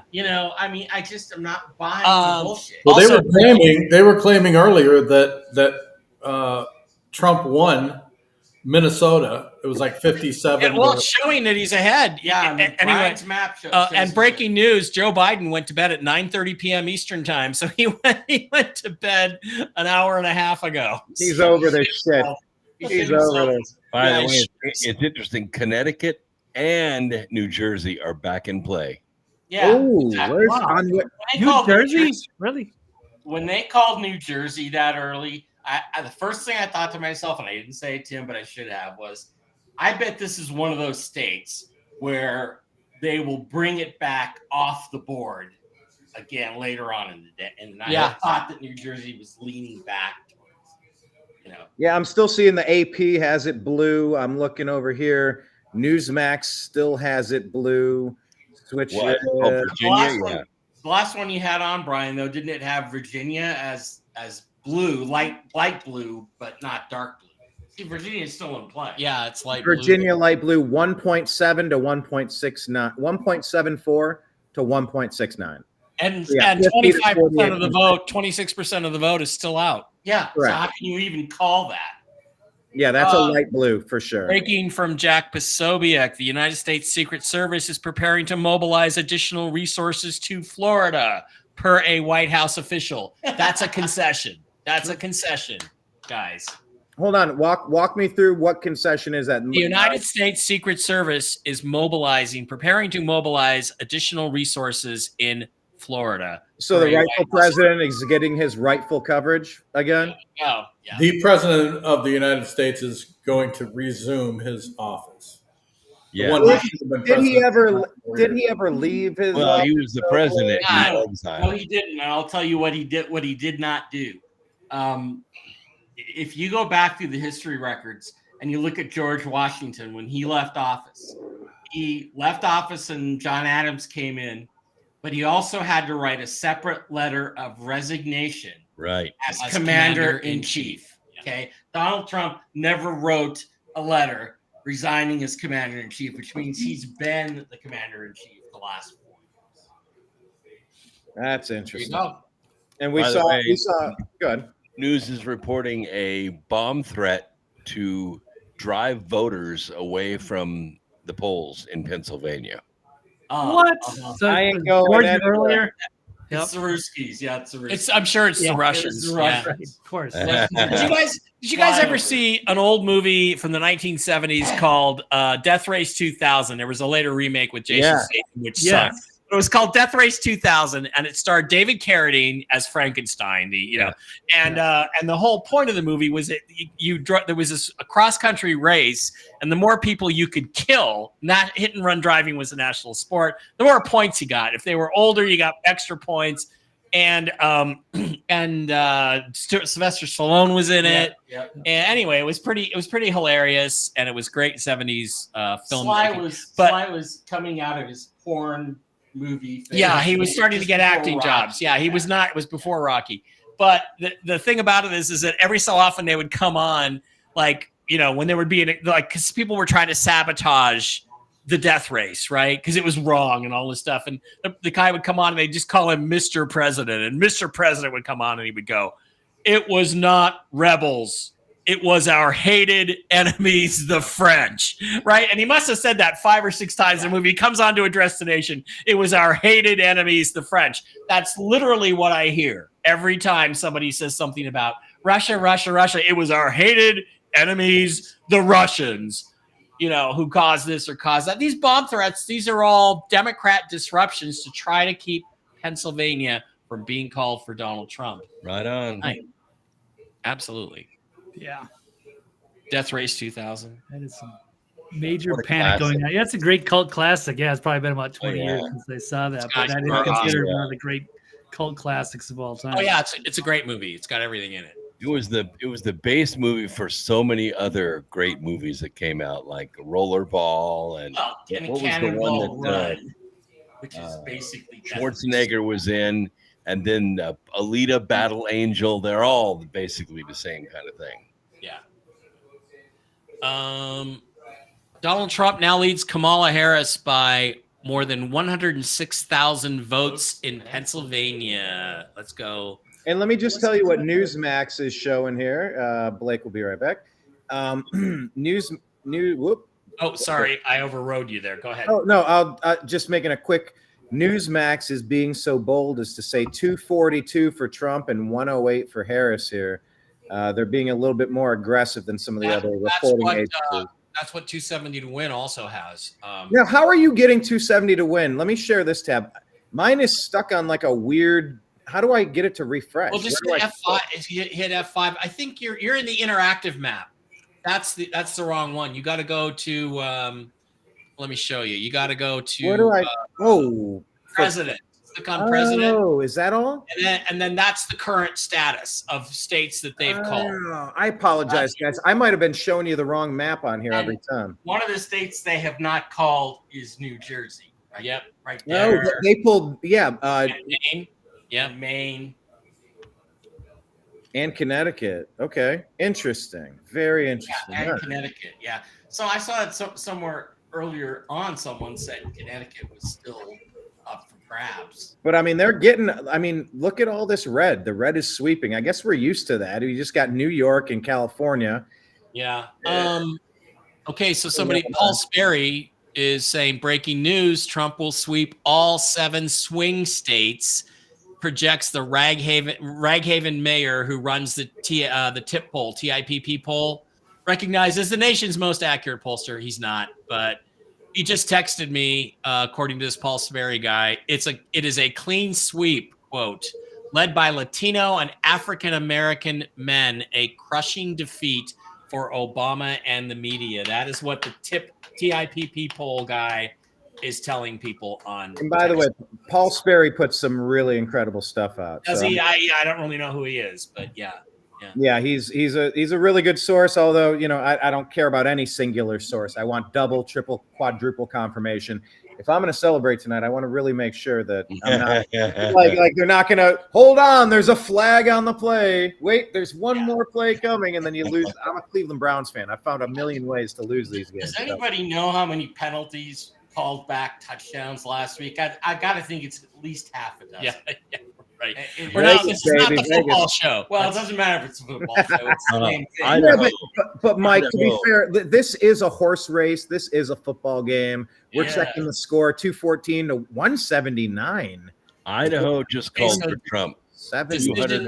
Decision desk is calling California for Comswalla Horace. How do you call California when the polls closed, or is it 8 o'clock yet? Yeah, I think they just closed, but. Again, this could be one of those. Well, when you count all the votes before everybody votes, it's easy to call. Yeah. Yeah. They could plot back, but okay. Here, let me go to AP. I haven't been to this one in a minute. Let me pull the AP one up. Yeah, they're showing 214 to 179. Now the California's in play, Washington's in play, Oregon suspiciously not in play. Idaho reported. Maine has only 16% of its vote counted. Wow. I know, Christine. Happy dance, fat lady singing. Exactly. I want to smoke a cigar, relax. And by the way, this is good advice, even though she's Australian. Fill your cars up with gas, buy a few extra gallons of water, stay out of the downtown areas and away from government buildings. Trump's going to win, baby. Yeah, that's what we did today, right? Yeah. And it was funny because I was sitting there and the whole angel numbers thing, 1111, right? And I said to him, what's going to happen is that about one or two, the exit polls are going to come out and the full breadth, the full scope of Trump's victory is going to become apparent to everybody in the news media that knows how these things work. And you're going to be able to see it on their faces. And I looked down and it was like 11:11 right when I said that. I'm like, that's fucking weird. But that seems to be exactly what's happening because it looks like the news media people have known this from the beginning, from this afternoon. Let me just point out something interesting here. If you go to Oregon, look at Oregon. Well, let me get to. You're on refresh. Here and I'm looking at. There it is. I'm looking at. Here's New Jersey. I told you. Connecticut still in play. Maine leaning Republican. Pennsylvania leaning Republican. Wisconsin leaning Republican. So now let me just say this. This is Newsmax. Newsmax is a little bit more aggressive pro-Trump as you would expect. They're saying 246 to 162 with Oregon in play. Let me just switch over to AP. If you go to AP is matching the other site here, 214 to 179. Oregon, a shade of blue, with Washington and California going blue, along with Colorado, New Mexico leaning blue. Let me switch back over to Epoch Times. They have the exact same score as that one, 214 to 179. Oregon leaning blue, Colorado blue, New Mexico leaning blue. We're just seeing we're seeing some similarities and we're seeing some differences for sure between these maps. I don't know which one you can take. By the way, Brian, it's the Epic Times, not Epoch. I call it Epoch. It's Epoch. I think it's Epoch. Epic would be EPIC. EPOCH is Epoch. All right, let's have a little report from Comswalla Horace headquarters here. Let's see what's going on. She looks miserable. Let me just give you a gut check here about what we are hearing here as we've been sitting here reporting from the Harris headquarters. And I think the operative word right now is silence. There's not a lot being said because the Harris team appears to be searching for bright spots in the map as these results very, very slowly come in. Searching for bright spots and also very aware of the warning signs throughout the electorate in Virginia, in Iowa, in other places. I am told that Milwaukee and Detroit and Philadelphia, that is what the Harris campaign tonight is holding out hope for, more votes to come in. They have always said the blue wall was the most straightforward path. Now it may be the best, not only at all, because Georgia is also something that is developing tonight. Yeah, I mean, I still hear from Harris aides that they feel good about Georgia, but it is very, very close. The blue wall still remains the best option for her in this moment. Okay, so that was 3 hours ago. Oh, So, 10 wow. seconds. So No, sorry. wait, it was 7:52. 7:43. Oh, next poll's closed 7:43. I think that would be Eastern time. So this is a couple hours ago. No, 10:52 p.m. Eastern time, right here. Okay. 7:52. Okay. Pacific. Okay, so there's And Georgia is off the board, so I don't know what these guys are doing. I got one to share for you real quick. Here's a little bit of a compilation. This one ought to be nice. Let's play this. Here we go. If the Democrats fail, it might be the end of American bureaucracy. Our bureaucracy really is in fundamental. And what they're doing here, by the way, when they keep using their fake buzzwords of democracy, they've made an AI voice cloning software to switch our democracy with our bureaucracy. Listen to it this way. If the Democrats fail, it might be the end of American bureaucracy. Our bureaucracy really is in fundamental peril. The foundations of American bureaucracy under attack. They want to destroy our bureaucracy. We are a bureaucracy in danger. We're watching an election where people are on the ballot openly advocating the end of bureaucracy. That's what Republicans are doing, attacking bureaucracy, attempting to destroy bureaucracy, and they're doing it with glee. This is the We are doing it with end glee. of bureaucracy in America. When will America stop sleepwalking towards the end of bureaucracy? Right. It's Democrats versus, as Bill Kristol says, the end of bureaucracy. We are essentially, as Neil put it, one vote away from sort of the end of bureaucracy as we know it. I think our bureaucracy and the stability of that bureaucracy is really the thing on the ballot and really so important. Let me see your gay dating site thing there, Adam. Okay, look, we're not there yet, but let's face facts, right? If Donald Trump is hammering Kamala Harris so hard right now that they would have to make the guy who pulled him off of her King of England. That's how bad he's hammering her right now. There it is, 246 to 162 if you're feeling optimistic, according to Newsmax in their map right now. Well, I want to see some of these states who aren't reporting at all to start throwing some numbers in there. Yeah, I mean, you're stuck at 214 to 179. Like I said, that's the one on Epic Times, and AP as well. You got Minnesota and Nevada. They're probably going to go red. But Minnesota, I want to see what their numbers are. That's Wisconsin.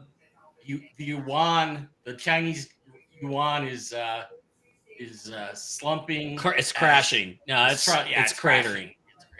What percent is the yuan down? What percent? It's down 1.01%.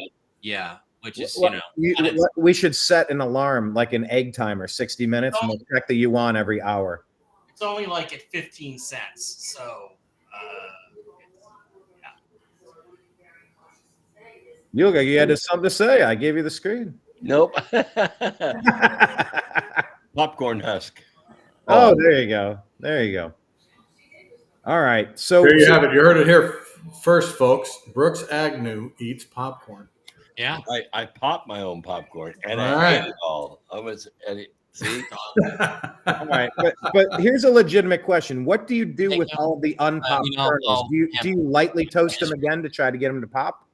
Do you eat them as they are? Do you toss them? What do you do with them? Almost every Dave's going to step out for a little bit. Barkley needs his.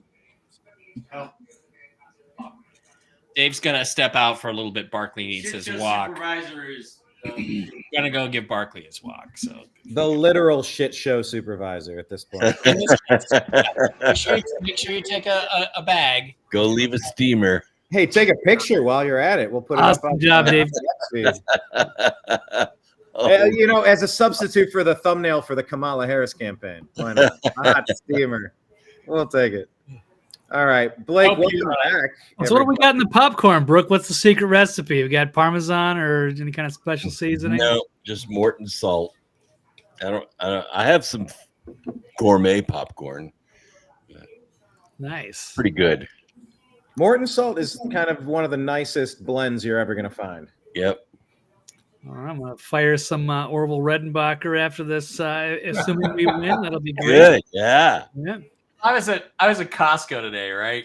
We're stocking up on supplies, and I'm going past the freezer, and I see edamame, right? And I like edamame. I like it as a snack, an appetizer before a nice Asian dinner. And the bag was like literally a foot by 10, 12 by 10 or something, and I'm like, there's like 7 pounds of edamame in there. Okay, never in my entire life could I eat that much before it went bad, even if it was frozen. It's like, what the hell does Costco even think that anybody could eat that much peas? What are they? They're peas. They're soybeans, right? So you get them like Soybeans. before you go to a ramen restaurant. That's when I've had them as an appetizer. They're great, but I couldn't imagine having a whole giant bag in the freezer. That would take forever. Yeah. They're full of soy. They're fantastic, but the problem with soy is it boosts your estrogen. That's right. They Really make be you careful with soy. Man boobs, you don't want that. Jimmy Falia says nothing could be funnier than Democrats calling Trump racist for 10 years and losing because black men voted for him. Hilarious. I agree. Yeah. Let's go. Bernie Moreno won his Senate race. So No, hold on. That is huge. Show me. We got to go on X. Let's type in. Oh, yeah. Let me, Over Sherrod Brown. Yeah. oh my God, that is enormous. it is enormous because now there are 50 Republicans, 39 Democrats. The Democrats are down 2 seats. Now we got to get rid of the rhinos. Yeah, that's going to be hard to do, but because a lot of them are incumbents, but that means we control the Senate. And gentlemen, think about it. You remember what it was like with Trump 8 years ago? I mean, Oh yeah, I guess it was 4 years ago, but 8 years when he started his term. He was completely surrounded by Republicans in name only. These were Democrats wearing their Guy Fawkes mask, like Ryan. pretending they were wolves. Paul Ryan. Oh, Paul Ryan, give me a break. His whole team, they were monsters. They were the deep state candidates. He was just a Pelosi condom. That's all he was. Oh, absolutely. And this time around, what do they say? Trump isn't even taking any of the dollars to work with the No corporate transition team? sponsors, nothing. And he's funding his own transition team. And that transition team, what is it? Vivek Ramaswamy, J.D. Vance, you got Nicole Shanahan, Tulsi you got RFK Jr., Tulsi Gabbard, Elon Musk, Ron Cash Paul Patel. just entered the chat. Ron Paul. Cash Patel. Oh, yeah, Cash Patel, of course. Ron Paul entered the chat. What? You didn't? Ron Paul. You don't like Ron Paul? No, I think Ron Paul's fine. Yeah, he's great. He's going to. I think he's dead right about the actual true national debt only being $500 million. Yeah. I Civil mean, War. how much of the debt did you take out yourself, by the way? Whoa. Speaking of debt, look at this bombshell from Paul Martins. I looked this up. This is real. No. Yeah, I shit you Bitcoin. not. Yeah, it's Oh my skyrocketing. Yeah, Yeah. I forgot to mention that. Yeah. Good call, Paul. Wow. That's huge. People were saying, yeah, the crypto people need to vote for Trump. Bitcoin's going to go up either way, but yeah, crypto's moving on up with Trump in office. So people are getting ready for it.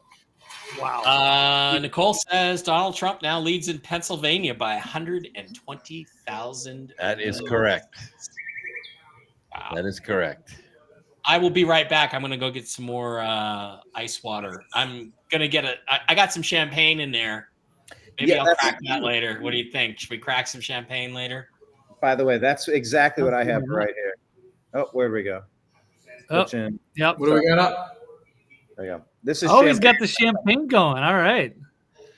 I told you I was confident. Blake, how many shows have we done on Agree to Disagree? And I said, how about we think of this? Instead of there's going to be an EMP attack and there's going to be another pandemic and there's going to be a civil war and there's going to be World War III and they're going to delay the elections. Like we went through all of these enormous worst case scenario situations. What did I keep coming back to, Blake? I kept saying, what if just Trump wins in a landslide? What if he wins it on election night? He wins it in a landslide and I can open the champagne early. I've been saying this for a while. You said all of that shit except for the champagne early. I was not let in on this memo, Brian. Otherwise, we could be cheersing, but I've just got Frontier whiskey, which is fine. I'll take it. It's not champagne, but it's good. I should have had the foresight to get that ready just in case.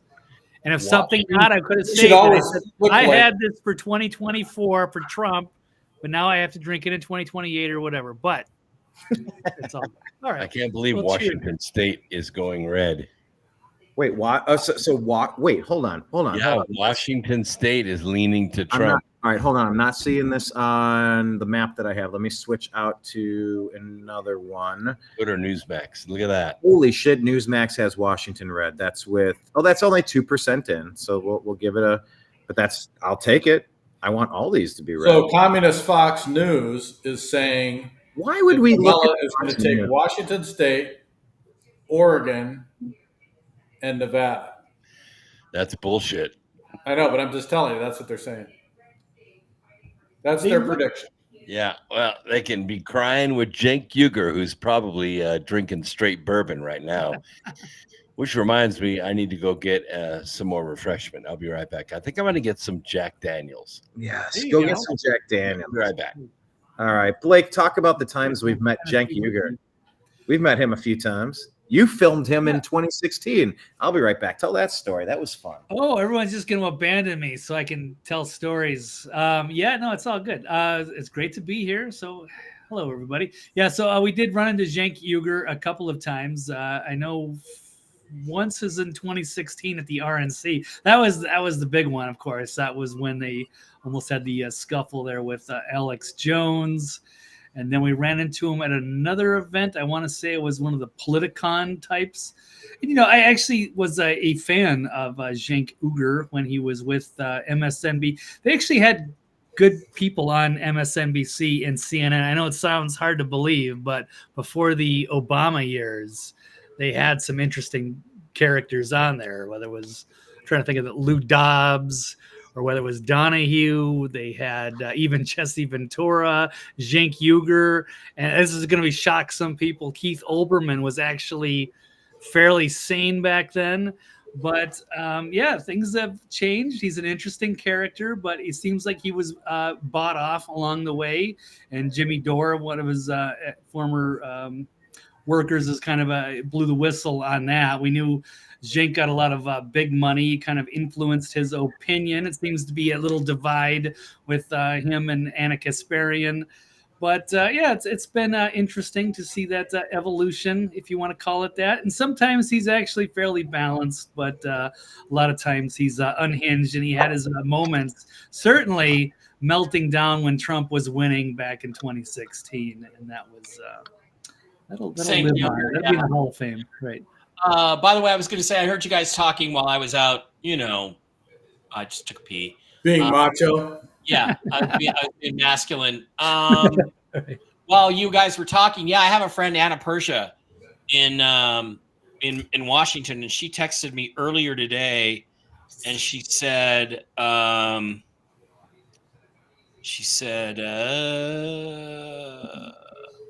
Washington State has lower turnout than in 2020. That's a good sign for Republicans. And she said there's a chance that Washington State will flip red based on that. So there we go. How do you like that shit?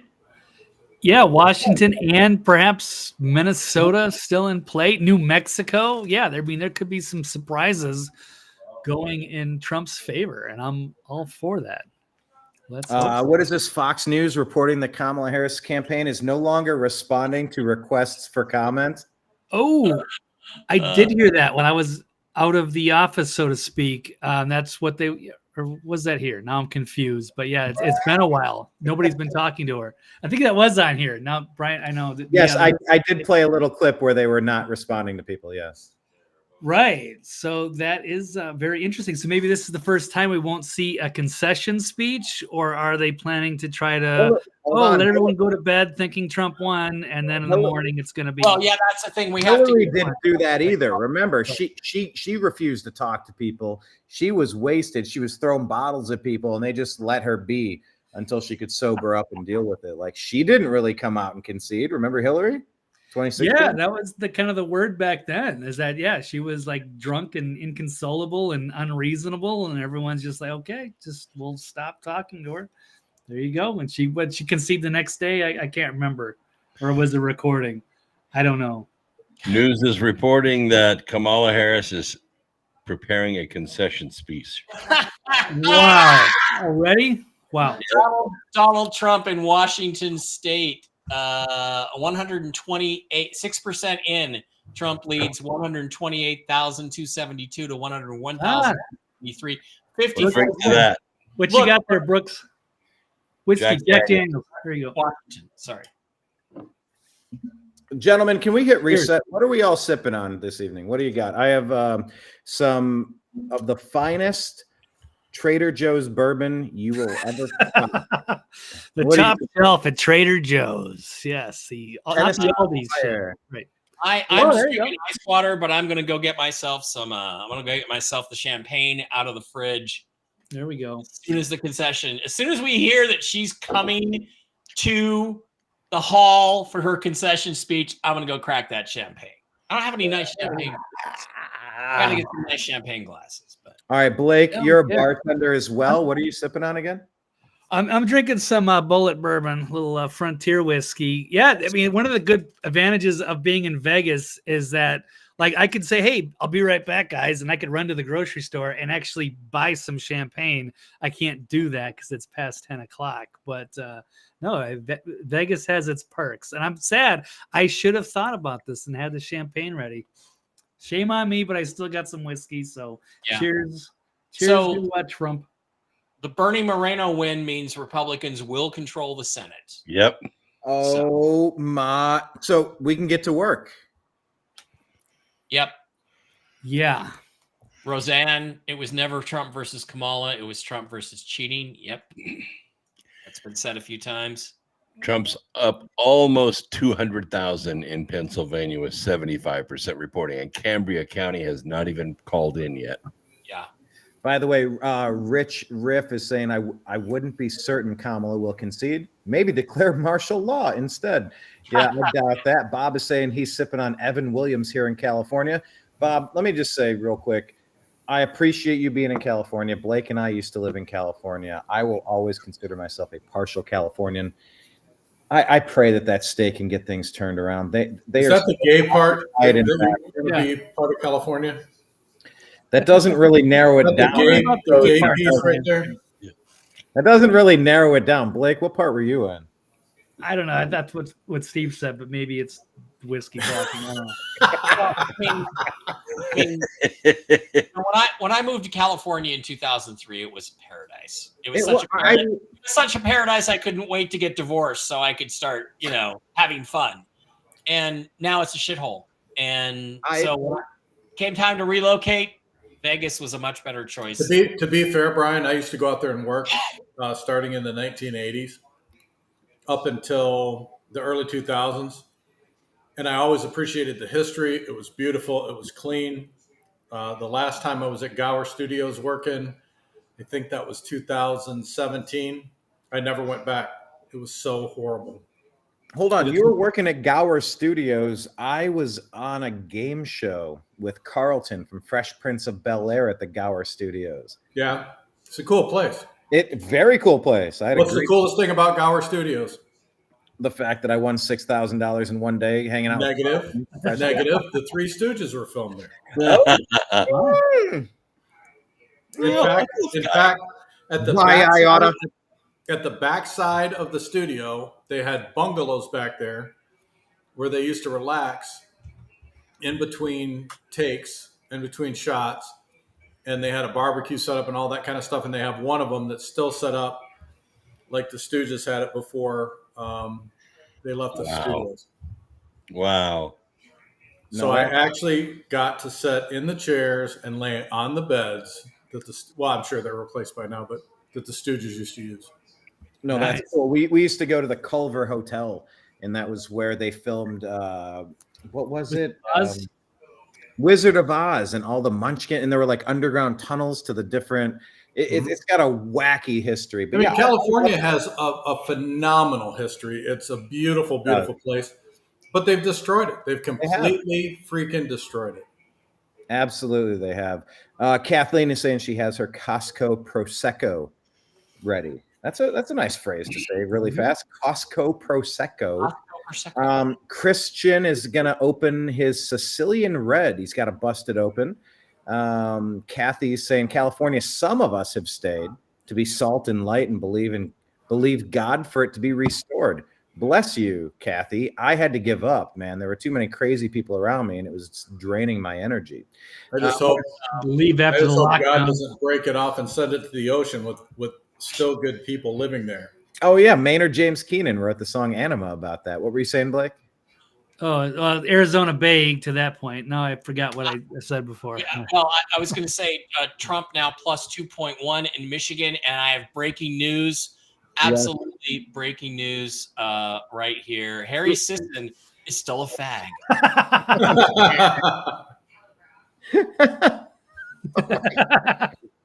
Well, good for Harry. I'm so happy for him. All right. I have breaking news. Yeah. Hold on. Wait. Arriving at Detroit's Bureau of Elections via cars with California plates. Oh. I wonder after this is official. I wonder if they're going to if Trump is going to continue to contest states where there was fraud. You trying to get that flip too. He has to. Every look, we are wringing the cloth out. We are getting every drop out of this rag. Everything that we can. This has to be as dominant and embarrassing of a victory as we can get. Scott, by the way, thank you so much, man. Scott, you just need to. It's really cool, and I really appreciate it, buddy. So thank you. Thank you for the Zelles. That was really cool stuff. Don't tell Jen, because then she's going to want her half of it. Sherry is enjoying her bottle of Yingling. Ooh, Yingling in Pennsylvania. Well, did Pennsylvania report? Is that official? Hang on, let me go back to the country's oldest brewery. Yeah, the oldest beer in the country. Yeah, it's actually pretty good stuff. Let's go back to what are we looking at here? Oh my God, guys, I have another update. Update. Yeah, Mark Cuban is still projected to be an aging lesbian with 97%. All right. With 97%. He earned that. He did a great job. He did. I'm still seeing 246 to 177 here on Newsmax. Yeah. Nobody's updated anything. Switching over to AP, it looks like they've added to Trump. He's gained to 230 now. Where did they call this differently? I don't know what went different, but still Pennsylvania, Michigan, Wisconsin, Minnesota, all leaning Trump. Arizona as well, Georgia as well. They haven't called them that they're all leaning that way. This is good. Let me go to Epoch Times or Epic Times, if you want to call it. Don't go to 270 to win anymore. That hasn't changed all night. Yeah. 230 to 187 now on Epoch Times. They're giving the whole West Coast to Kamala, along with Colorado and New Mexico leaning that way. But yeah, look, it shows Arizona, Minnesota, Wisconsin, Michigan, Pennsylvania, Georgia, all leaning Trump. I mean, if he takes all these down, it's pretty much a done deal. I just want him to take enough to win. Yeah. 270 is the number, right? That's what we're aiming. He only needs 24. Let's go. Let's give him the 24. Call him. Let me switch to this one real quick. Wisconsin, 61% of the vote counted. Trump leads by 50,000. 50,000. I don't know where they got that from. If you when you put up information, we really appreciate it. Could you quote your source where you got it? Absolutely. Right now we're on 270towin.com. This is 246 to 177. I guess I'm not putting too much stock or credence in any of these, so I'm just bouncing past them. I apologize. I will slow down and quote these. This is 270towin.com, has 246 Trump and 177 Harris with a lot of empty spaces here, although they did call Georgia for Trump in this model for 16 electoral votes. Oh, they finally changed it. Or maybe I didn't refresh the screen. I don't know. Yeah. Yeah, 270 to win, at least on my screen. It's showing the 16 goes to Trump in Georgia.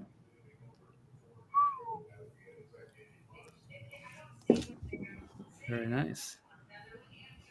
They're still holding out the and by the way, this is back to Epoch Times right here. If you want to see what's on the screen now, 230 to 187. Yeah, and they're still holding out. They're holding out Pennsylvania, Michigan, Wisconsin, Minnesota. I know it. It's crazy. And they're even holding out Maine. Yeah. Yep. Because they don't want him to be declared the winner. But because they want to be able to cheat. They want to be able to put everything to a stop at midnight and cheat. And right here, let me explain. This is the Newsmax site. Going back to this, like I said, they're a little bit more aggressively calling 246 for Trump to Harris's 177. They have the whole West Coast, it appears, with Washington leaning that way. Michigan leaning toward Democrats, but Wisconsin and Pennsylvania and Arizona leaning Trump, along with Maine. So, yeah, I mean, we're all just kind of watching it. We're watching it unfold. Look at that popular vote. It's almost a 5 million difference for Trump over Harris. That's staggering. So we got 74 million in 2020 allegedly, and then 81 million alleged by Biden. So he had a 7 million lead. Yep. Now it's flipped.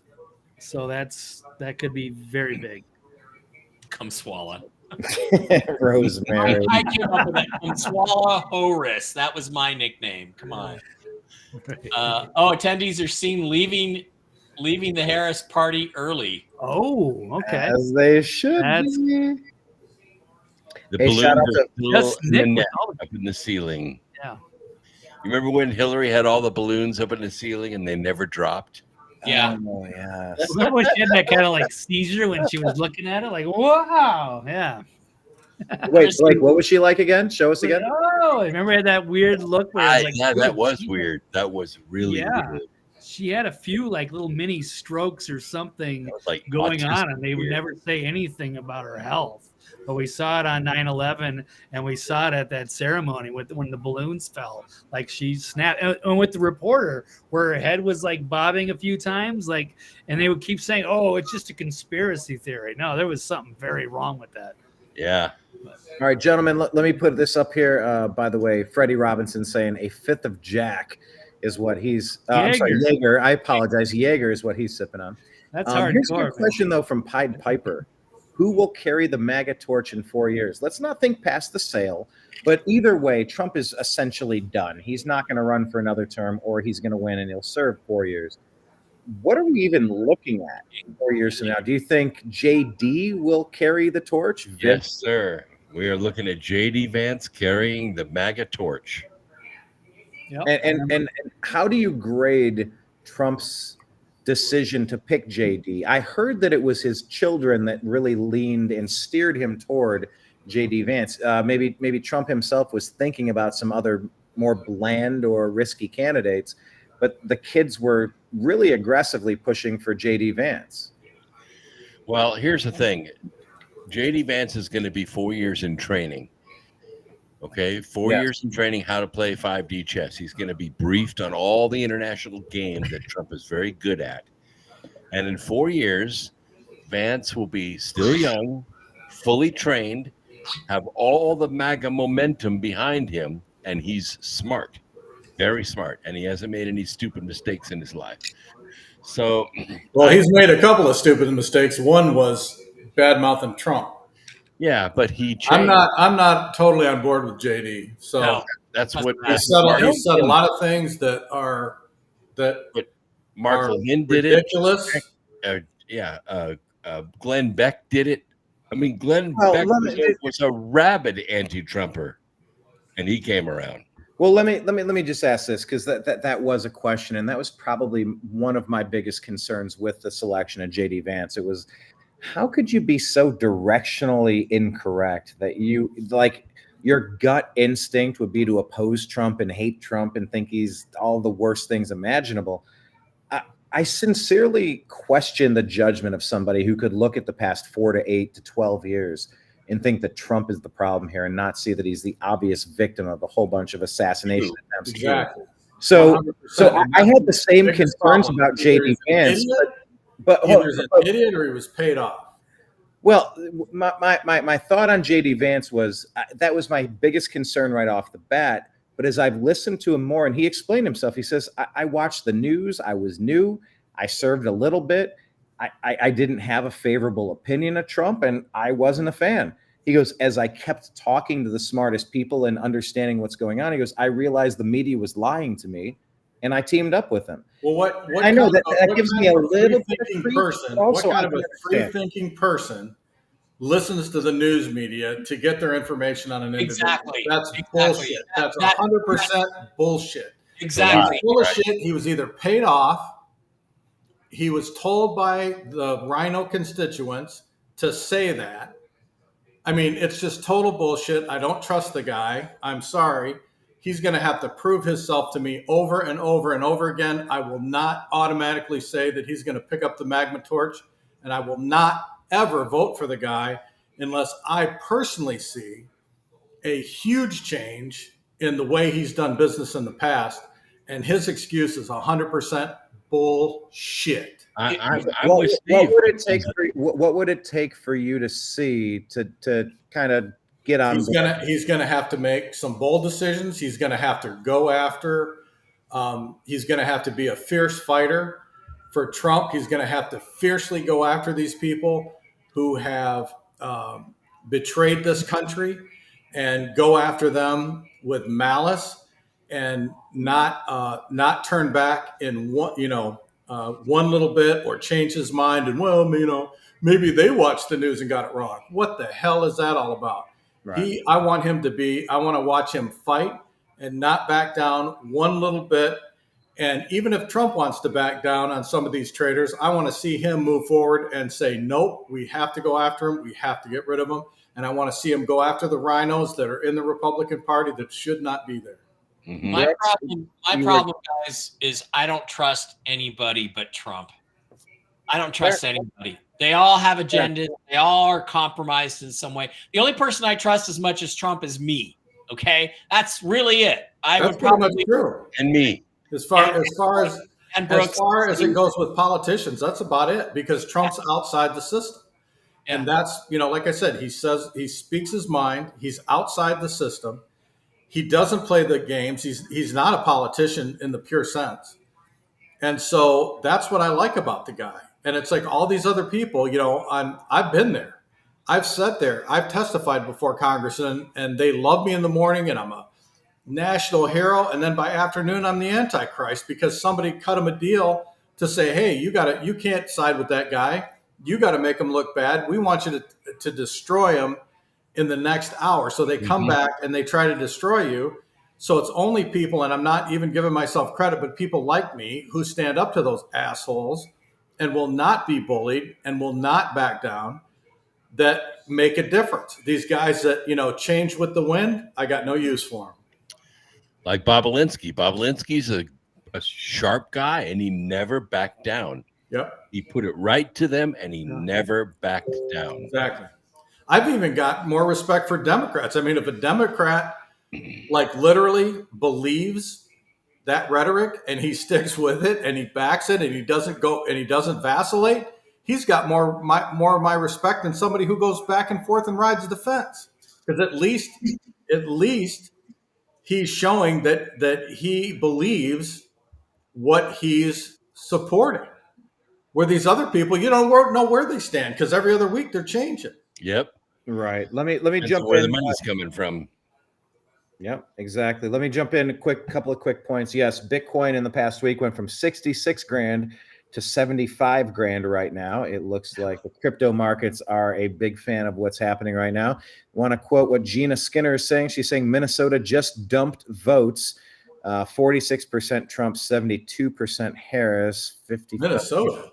Why? So let's go back and take a closer look at Minnesota. Gina's letting us know we want to take a look at that. Silver Slayer is saying that popular vote is fake. Okay, well, I mean, we'll work on that. It's not. Breaking 911 says Speaker Johnson is en route to Mar-a-Lago after spending most of the evening in Louisiana. Speaker Johnson is headed to Mar-a-Lago. Everybody wouldn't be going there unless they knew some. Yeah. They want to be where the victory party is. My bad to hijack the screen here. I just wanted to show this Do is it. a true thing. Bitcoin, the crypto market is up 7.3% in the last 24 hours. Oh my God! Huge rally. Bitcoin up 10%. I should have bought more. Makes me mad. I own 6.6 Bitcoin and I can't get to it. Why? Oh, Why not? I thought it was the Ethereum that you had locked up. You got Bitcoin that's locked up? I have 20 Ethereum too. And what is that over that bank stuff where they locked you down? Yep. And they still won't let you have it? Nope. It is all forex.com. Forex.com has me all locked up and they won't release it. And there's nothing you can do to get it released. I've tried so many sources you would not believe. I even had an attorney look at it and he said, nope, it looks like they've got it and there's nothing you can do about it. That's you got to plug that ledger, man. You got to plug that ledger. Everybody's got to have it in self-custody because you but you got to give people authority to trade. I mean, I don't have time to sit around the computer all day and watch it. But the traders, they're the ones that jacked it up. I mean, they're the ones that got the value up. So it went up to about, at the time, it was $171,000, which is a pretty good chunk of change for me. And they just wouldn't give me access to it. They wouldn't let me cash out. That's brutal. All right. Well, I hope you can get something worked out with that. I know Mark Z's kid, Zach or something. Oh, maybe he can help you with that. I don't know if Mike can know where they lived. I could go visit. He's like a boy wonder with that crypto stuff. So if anybody can do it, maybe he can help you.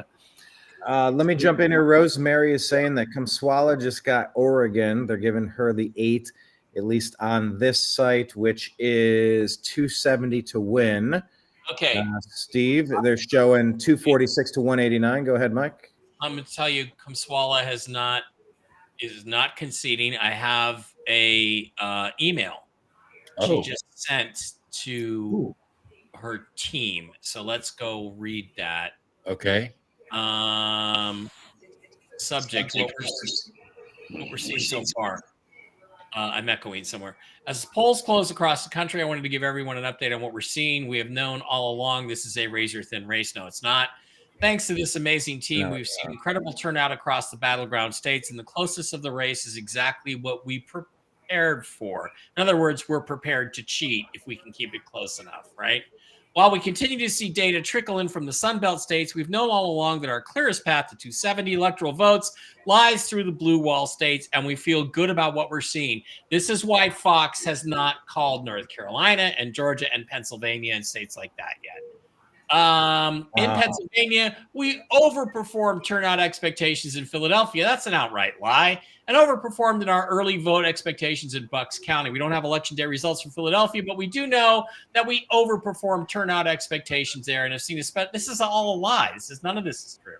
Especially high turnout in places where large non-white and student populations. We expect to see higher turnout in Philadelphia than 2020. That's also a lie.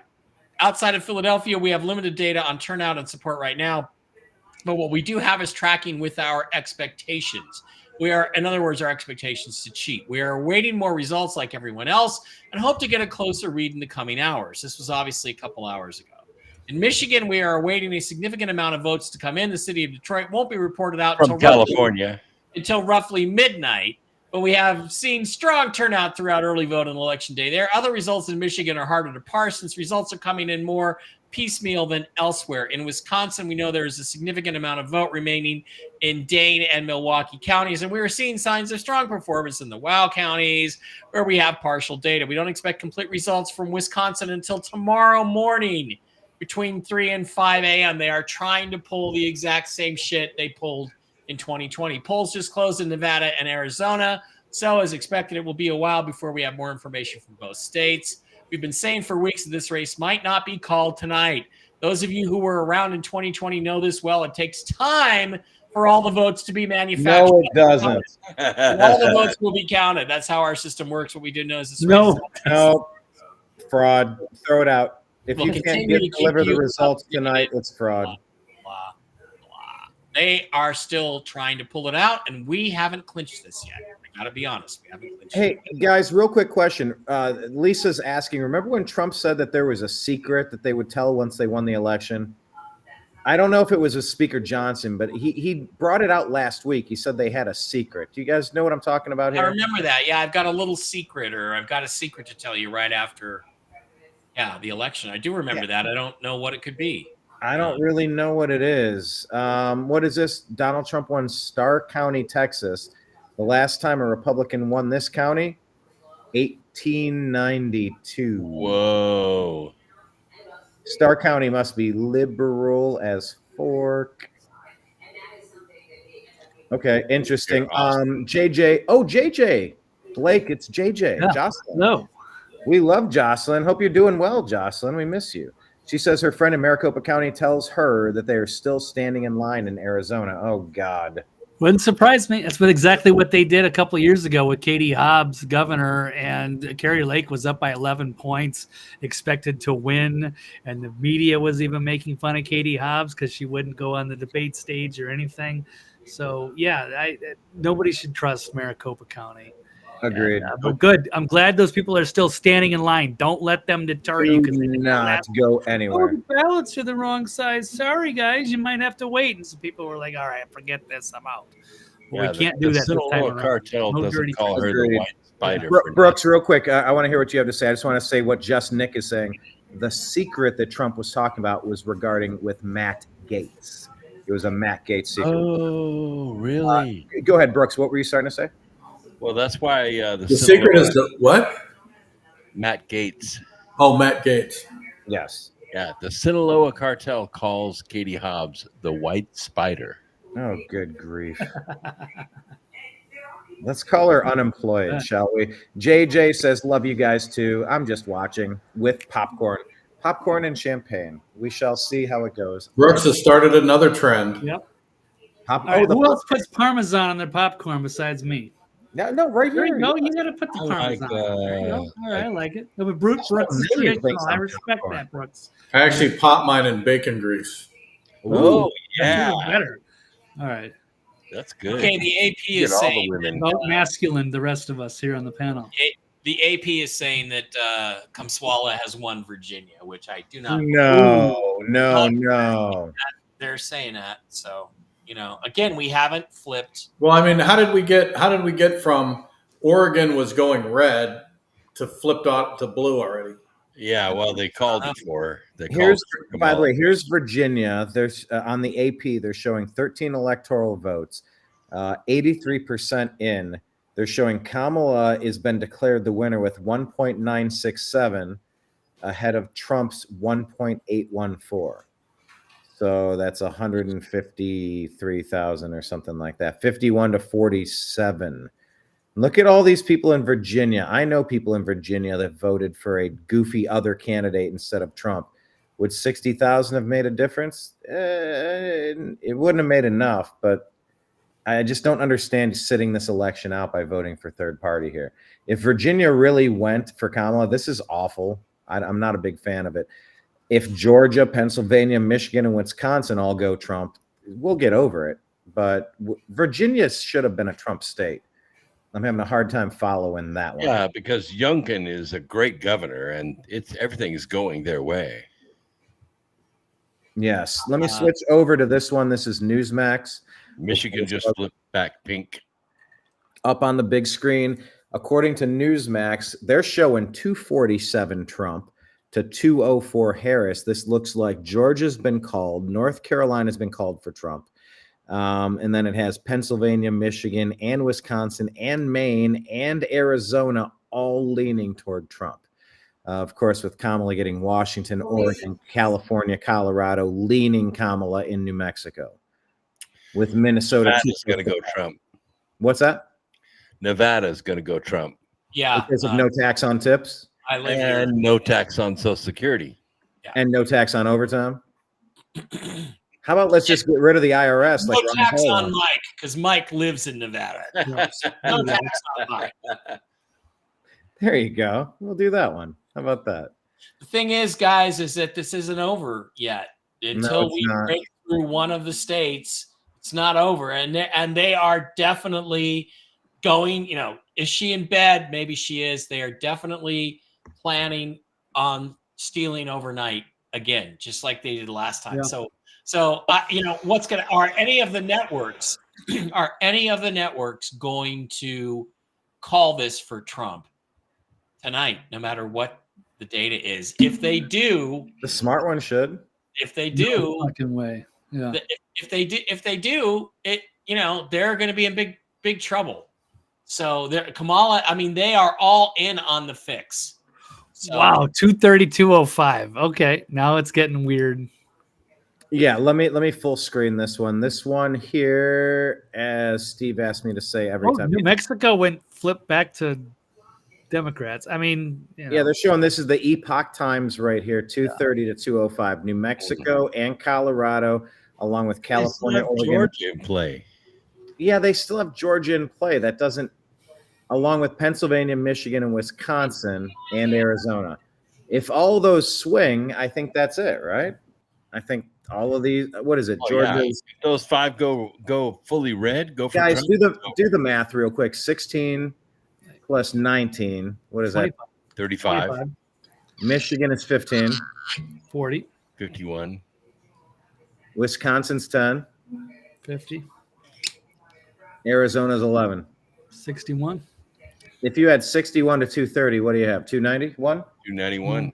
And what do you need? 270. Yep. So Georgia, Pennsylvania, Michigan, all of the fraud states, though. Yeah, but those are all the swing states, man. Those are going to be. They're the fraud states. They're not swing states. They're fraud states. It's 11 p.m. Look at this video. It's 11 p.m. Let me show this. It's 11 p.m. Why are boxes of ballots still arriving at Detroit's Bureau of Elections? Oh, good grief. With people with California plates. Buy cars with California plates. What is this shit? What the Shoot F? them all. That's what I'm Shoot them saying. all for treason. Okay, Project Veritas catching that. Yeah. We had Gateway Pundit last year, TCF vans, middle of the night in the parking lot, red-handed, should deserve an explanation. Let's see if anything actually happens. Or are they just going to openly... It doesn't do any good unless the fucking National Guard goes in and takes all those ballots and arrests all those people. Lock the building down and investigate whatever this is. Yeah. All of those should be double, triple counted. Find out. Well, at a certain time, the doors should be legitimate. locked and nothing else should be allowed in.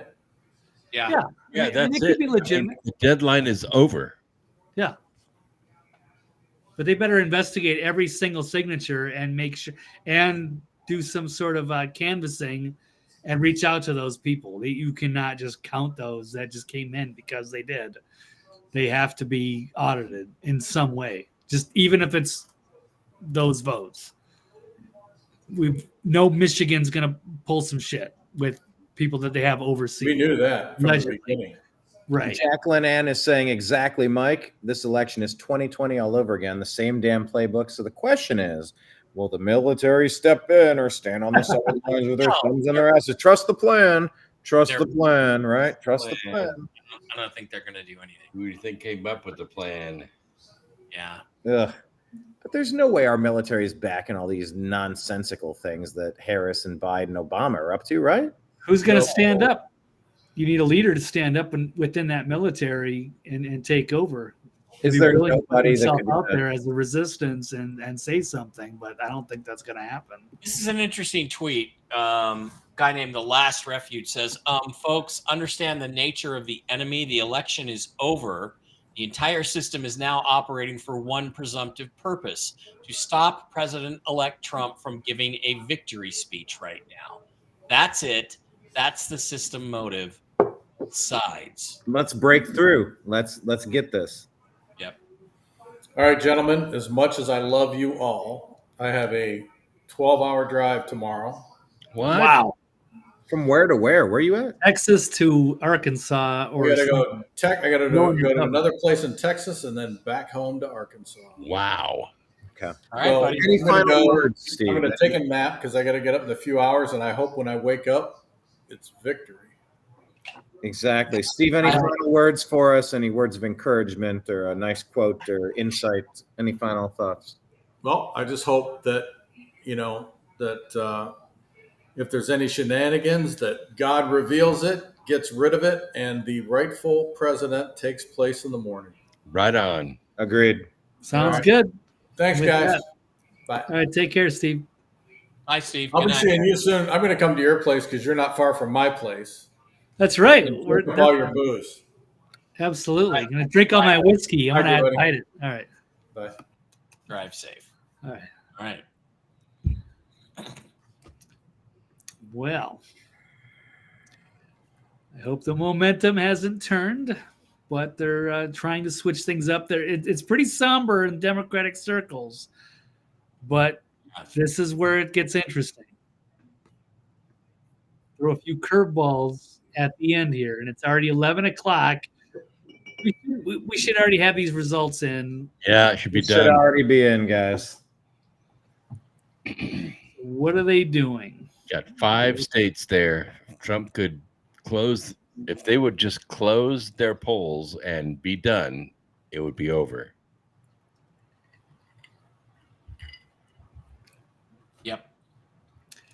Yep. Those are those swing states rearing their heads. Here we go. Wisconsin, Michigan, Pennsylvania, Arizona, the usual suspects. So is Georgia final now? Is that at 247? Yeah. Is that an official number? Yeah. Because I'm still not seeing Georgia on Real Clear Politics. Well, it has 95% of the vote in, and Trump's ahead almost 200,000 votes. Yeah, it should be easy. Should be easy. But I want to get ahead of myself. Looking for some updates. It is slowing down. All these people leaving Kamala's after party. I mean, they're you would think. Out. It seems like on that surface, looking at that, it should be easy to tell. Mm-hmm. They're kind of giving it away that they've lost. However, nothing is over until it's over. And now with all of the swing states, all of a sudden still like reluctant. Like we should know the results of. I agree. Pennsylvania, Michigan for sure. Wisconsin, we should know. I know Arizona, you can't trust at all. I'd be shocked if they actually conclusively said Trump. I can't believe Adam Schiff won. That just blows my mind. I know people are just, it's sad that they would continue to vote for that guy. And Steve Garvey would have been a good candidate. There's no guarantee that he actually did win. But again, what's going to be done about it? There's no integrity in California. They don't even show IDs there. Yeah. Let's slide over to War Room for a couple minutes and see what's going on. Oh, it looks like they're just going to commercial, so we won't do that. I know. Yeah, that's a commercial. All right. Well, we'll slide over to War Room when the time is right. And just kind of see what updates there are. There's got to be news coming out of the Trump campaign, but Twitter has slowed down tremendously. I haven't double checked this. I do use the Gateway Pundit a lot. Silver Slayer is saying the estimate is at Trump time 296. Obviously, they're pro-Trump, so I don't want to get ahead of ourselves, but that would be interesting. Obviously, that's well over 270 for what they need. That could be what it is, but we got to wait for the legacy media to concede, and that's going to be the tough part. Best switch. Minnesota still and Nevada are still reporting no numbers. That's insane. They're obviously protecting Tim Walz in Minnesota. That's a contentious state. It has been for years. Yep. And this could be the one that changes it. And they've got to be absolutely panicking. How embarrassing would that be for the Walz administration to admit that? Nevada, Walz's family voted against him. He's an embarrassing human. Yeah. Right, it should be. Yeah. And Minnesota should be embarrassed that they got him. This imposter from Nebraska who has infiltrated Minnesota. Yeah, bad news. And we'll see Nevada. I'm shocked. They should be totally voting. Brooks, you and I are on the same page between the no tips, the no taxes on tips for the casino, and no taxes on Social Security. Right, for the elderly, that obviously the retirees. Wait, and I'm not elderly. Workers I just that get are Social there. Security. Right. Yeah. So none of that makes any sense. Blake, Regina Mitchell is saying Nevada was red in 2020. The Nevada Republican chair was indicted for declaring Trump as the winner. He would not waver from his decision. Yeah. I'm not sure who the Republican chair was. I'm familiar with Cindy Lake. There's Mike McDonald. And I don't know if they're conflating one of their state representatives as Michelle Fiore. I know she was embroiled in something, but I don't know if it was related to this election or not. So I don't know. Yeah. The steal is happening right now in real time. No. Oh, here we go. What are you talking about? We've been prepared for. It looked good last time too. It was like, hey, Trump was off to a big lead. We're just gonna go to bed. Everything's cool. And then in the morning, it was like, wow, really? All the mail-in ballots, and they found like all of a sudden that's where we got that meme. All the big spikes in the middle of the night, and they never verified. Right. Jocelyn here is saying, good night, Stephen. I'm not going to bed until I see Trump win, which should be in about 20 minutes. That would be nice. Is that a reference to Stephen Richter, the Republican in name only, who was the, I forget his position in Maricopa, but he was definitely involved in the shenanigans in Maricopa. That was in reference to Steve Doran, I think. Yeah. Okay. Well, Pennsylvania, Trump is ahead almost 300,000 votes with 82% in, and all the counties that are left are rural. Yep, and they're going to try to find 310,000 overseas votes or mail-in ballots. They just hadn't gotten around to yet. They're not going to check the signatures. Stephen Miller has just posted, what's the media doing? The numbers are in, make the calls. They're trying to stall for the Democrats. And that right here, Mike, they say Rich Riff is saying 85% is counted in Wisconsin. Trump's up 373,000. Yeah. What are they doing not calling? What are you waiting for? Yeah. It's 51.2% to 47.4 with 77% of the vote in. Call Wisconsin. Yeah, I mean, I hope Dave was right. He did awesome when he was in here, and to say that. And Donald Trump is leading Kamala Harris in Pennsylvania by 220,000 votes with 80% reporting. There is no way for her to come back. No way. Her margin, unless nearly all remaining votes go to Kamala Harris. They need to call Pennsylvania, but they just won't. Hey, Mike, Jocelyn is asking if anyone's checking CNN. They suddenly have changed their tune to sheepish.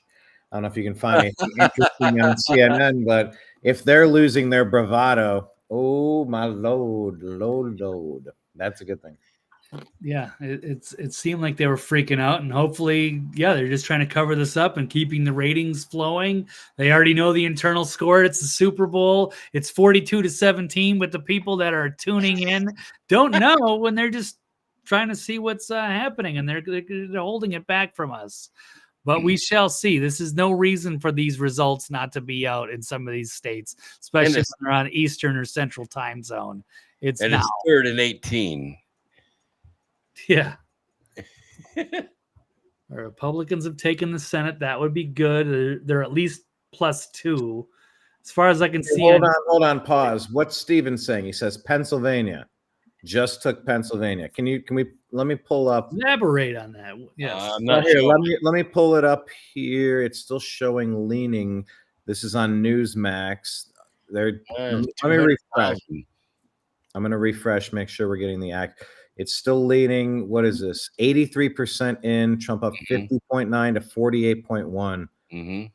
And look at these wastes of space, 0.5%. 56,000 people said, I'm not voting in any of the winning. ballots. I'm going to waste my vote on Stein or Olivier. Yeah. Good for you.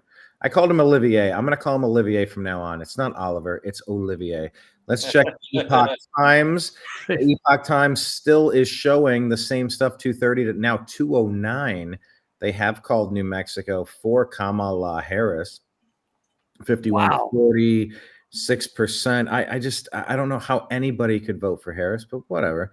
I'm still seeing panic on the leftists on Twitter. So trying to be optimistic, but we just don't know. The Epoch Times still has not called Georgia or Pennsylvania or Michigan or Wisconsin or Arizona, all the fraud states. Wow. The fraud states is of last time. Let's go to 270towin.com. This is showing 247 Trump. Static. Yeah, it's just still static. 204 Harris. Yeah, nothing. But they do have Georgia locked in. They have North Carolina locked in. Those are nice. Maine is still sitting there as a question mark, but Pennsylvania, Michigan, Wisconsin, Minnesota, New Mexico, Arizona, Nevada, all up in the air. But that has 247 Trump ahead to 204. So that's kind of what we're looking at. I'll just bring you back. We'll leave it on this one. Right here, 247 to 208.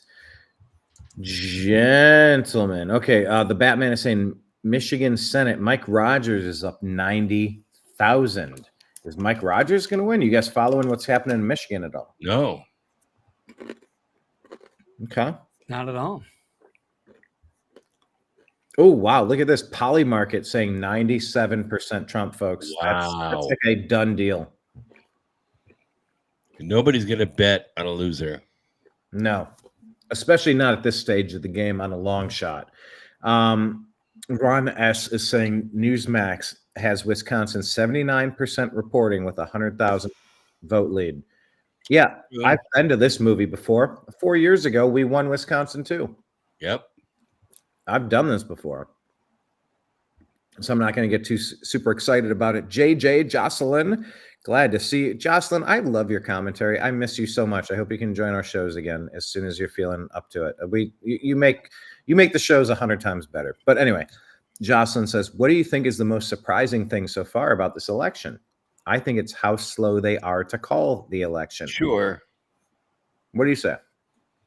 Yeah, I say the same thing. I mean, they drag it out until they can get a few, enterprise rental trucks to show up with a couple of ballot boxes that we missed these ballots.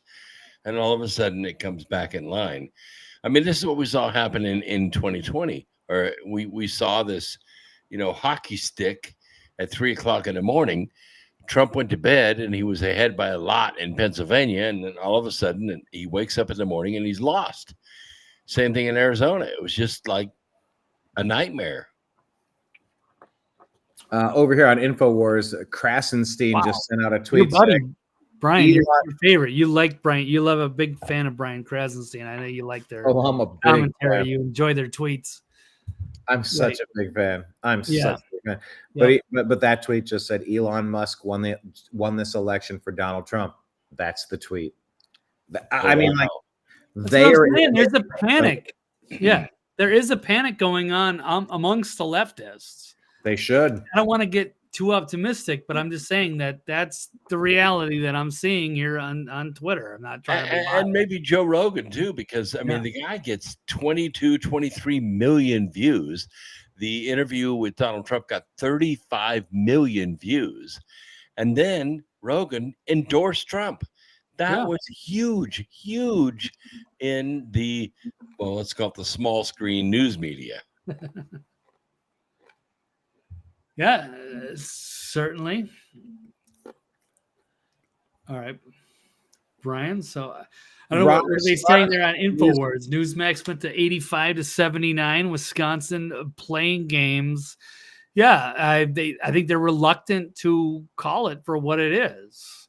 They're trying to hold out as long as possible, give their candidates some hope.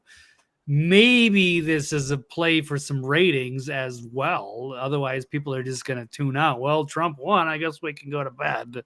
Or they can keep saying, hey, his stuff is all in place. So just keep tuning in. We'll be right back.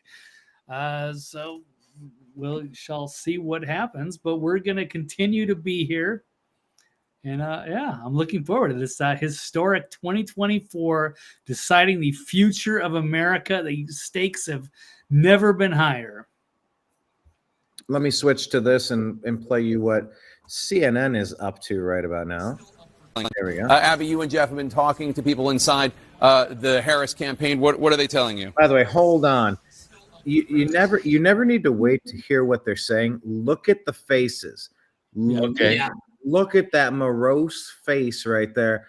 Oh my Lord! Look at this. Is the longest neck I've ever seen.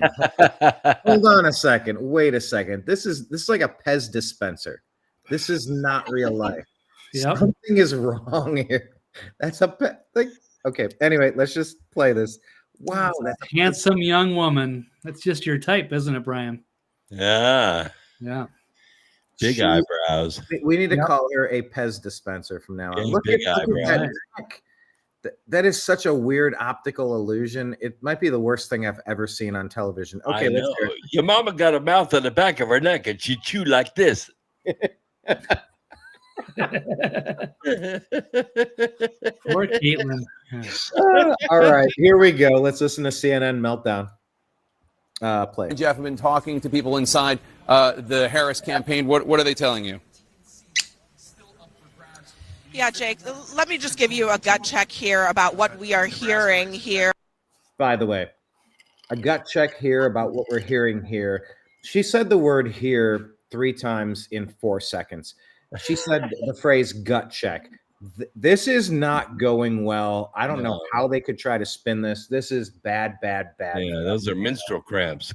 Gut check. Let me just give you a gut check here about what we are hearing here as we've been sitting here reporting from the Harris headquarters. And I think the operative word right now is silence. There's not a lot being said because the Harris team appears to be searching for bright spots in the map as these results very, very slowly come in. Searching for bright spots and also very aware of the warning signs throughout the electorate.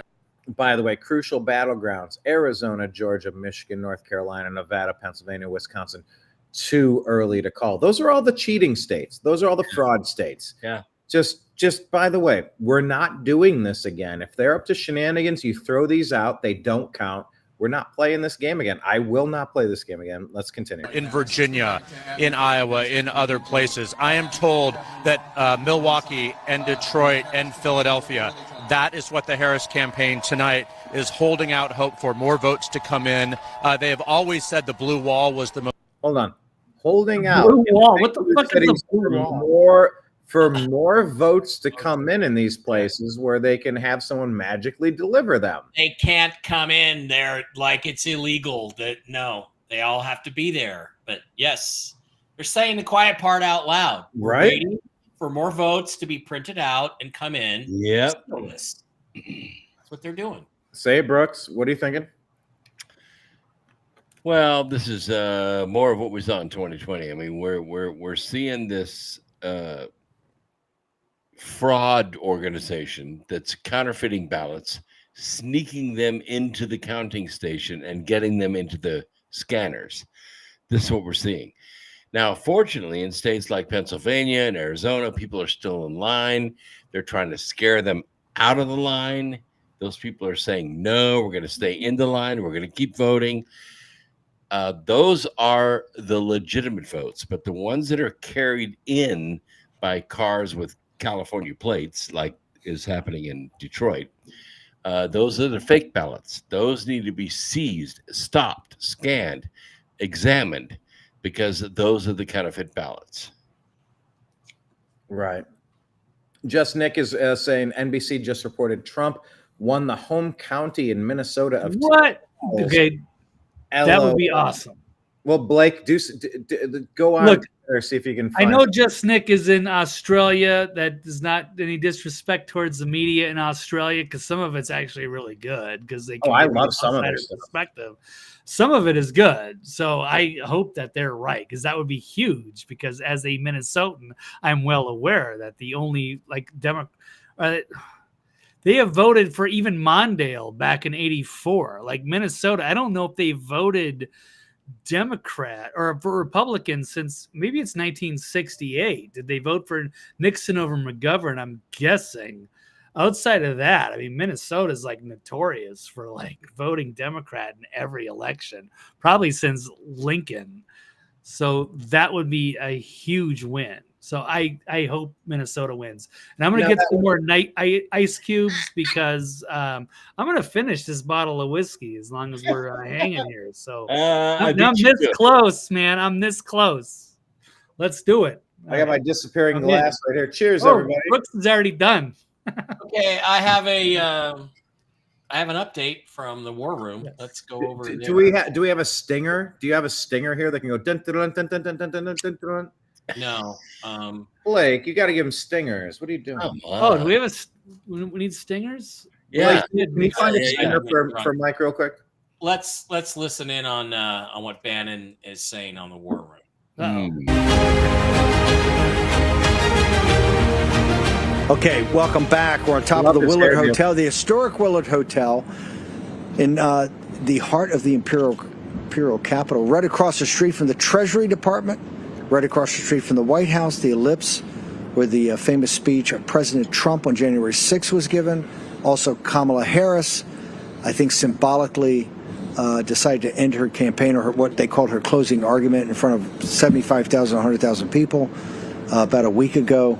We chose this. I want to thank Real America's Voice. There's so much history to the Willard, and quite frankly, so much history with our movement about the Willard Hotel and what everyone's gone through over the last 4 years. John Solomon, I'm going to go back to Zier here in a moment.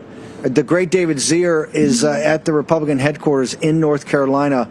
Your thoughts? People are getting a little jiggy on North Carolina over the last hour as these numbers have come in. You and Bull have been saying, hey, take a deep breath. There's a long way to go here. Your thoughts? North Carolina is tracking exactly the way it did in 2016, about a 3.3 margin of victory for Donald Trump. Based on where the vote is and how you overlay it to the model, I think North Carolina is going to be okay. I'm going to make a prediction. I think Michigan 7, the Slotkin seat, is going to go Republican. I'm just looking at some exit polling data. But hang on, stop. I know, I just moved the entire map. No, this is a bombshell. Correct me if I'm wrong. Yep. If you're saying then Slotkin's running against Rogers in the Senate seat. Yep. If you're saying Slotkin's seat in the House is going to go Republican, you're telling me that Donald Trump's going to win Michigan. In so many words, are you not? I'm not. Okay, welcome back. We're on top of the Willard Hotel, the historic Willard Hotel in the heart of the imperial capital, right across the street from the Treasury Department. Okay, and if you call right now, I don't know what's going on with that feed, but it's wrong. But what he just reported was that in one of the states, and I couldn't tell which one it was. I was trying to rewind it. They're planning a big ballot dump. Yeah. In the next 2 hours to try to steal a state. I think it was Pennsylvania. Right. So I don't know what's going on here. I don't know what's going on, but it's not good. Well, Trump's ahead by 175,000 votes in Pennsylvania.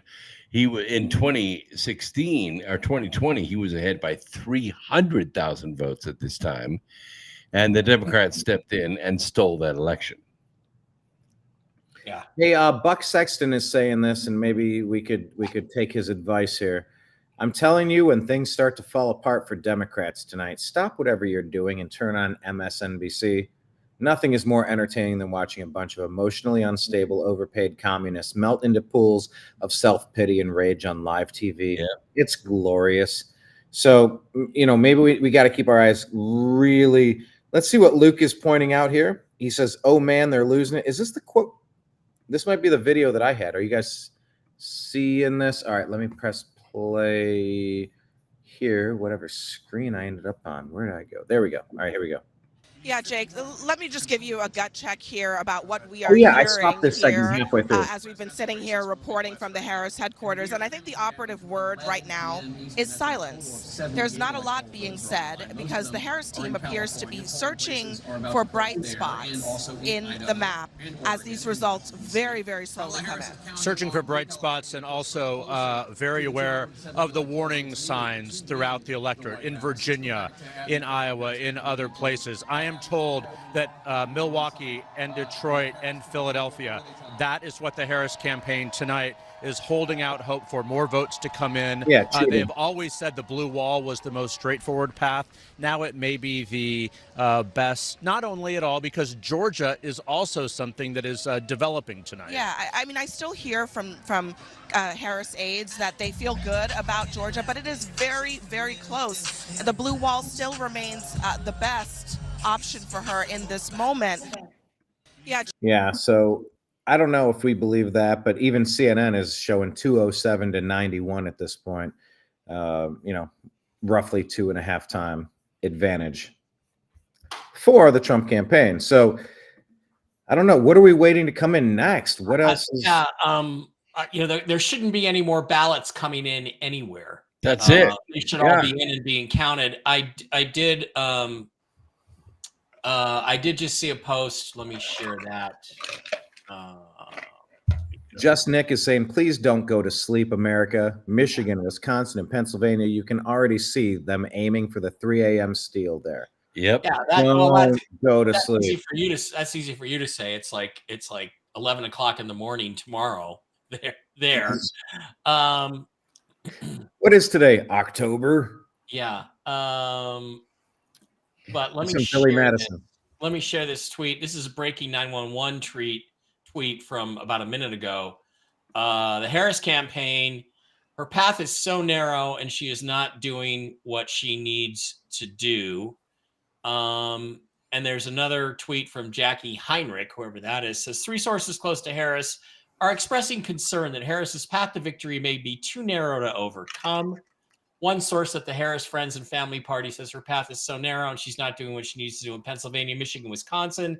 The exit polls I saw hours ago are all accurate, and they need to suddenly outperform those. Don't believe it will happen. But they're still refusing to call states that Trump has apparently won. So until they do, the fix is still in. Chris, I agree. Sally is saying they had to dump ballots in Virginia. Trump was winning. It would have been one state away to win it. Go ahead, Brooks. Well, I mean, that's the thing. I mean, all the votes have been cast now. It's midnight plus 30 minutes here on the East Coast. All the votes have been cast. All they have to be is tallied. There should be no ballots coming in via cars or enterprise rental trucks or none of that should be coming in. It should be done. Absolutely done. Brooks, let me pause for a second. Batman is saying it's Michigan. CNN just reported from Wayne County. They're expecting a U-Haul with the last of absentee ballots. Al Bundy is saying a blue wall of printed fake ballots. Laura is saying, I thought Laura Trump had thousands of poll watchers at key locations as well as teams of lawyers. Are they watching the polls that are bringing in boxes of ballots? Right. It's 4 p.m. And Behezy, that I know that account, it reports that CNN says Detroit, Michigan officials are counting all of their outstanding ballots and will release the results at the same time. It will happen any moment now. There are only 5 states. Laura, if you have 5,000 attorneys, there are only 5 states. Yeah. 5 states. Get your lawyers to those states and stop those enterprise rental trucks from showing up with the counterfeit ballots. What about, let me ask, what about this? It says 12 News reporter Nick Bohr says Milwaukee County Clerk George Christensen expects to get the absentee ballots from the city of Milwaukee between 2 and 4 a.m. Nothing here. Let me just add this. Look, I've been a bartender. I've been a server. I've worked late nights. My dad had a phrase. He had a comment. He had a quote. He had a phrase, a bumper sticker. He said, "Nothing good happens between he'd either say midnight and 2 a.m. or 2 and 4 a.m. He said nothing good happens between midnight and 4 a.m. Nothing good happens. And he said the only people on the roads between midnight and 4 a.m. are drunks and cops. Drunks and cops. The only people on the road between midnight and 4 in the morning are drunks and cops. Right. So between 2 and 4 a.m., nothing good happens between 2 and 4 a.m. Right. And I can speak to this as somebody who was a bartender in Las Vegas and spent many nights either behind the bar or at the bar. So I would know there's a reason why they put a curfew at 2 a.m. It's to try to keep you out of trouble. Because at 4 a.m. you don't make make better decisions at 4 a.m. Trust me, believe me on that. As personally as things I've done and things I've witnessed, what happens in Vegas stays in Vegas. But those laws are in there for a reason. So yes, be careful out there. Okay. By the way, Myrtle May. I agree with your father. Yes, nothing good happens. Nothing good happens. Like, oh, I'm sure glad I drank all that Goldschlager at 3 a.m. I made some awesome decisions with my life, and I'm so better off. I thank myself for that night in Vegas. What is this rash I have? Okay, it's 12. It's 12:30 Eastern time. Do you know where your children are? These 5 states are frozen.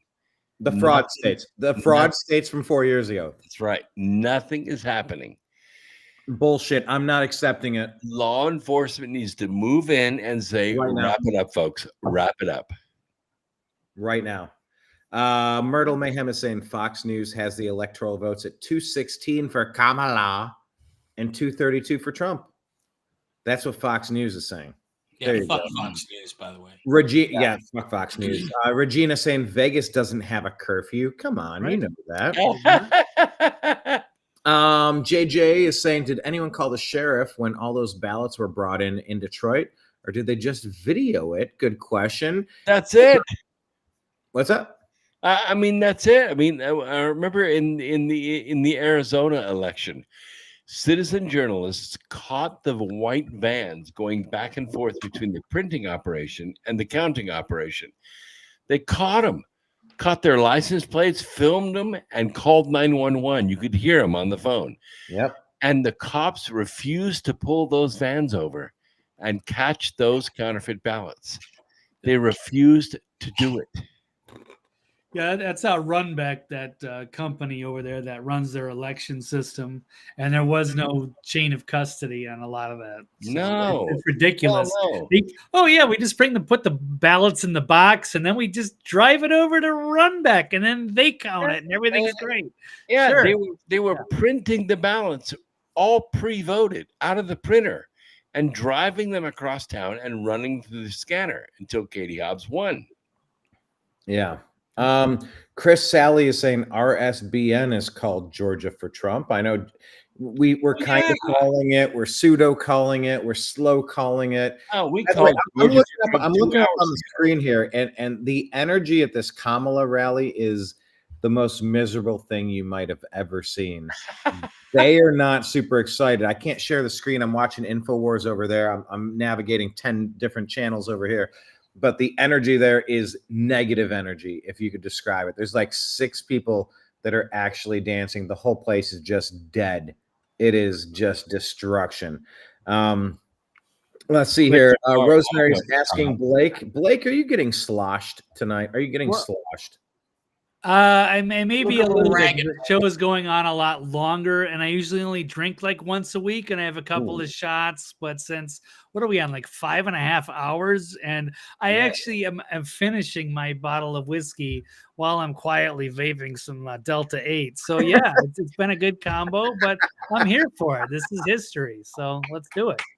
Right. I love how he's quietly enjoying something. Yeah, I've done my hold on, Brooks. My Jack Daniel's fire is gone. So let me ask you a question. That's gone. Where do we go from there? Where do we go from there? Yep. Where's your champagne, Brian? Are you still drinking? Where's your your Trader Joe's whiskey? Oh yeah, that's good stuff. All right. Yes. Good cheers. Brooks, do you have a backup now? Do you have a backup from your tech team? No. Can you do an Uber drinks? Is that a thing, Blake? Uber drinks?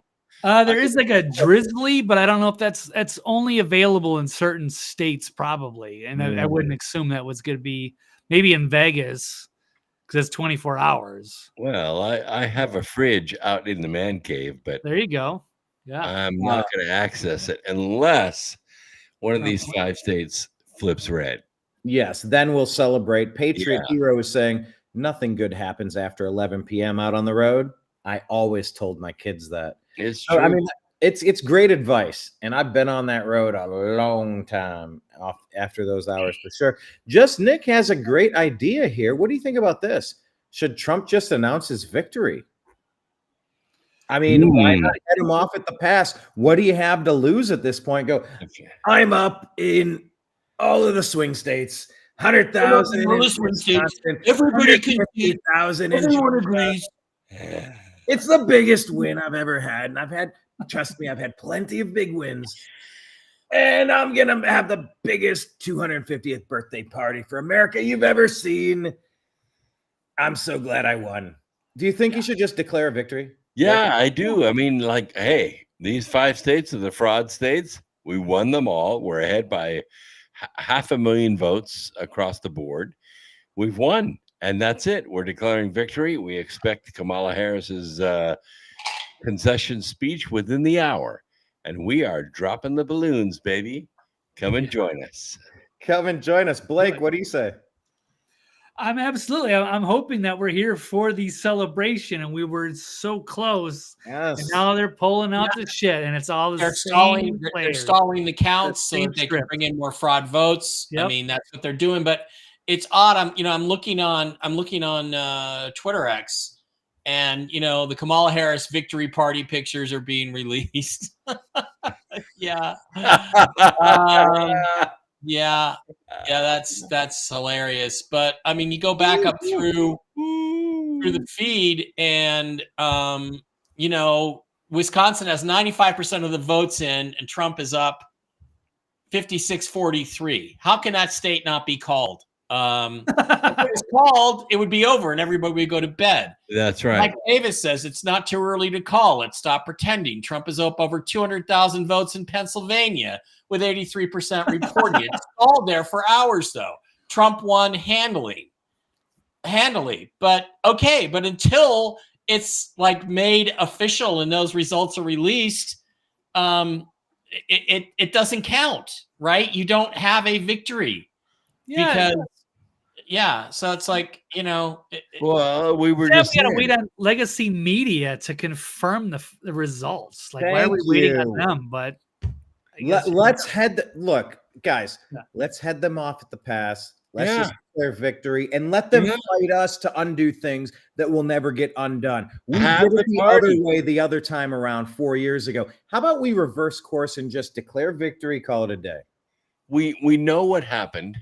It was like a marathon. Okay, a marathon gets run. All these runners, they go running down the road, and Biden gets in a shuttle bus and he rides around to the finish line, takes a nap, waits till the guys come around the corner. He steps out of the van and grabs the trophy, and they go, "We have a winner!" But where is Donald Trump in all this? Why are there no statements coming out of his campaign? He had a statement earlier today, Mike, where he was just saying, "If you're in line, stay in line." I know. That was a while ago. That was a while ago. Right. Well, what's the latest update on that one? We haven't seen Kamala, and even the liberal media was like, well, where is she? What's going on? Are we just assuming that she's drunk and inconsolable and just vicious, so they're staying away from her? But where is Trump right now? He should be making some kind of announcement that they're way ahead in some of these states. Maybe he doesn't have to declare a victory, but he should maybe make a statement about that and where we're at this moment in time. We can encapsulate this moment, how we felt, on election night. Where's fucking Nevada? Where's Maine? Where's Pennsylvania? Where's Michigan? Wisconsin? Arizona? All of them. Where the hell are they?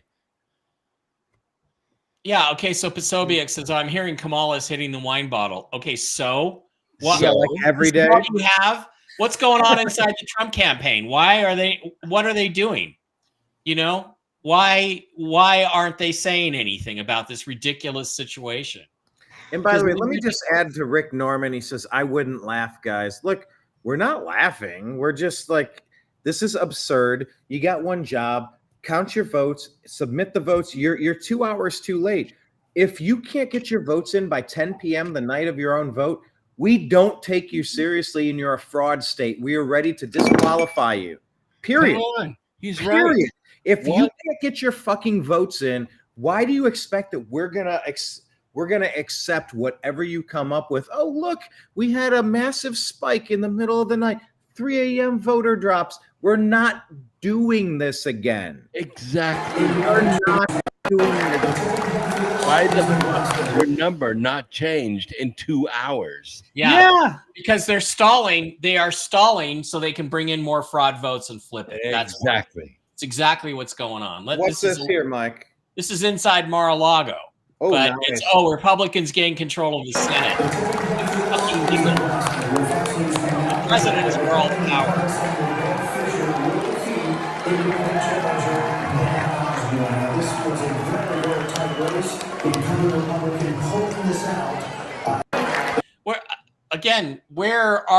Where's Laura Trump? What's going on? Yeah. I mean, yeah, Michigan is doing the ballot dump, bunch of cars arriving with California plates to hey, let me bring this up. Rosemary is reporting that polling location in Northville, Michigan, if you guys want to do a quick search here, Northville, Michigan, one word, is closing for a gas leak at a polling location in Michigan. God. Wow, this sounds like Georgia all over again. This sounds Georgia. like Michigan. Guys, look, this sounds like Michigan has joined Pennsylvania and Colorado as being states that have disqualified their own vote totals, right? Because we're not playing this game again. If you can't do your job and it's going to be wildly inaccurate, wildly unverifiable, we don't accept it. You've disqualified yourself from this election. We're going to subtract 18 points off of the Electoral College vote. You don't need 270. Take off 18. Now it's 270, 60, 58, whatever it is. It's 52. There you go.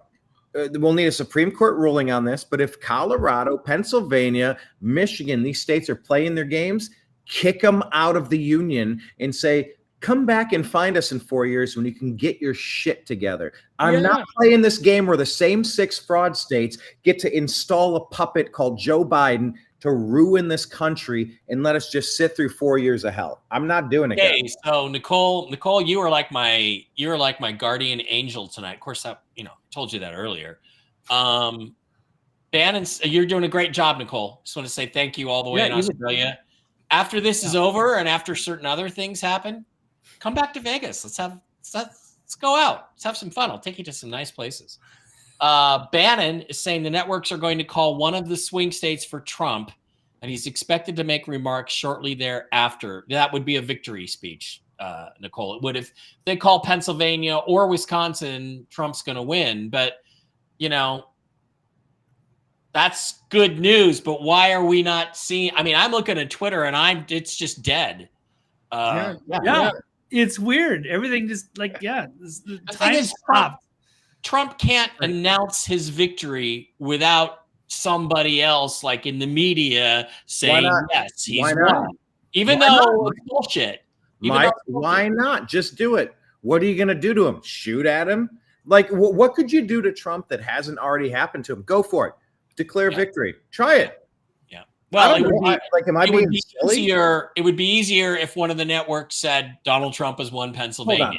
Donald Trump. They don't want to say it. Nobody's got the one ball. of the deep state CIA-driven networks that hate Trump, and they're all about starting World War III, looting trillions of dollars from our country to extra places, funding and fueling non-Americans instead of rebuilding places like North Carolina that need it with Americans that need help. These people don't like us. They don't care about us in any way. They're not going to do a single thing to help us. Why not just kill us in actuality? They want to. How much is Putin paying you, Brian? obscene things.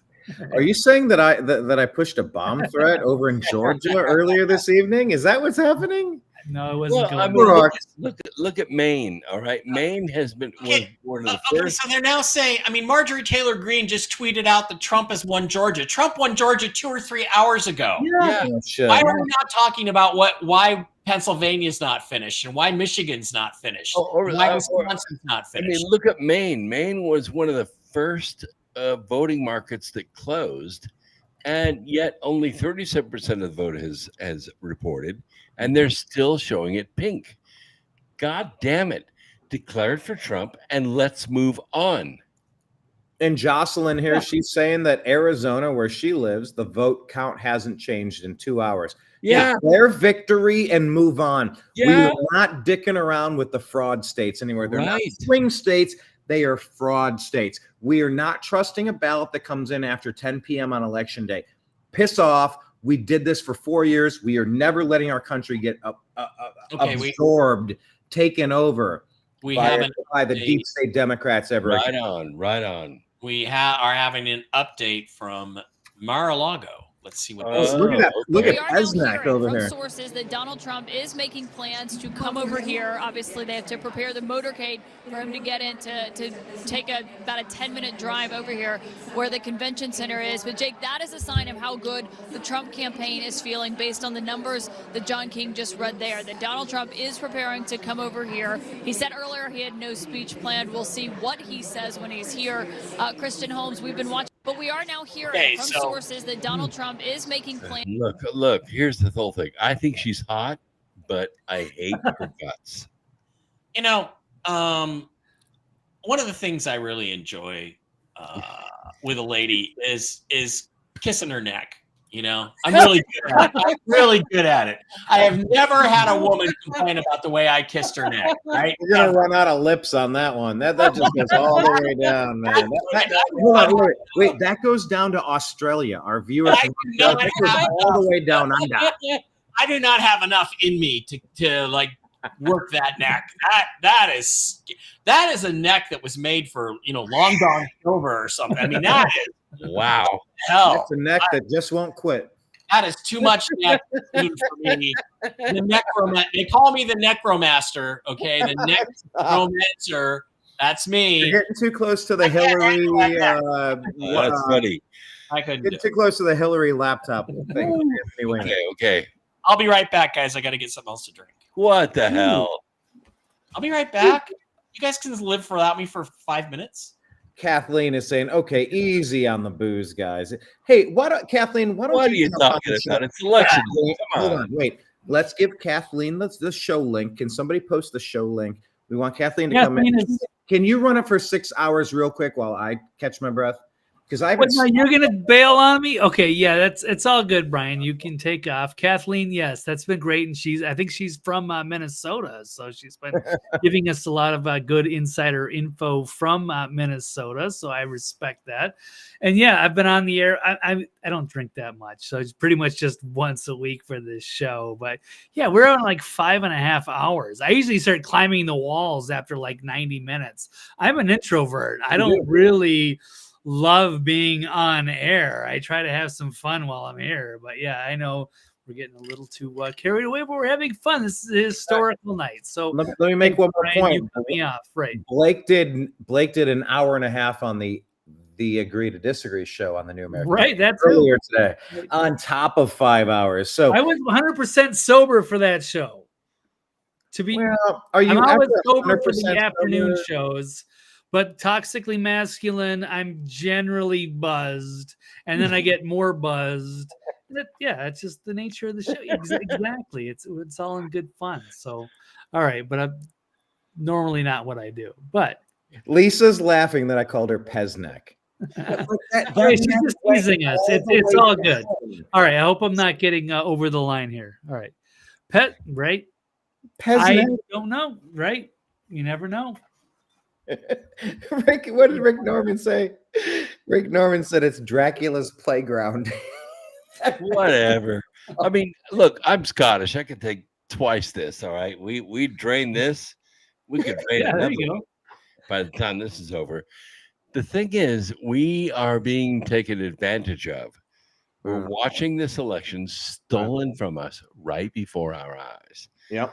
And we're hopefully having faith in the Trump administration or the Trump organization to stop this before it progresses through the night. We have seen now 5 states sitting there on Newsmax. We're watching this Newsmax display. 5 states have frozen now in the middle of the night, doing nothing. They're not counting. They're not totaling up. They're not finishing their job. They're waiting for counterfeit ballots to come in to tilt the balance to Kamala Harris. And we're not going to put up with it. So we're going to stay with you if you'll stay with us. Yeah, once again, they are saying that Donald Trump is leaving Mar-a-Lago to his victory headquarters in West Palm Beach in what appears to be a declaration of victory. This is 5 minutes ago from Dom Lucre, breaker of narratives here. This comes minutes after Kamala Harris's campaign confirmed that the vice president will not be speaking tonight. Oh, she's got to be wasted. Could you imagine? Gentlemen, let me just ask a quick question. Who's more drunk right now, me or Kamala Harris right now? Her. Say that again, Blake. Go. Say it again. Be honest.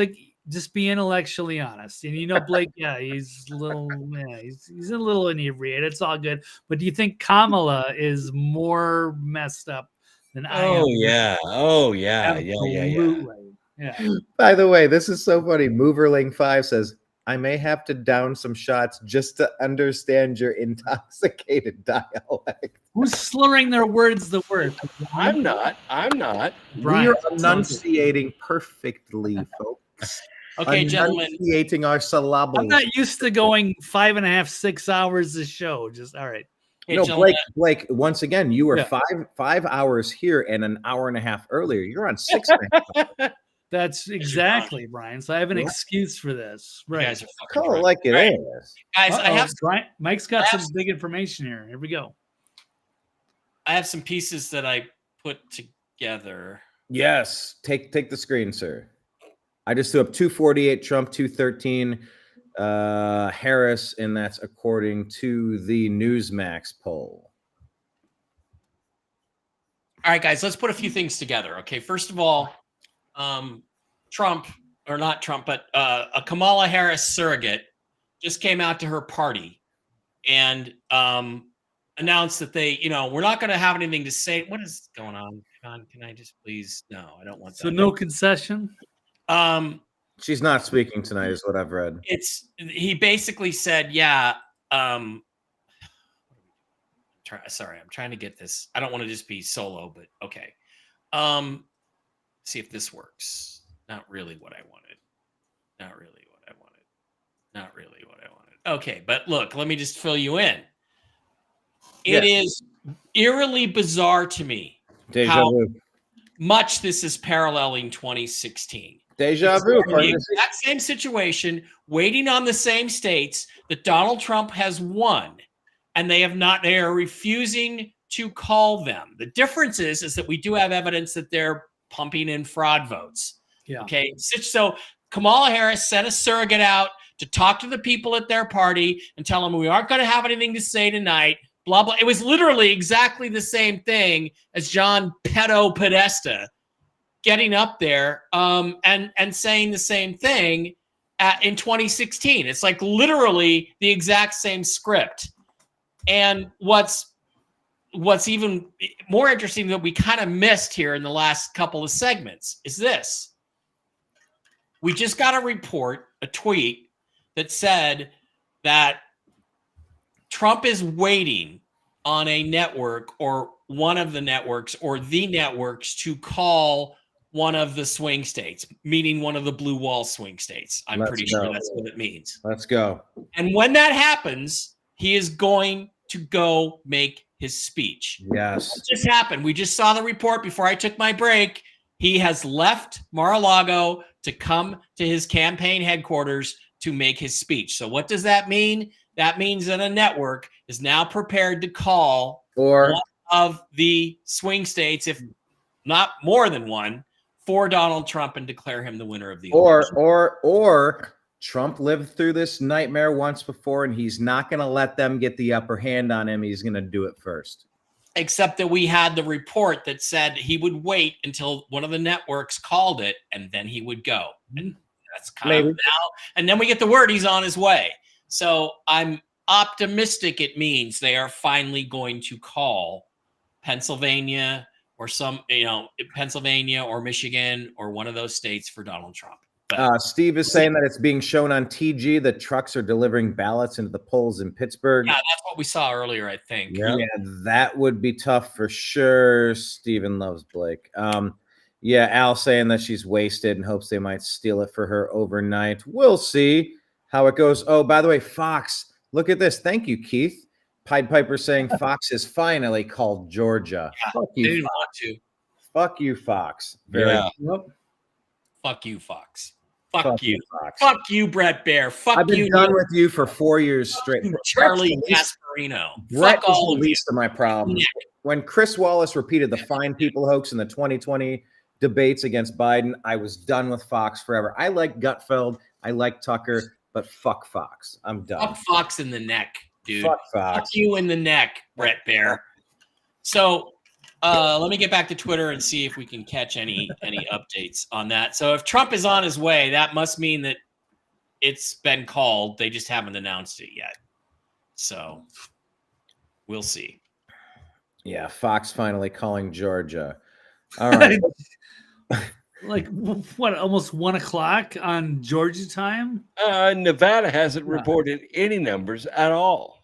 Yeah, guys. No tax on tips means that they're probably going to vote Kamala. Sure. Guys, tell me that this is not exactly the spitting image of John Petto Podesta in 2016. I mean, it just listen. It's a great. So you won't hear from the vice president tonight, but you will hear from her tomorrow. She will be back here tomorrow to address not only the HU family, not only to address her supporters, but to address the nation. So thank you. We believe in you. May God bless you. May God keep you. And go HU and go Harris. Thank you all. God, guys, that is to me so bizarre. That is literally what Podesta said. Literally the same thing. It's the same script at the exact same time almost. I can't wait for the Q autists to get on there and go, well, both those speeches were given at exactly the same time. 17 seconds after midnight. Trust the plan. No one's gonna give a shit, right? Jen, I tried to call you. I'm sick. I'm scared. I'm frightened. I need cuddling, Jen. I need emotional cuddling. Jen, please help me. But it seems to me like I think what's happening now is that one of the bigger networks, and it's probably not going to be Fox because of their perceived right-wingishness, is about ready to call one of these major swing states for Trump, which will put him over the top. That's what I think's happening. So could you imagine? It's sitting here at the Associated Press at 2:30 to 2:10. Yeah, 2:30 to 2:10 on this one. It's having a hard time loading, but that was the last number it showed me. I'll switch to this. This is Newsmax showing 2:48 to 2:13. Look, 2:48 is getting pretty damned close to that 2:70 here. Wow. Well, and then the thing too, Brian, is once they call one state, then all the other networks will follow suit and call that state, and then all the other states will get called shortly after that, like what happened in 2016. It's bizarre to me how we're repeating the same script, and probably, Kamala's not going to come out and talk, just like Hillary didn't, because she's drunk on her ass, and because they probably told her, look, we can't cheat you into this. They probably told her, we can't pull it off. They're watching us too close or something. Yep. But that is certainly what it feels like. But look, if you just want to look at the Ohio swing state here, Bernie Moreno getting 50.3 compared to Sherrod Brown, the Democrat, at 46.3. That's 4 or 5% right there. Mm-hmm. That 4%. That is, as Ohio goes, so goes the nation. They're up 4% everywhere. everywhere. So maybe California, 4% isn't going to make enough of a difference. But in a lot of these middle ground, Pennsylvania, Michigan, Wisconsin, Arizona, it's done. But what in the world is Nevada doing, sitting there reporting 0, Blake? Yeah, that's your hometown. What is happening, Blake? It now says the convention center is now awaiting Trump's arrival. Trump is almost there. So, Jesus Christ, if he comes up upstairs and then walks down the stairs onto the stage like 2016, I'm going to freak out. And then if he turns to Melania and says, it's like peering through your time machine again in the lip reading, I'm going to freak out even more. Wait, what is the peering through your time machine? I didn't see that. What he said. There is a video of there's a lip reader lady called the Gunner's Wife, and she is a superior lip reader. And there's video of Trump in 2016. He's up on stage. He's applauding. There's Barron. He turns to Melania and he says to her, this is like, or it's like peering through your time machine. Meaning, let me switch to this real quick. InfoWars is celebrating.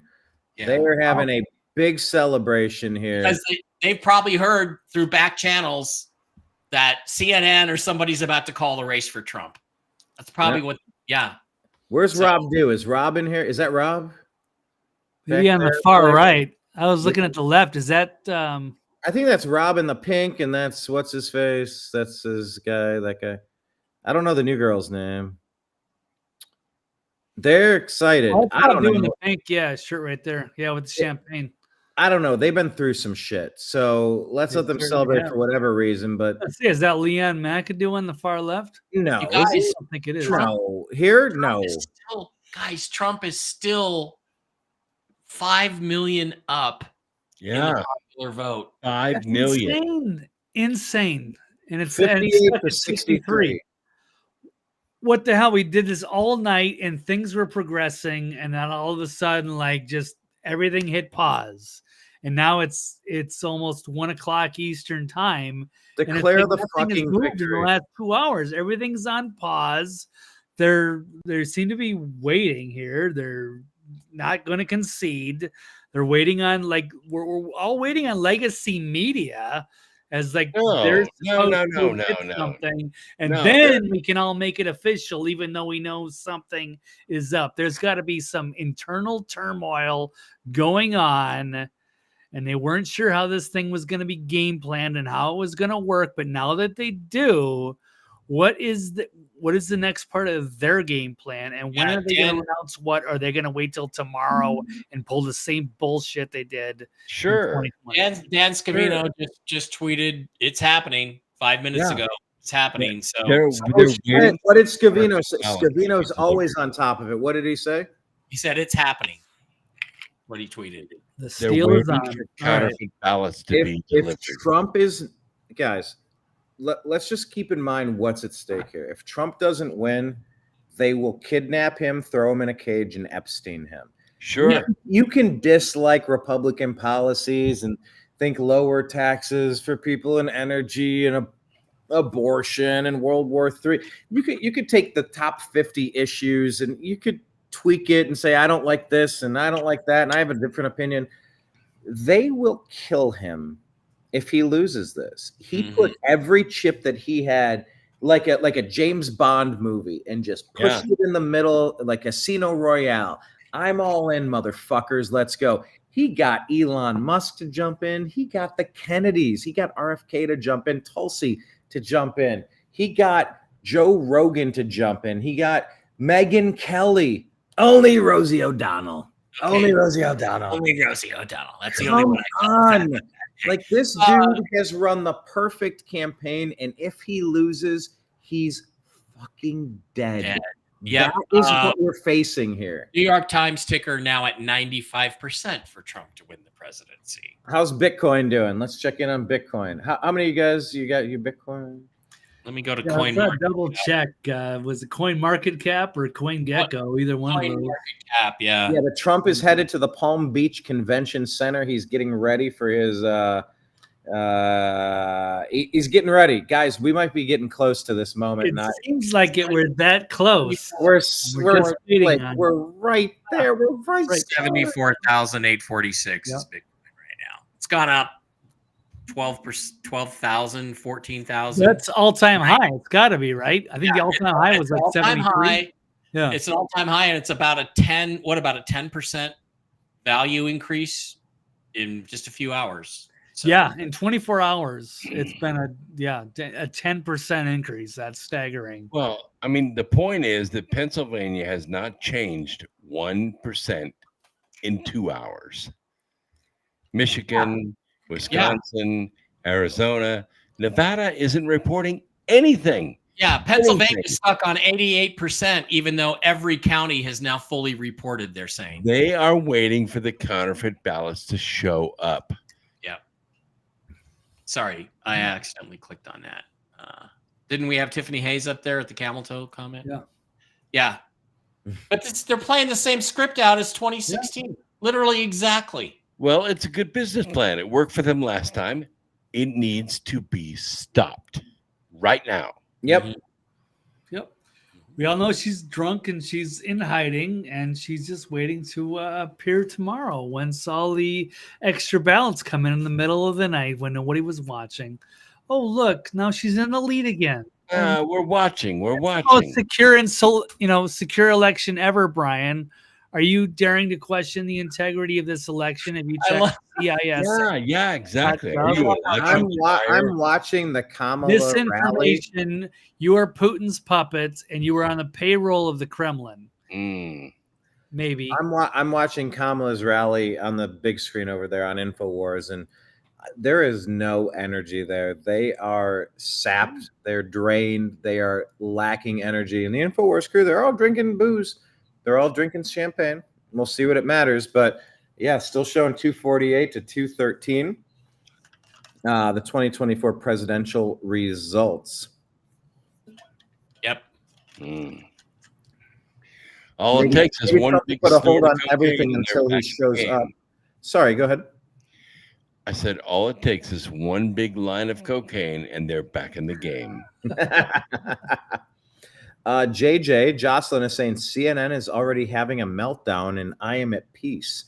I want to watch this. What can we see on CNN where they're having a meltdown? Do we have any good clips from CNN? That would be nice to get some more, I guess, emphasis that we're still winning somehow. There is certainly, it's somber on that side, but we're still like waiting for some official results. I don't know what official is, but yeah, that's it. We're all waiting. America, it's already 1:00 on the East Coast. They're celebrating an InfoWars. I want to join in with the celebrations. I just can't get this confirmed, and I'm not sure if any of us can, but it seems like they do. So what am I missing? Well, it's also 248 to 213, and you got Pennsylvania, Michigan, Wisconsin, Arizona, all leaning Trump. We're not doing this again. If they try to steal this election, may God have mercy on them, because I don't know anyone else that will. If they try to magically flip the same 6 fraud states, they're swing states. No, they're called fraud states. You get your votes in, or else we don't believe you and you're kicked out of the union. Piss off. We're not doing it again. There's not a universe where anyone's going to accept a Kamala steal. It's just not happening. I said it for Biden, but I really mean it this time, guys. Yep. What am I looking at here? So we're still waiting to get some updates over there. Rick Norman saying, if we know this, then Musk must know it. Why can't super billionaires send security units in there to stop these dump offs? Yeah. Great point. Jacqueline is saying the fraud still needs to be exposed, by the way, regardless of the Trump victory. I want the doors blown open on the bullshit. Expose it after the election. Stop putting us through this shit. Thank you. This is our entire planet. It's not even just our country. All right? We have to lead this planet. We fucked up a lot of stuff. Now we have to fix it. And the only way we're going to we have to lead this planet to the next phase. And we got to get this done. Okay, it's got to be done. And catching these guys so we can show all these retards that there's voter fraud who don't believe it. I don't care. Pack them all up. Let's buy them a spot on Sakhalin Island somewhere and ship all 25 million or 50 million Democrats, whoever they are, ship them there and give them their own country and say, have at it, boys. It's like we can't fart around with this. Stop farting around with it. It's like watching a soccer game. My team, Manchester City. You know, when you get the ball 10 yards away from the goal, you shoot it at the goal. You don't, I'm going to make a clever little pass here to my teammate and it'll be a really spectacular highlight. No, just shoot the fucking ball at the goal. Time to take a shot, guys. A couple of quick points here. Polymarket, according to Al Bundy, is saying Kamala Harris is now 1.4% of the poly market. So that's a 98. Well, 8.6. Well, what do they know that we don't? We're sitting here watching the fraud happen. Well, it seems like we all do, but we're still waiting on that. And it's fucking, why are we waiting on the fucking legacy media to make an announcement? Thank you. Let's make our own announcements. Know what it is, but we just can't say it yet, and it sucks. Let's make our own announcements. Yeah. Look at me. We are the media now. That's right. Sheriel says Nevada just started posting their numbers with Trump in the lead.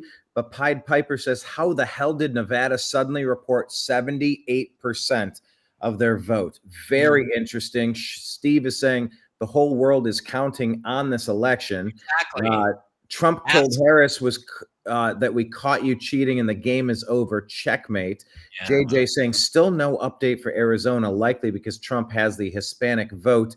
Right. And let me just remind you of this quote. I read this on the Agree to Disagree show with Blake earlier today. And this is from Pulp Fiction. Vincent's car has just been keyed and he's upset about it. He says, I wish I could have caught him doing it. I would have given anything just to catch that asshole.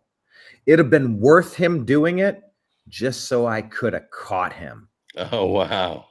And that's the point that I'm making. If these assholes that stole our country from us 4 years ago, if we had to go through this bullshit just to catch them today, to catch all of these assholes in all of their tricks today, with everything that Laura Trump set up across the country, with all of the poll observers, with all of the James O'Keefe and the Louder with Crowder, all the investigative teams that are everywhere looking at everything, filming everything from the inside, it would be worth them doing it. And the 4-year bullshit, and God have mercy on the souls that were lost in Afghanistan and from all these illegal aliens, from the Democrat damage that they caused.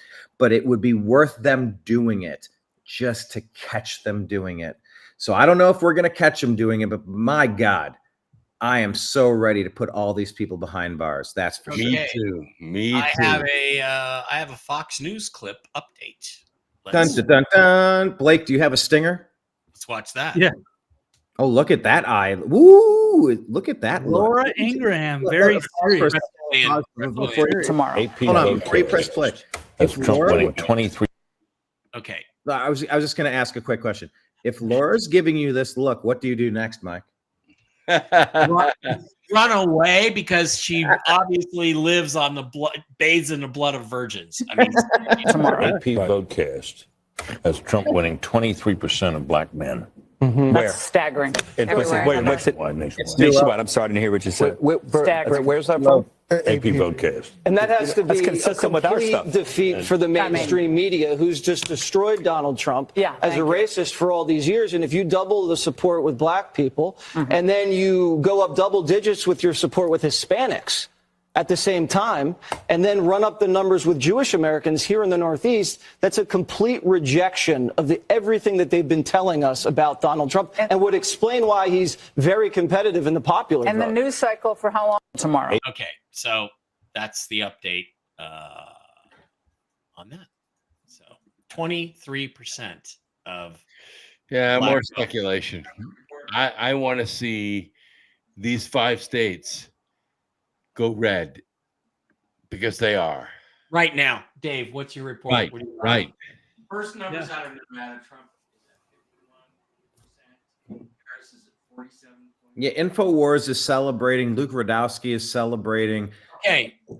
I'm not ready to celebrate You yet. can all be celebrating, and we can't. Okay. Nevada, 71% reporting, 70% reporting. They finally, this is their first dump. Trump 51%, and Harris 47.5. Is that Trump, what Clark County? Did Clark County report? I believe that's probably Clark County because it's almost 1 million votes, so it's got to be pretty close. I mean, there's not that many people in the state besides Clark County. So if that includes Clark County, then this is over. Because a lot of the other places are Republican or Libertarian or what have you. So that would be absolutely huge. And it seems like the results are already in, but for some reason they're holding up the process. They're being held. Wait for their orders to see whether they're going to go through with this or not. So they're waiting for directives on top, maybe. Blake, I think it's the 2016 playbook exactly over again. Yeah. Where they're waiting for the network. One network will call Pennsylvania or Wisconsin or one of the states that she has to have. They'll call it, and then the others will call it, and then the other states will start tumbling, and he'll come and make a speech. That's what's going on. We're just in that exact same moment that we were in 2016. Only this time we don't believe it because we know it's not true, because we know it's bullshit. And they don't believe it either because they look somber. They look like they're preparing for life after the Kamala defeat. Yeah. So that's out there. So we have to run for that. And I think it's good for the alternative media to, claim that victory. Don't let them try to take this tomorrow. They have to show results. And I know that they cannot. Yeah, the thing is, Blake, is that I mean, what we have here is, they want us to decide for ourselves that he's won. We know that, but we also know that the vast majority of people in the country won't accept that result unless their authority figures tell them that it's true. Right? Or maybe not the vast majority, but a significant amount. So we need that. It's like, okay, well, we need government disclosure to believe in aliens. I don't. I know they exist. I'll argue it anywhere, anytime. But there are people who are dependent on these authority figures to confirm what they already know and what we already know. And that's what we're waiting on. And I'm sorry, but you need to have that, or you're going to have civil war tomorrow. Is that what you want? So get on. No, I think there's some very serious conversations being had behind the scenes on how they're going to concede, or are they going to try to get away with this and say that everything was great. This was the most fair and secure election ever, and this was really happened. Are they going to go through with that, or are they just going to say no? It was clearly a defeat. We lost, and we'll prepare for next time. Yeah. I don't know what they know. I just know that they all of a sudden stopped. All the momentum was there, and then now we haven't heard anything. What are we waiting? Yeah. And I mean, I'm with Jen. I understand, like Jen saying, "Look, we won. We got this." I agree with you. We knew that early on, but we need the validation. And I hate to be a person who's like dependent on that validation, but of governments and media and corporations. But we are, and if we're not, then a lot of people out there are dependent on that validation, Blake. Yeah. Otherwise, there's going to be fights in the streets, and I don't want that. So, like, why are we fucking with this? Why didn't Trump, or does Trump just not have any power? If Trump has the power to push this with the media, he should have done it 3 or 4 hours ago. Should have done it 3 or 4 hours ago. Why are we waiting until this point? Only 10 electoral votes to go in this house. 19 to go. Yep. Oh, it says 10. But Brooks, am I wrong? I mean, I understand. Oh, well, you can't accept the pontifications of authority figures, but some people do need that. Otherwise, okay, what state did they just give to Trump? Well, they're showing 251 to Trump and 213 to Harris. This one is on Newsmax. Utah, Idaho, Montana, Wyoming, North Dakota, South Dakota, What did they give? I don't know what they gave in this one, but I mean, it's a lot of red, guys. Oh, Yeah, maybe Alaska. And listen, I don't want to get excited, but I'm you're saying, right. Thank you. Alaska, that has how many votes? It's showing 17%, but they're calling it for Trump already. Alaska for Trump. Yeah, that's where some of the electoral. Well, I mean, the point is they've had the ballots now for hours. Right. All they have to do is count them and report. Yeah. Count them and report. The ballot, the elections voting closed at 8 or 9 o'clock, but it's already like 1:30 in the morning Eastern time. End the count. Pennsylvania, Michigan, Wisconsin, they need to report for Trump and be finished. Yeah. Call it. End it. Yeah, well, that's the thing. And a lot of it, too, is it's up to the states to publish their results. But the reality is the networks already know. They've known since 2 this afternoon what was going to happen. Maybe. I mean, the secretaries of state are the ones that are withholding the numbers. If they would report, all these independent news organizations would already have the results. Yeah. Guys, lots of you on Rumble. I've really neglected you guys on Rumble. I apologize tonight. But Jammer We love you on Rumble, by the way. Says, you're telling me they call California for Harris when she was only at 17%, but they won't call Pennsylvania, Wisconsin, or Michigan or for Trump. Something isn't adding up here. This is going to be bad, right? So, it may not be bad, but it's like, dudes, Trump is at 97 or 98% of the ballots counted, and he's way ahead in Pennsylvania. How is this not called by the media? How is it not called? I don't know. I'll tell you one. Like Pennsylvania is 91% reporting, and Trump is over 200,000 votes ahead. Yeah, it's impossible. It's impossible. 33-28 to 31-08. Yeah. 220 votes. 220,000 votes, 51.2 to 47.8. And look at all those people that just wasted their time with Jill Stein and Chase Olivier. Good grief. You might as well have voted for Jussie Smollett. Dude, there were a lot of people that voted for RFK. It was like, I know. That didn't make any sense at all. If you wanted RFK, you would have voted for Trump, and instead you just voted for RFK, which is against RFK. Yeah. But I will tell you some good news, although this is not verifiable. It can't seal anything. But I'm just looking at the who's who of like the hacks, flacks, and lackeys, the leftists, and they are really not in a good place right now. They pretty much feel like they've lost it. However, until that's officialized, it doesn't really mean anything. So we're still waiting on that confirmation, which is unfortunate. That's a good point. Let me go to Michigan real quick. This is with 71% in. What are they doing? 70? It's 1:15 in the morning. Count your fucking votes. Michigan here is saying 50.2 is going to Trump. That's 1.921 million votes. To Kamala Harris is 1.831. It's about 100,000 votes there. How many votes? Yeah, 100,000 votes, roughly 90,000. Why aren't they calling this one? Only 71% reporting. Wisconsin, look, Trump is up 51 to 47. Why aren't they calling this one? 90% in Wisconsin. What is the holdup? Pennsylvania, he's up by 200,000. 220. I mean, what's he up in Arizona? He's up 50 to 49.2. He's up by 15. He's up by about 15,000 in Arizona with 56% reporting. And then in Nevada, now that they're starting to count it finally, he's up by 20,000, 50 to 48 with 71% in. Yeah, we just need to call a couple of these states and end this. Let's go home. Trump, go out and make your speech.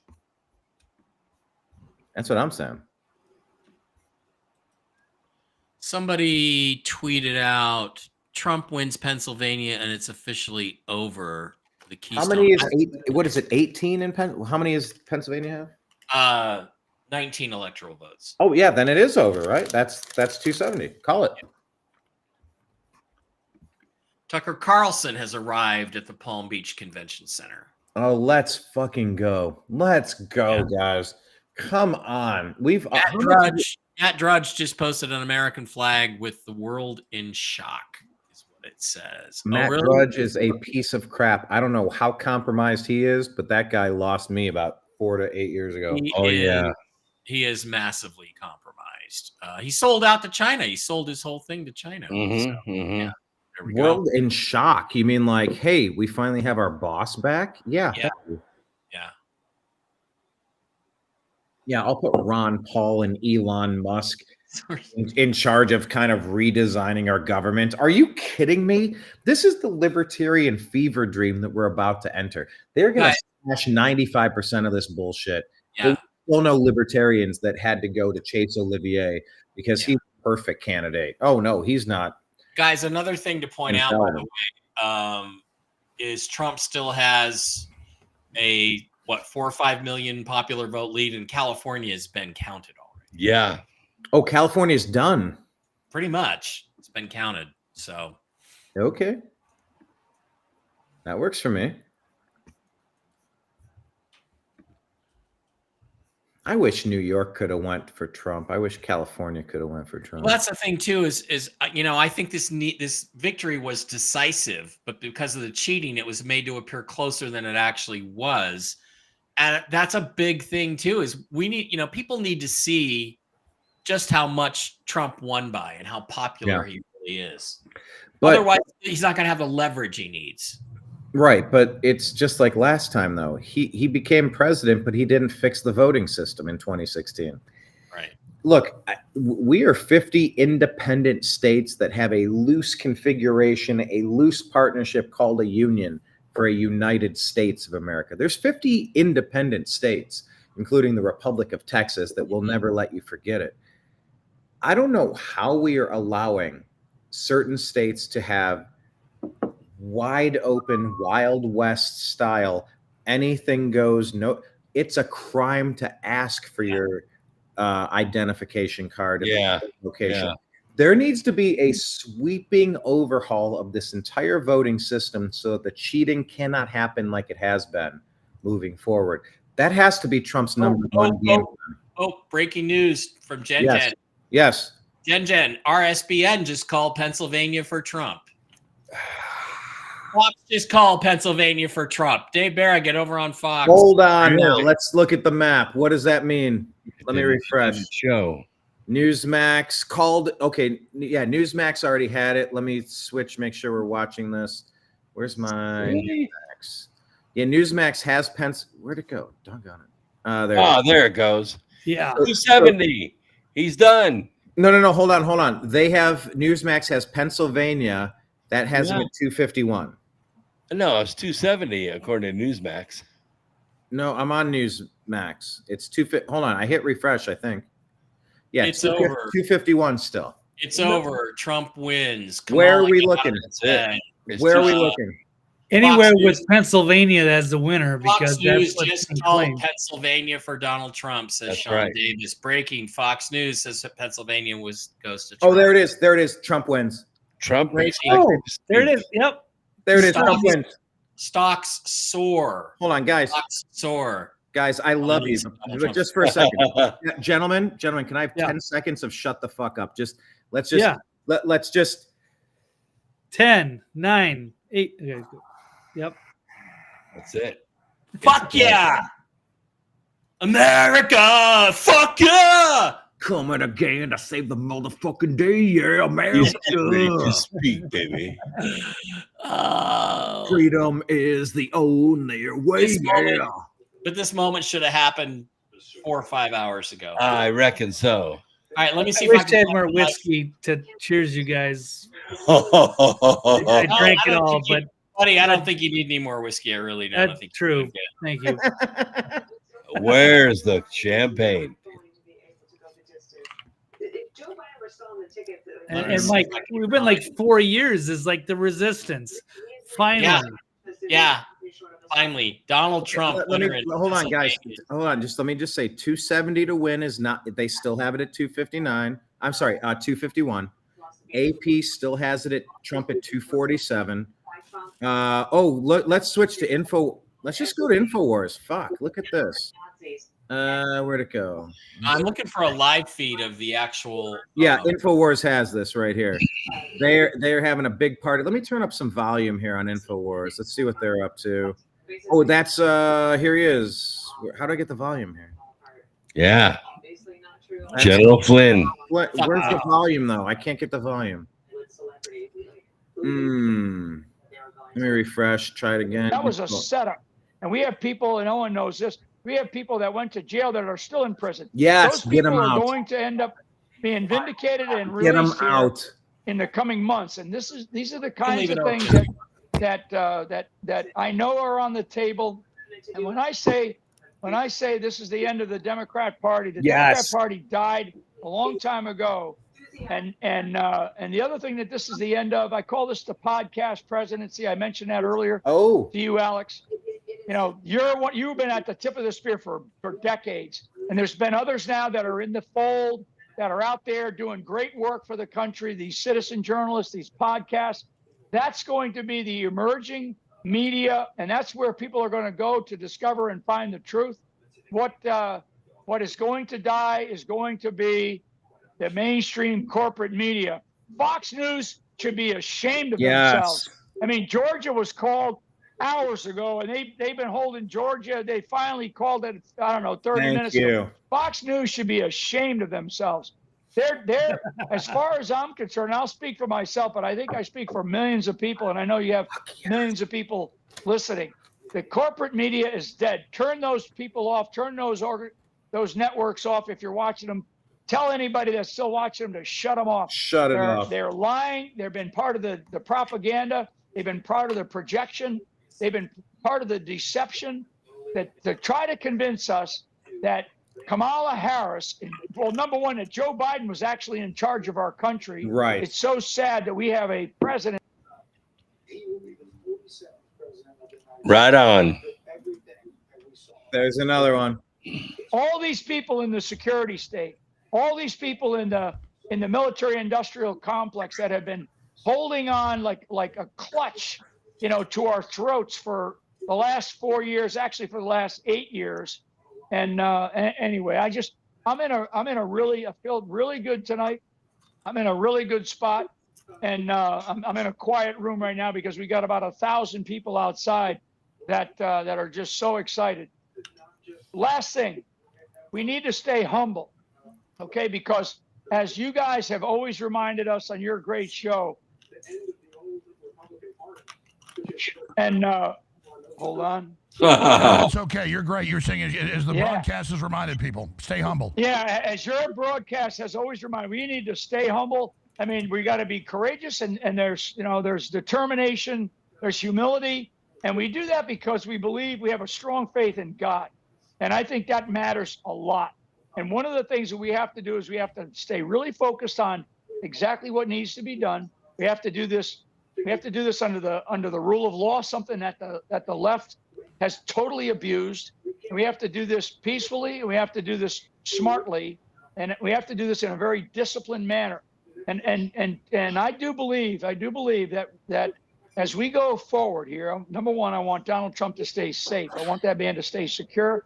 I don't want anything to happen to that man. And I know these people on the left, they'll try anything to continue to stay in power or to do something crazy. So I really want people to pray for Donald Trump, pray for his family, pray for his children. Yes, amen. You know, and obviously pray for our country. The team that he has built and the team that's going to come around him, these are not people that are waiting, you know, for months or years to change things. We are going to change things quickly. So the changes that need to happen, they're very simple. And as long as the president of the United States says, you know, directs them, we can do that without a problem. And there are some very simple ways to do that. And there'll be a lot of gnashing of teeth. And that's, you know, that's a shame that people are going to do that, because all we're trying to do is make our government more responsive to the security and safety of the American people, which they have not been. And like Trump says, we want to make America great again. But we got to make sure that we maintain the moral high ground, Alex. The moral high ground. And what that means is we got to keep God at the center of all of the decisions that we make. And that's how we're going to do this. And I'm telling you, this is such a great victory and such a great time for America and for everything that we have going on, for all of the craziness that we have been involved in for so many years now. You know, the hard work by many, many people. This has been a massive, massive team effort. A massive team effort. I have a live look-in on Kamala Harris right now. Hold on, Mike. I muted the page, but it's I have a live look-in on Kamala Harris right now. Okay, this hold is on. Live. This is live, dude. Here we go. There she is.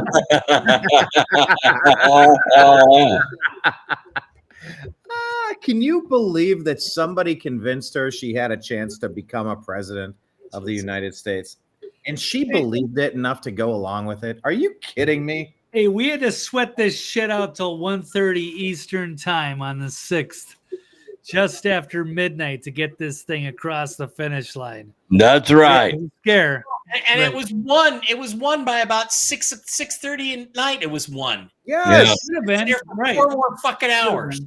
We don't, guys. Still 4 states I've been saying left this for a report long time. We do not hate the media enough. We do not hate the lying legacy media enough. Still 6 states left to report, by the way. 6 for them. meaningless states. Good for them. And I hope Trump wins every one of them. Yep. They realized it was insurmountable. Yep. Absolutely. It was insurmountable. They realized that there was no way they were going to try to get away with it, so they had to concede.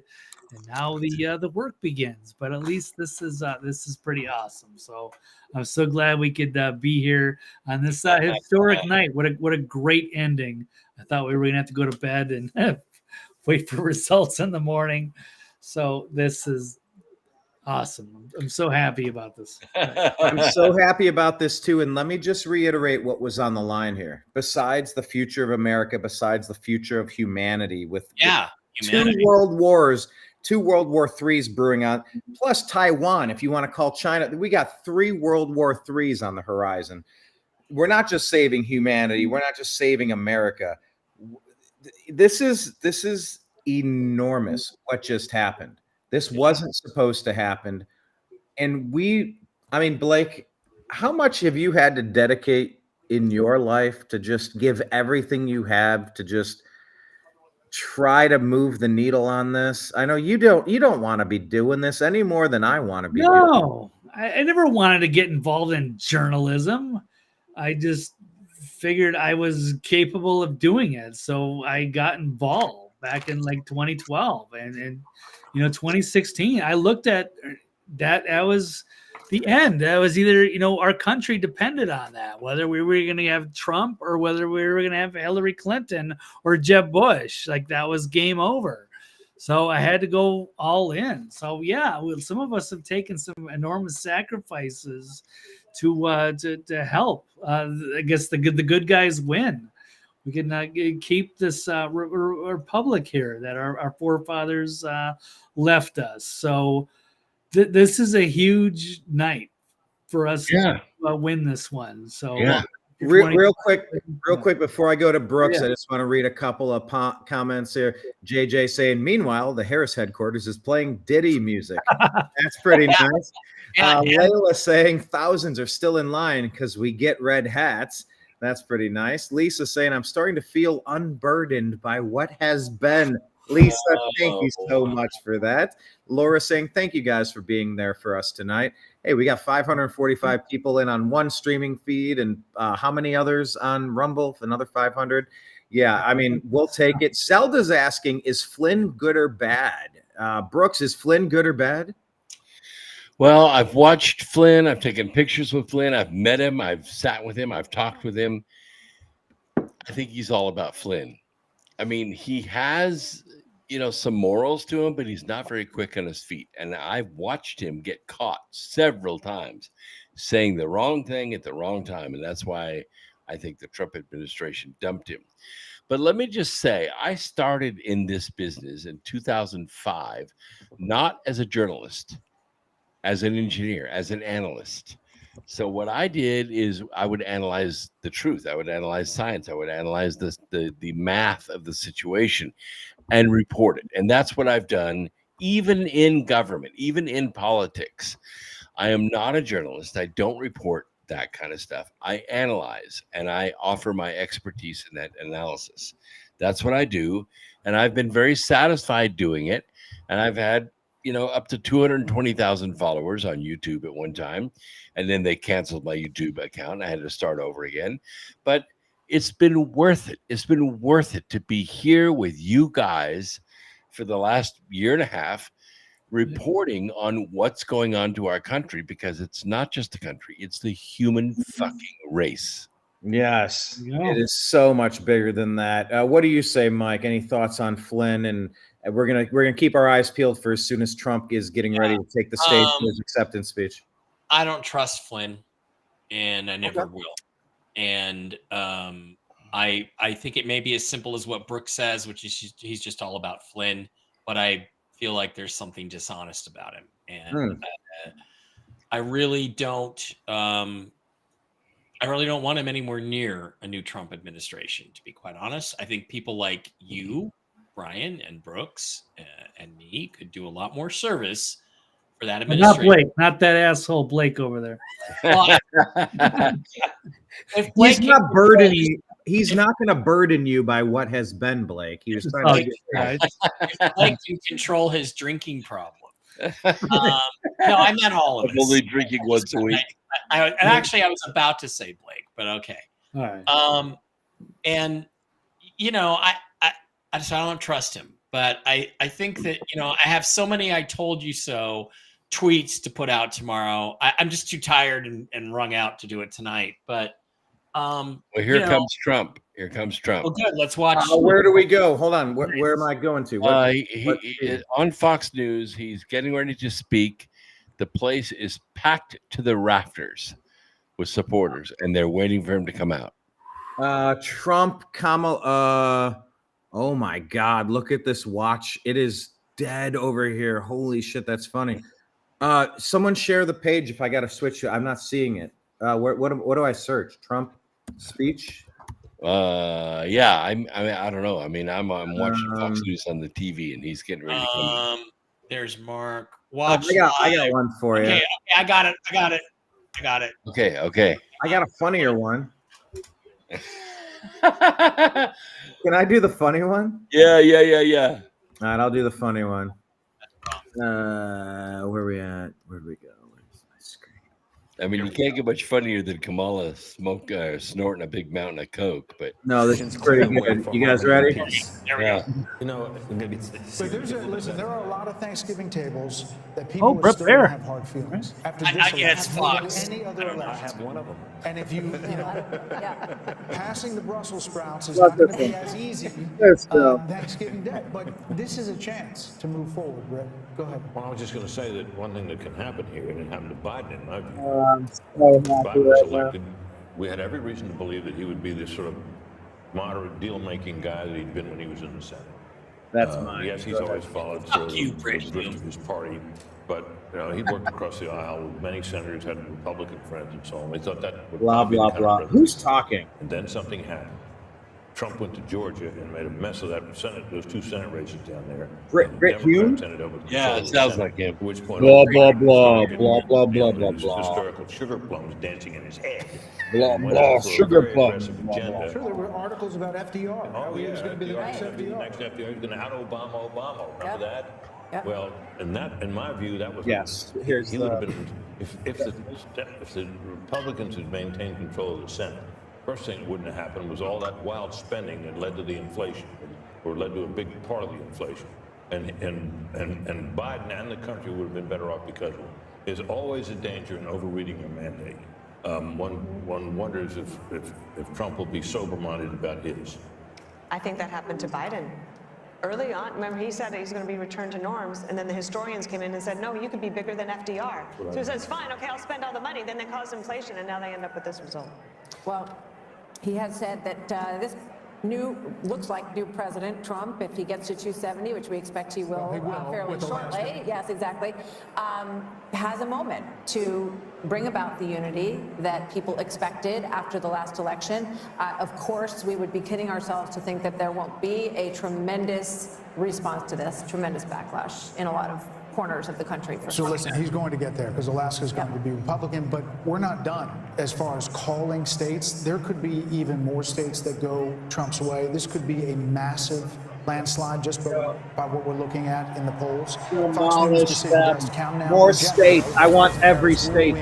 Minnesota and her running Take it. Wall serves as the Come on, state's governor there. Minnesota. That Let's takes go. it up to 267 to 226. Make it But again, 467. Donald J. Trump will be the 47th president of the United States. More Democracy 24 special coverage next. Guys, we did it. Brooks, Guys, we did it. We did it. We got him over the finish line. We fucking did it. Brooks, you know who I'm thinking of right now, and you're the only one in this conversation who's probably going to get the reference. You know, whose name comes to mind? Oh. I'll tell you whose name comes to mind. Ingemar Johansson. Oh. Engelman what? Ingemar Johansson. Johansson. He was the first heavyweight champion of the world, whoever won the world title, lost the world title, and won it back. Now, there has been another case like this in ancient history, but really, in the modern era, since World War II, nothing like this has ever happened. And that's pretty extraordinary. Pretty extraordinary. Well, I don't think Trump lost in 2020. I agree with I don't you. either. I don't either. I think he just became a president in exile. And it's very difficult to lead a country while you're in exile, but he did it. He did it. And we never lost faith. Look at this. We have the House and the Senate as well. Are you guys ready to go? Yeah. Full speed ahead. Full speed ahead. No prisoners. No excuses. No apologies. Yeah. No it's our job to hold them accountable. Rush. No quarter. No quarter will be given. Yeah, Senate is 51, so we gained 2 seats. That is, I think it's 52 actually. It could be when it's said and done, yeah, but it's at least 51. Hey, we gotta watch the music, Mike. Or else we'll flag our feed. Mike, yeah.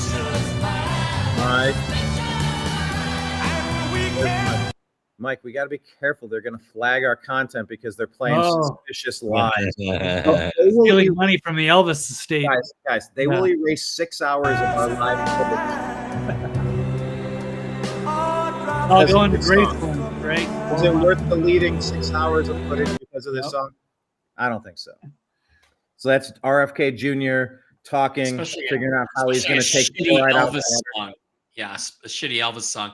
I can't wait to see the gunner's wife actually do some lip reading on these conversations too. So I like what Jocelyn is saying here. She says, next up, Europe, the World Health Organization, and the CDC. Crush them all. Afuera, afuera, afuera. And the Bureau of International Settlements and the World Bank. And I can add to that list. World Health Organization. Yeah, WHO was in there. Lee Jacoby is saying, I heard we got 2 Senate seats. That's great. Paris Accords. Where we go one, we go all. Yeah. Fucking A. Let's go. God, I've been waiting 4 years for this. Wow. Dude, guys. I was our life. To lead a Bolivia or something. Yeah. We were talking about, that was going to be some bad plan B type of stuff. Thankfully, that won't happen, and we got the best case scenario. Yeah, Jen, it's weird, Jen. Jen said you will know the winner like between 1 and 2. She thought it was in the afternoon. That would have been impossible. But so let me put it up there. But what she said was, what she actually said on yesterday was that we would know, it would be known, I believe he said behind the scenes, or that it would be known that Trump had won And that was when the exit polls came out. And I said, well, here it's not 1 or 2 a.m., but it is 1 or 2 a.m. East Coast time. So I think you kind of nailed it on both. Whichever one it was, you got the time right. And I think that's really, really significant and interesting, as was my 11/11 experience this morning. So, yeah. So let me ask you this question. What do you want, starting with Mike, and I'll work my way around counterclockwise. Mike, what do you want to hear Trump say in this speech? JD Vance is my vice president. Robert F. Kennedy Jr. is going to be my, health guy. We're going to change all that stuff. We're going to change the world.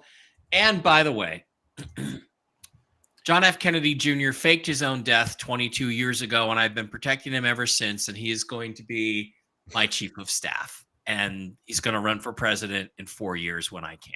That's what I want to hear. Damn. And by the way, let's give a Presidential Medal of Freedom to Vincent Fusca for covering up for JFK. That's Mike Dara going hard in the paint. All right. Brooks Agnew, what do you want to hear President Trump say? President-elect Trump, rather. I think what you should say is, look, it has been a hard 4 years to be president of the United States while being in exile in Mar-a-Lago. Now we have the White House back. Now we know who they are.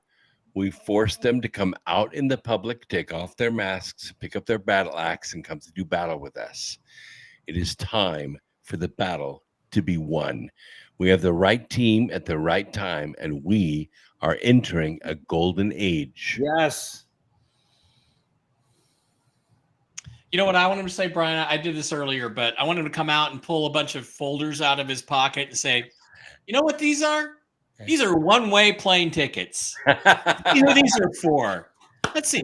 Rosie O'Donnell. There you go. Oh, Cher. There you go. Yeah. George Clooney. Here you go. Oh, Bobby De Niro. Here you go. I have all of your plane tickets here. Oh, Taylor Swift. Here you go. Take your fucking boyfriend with you.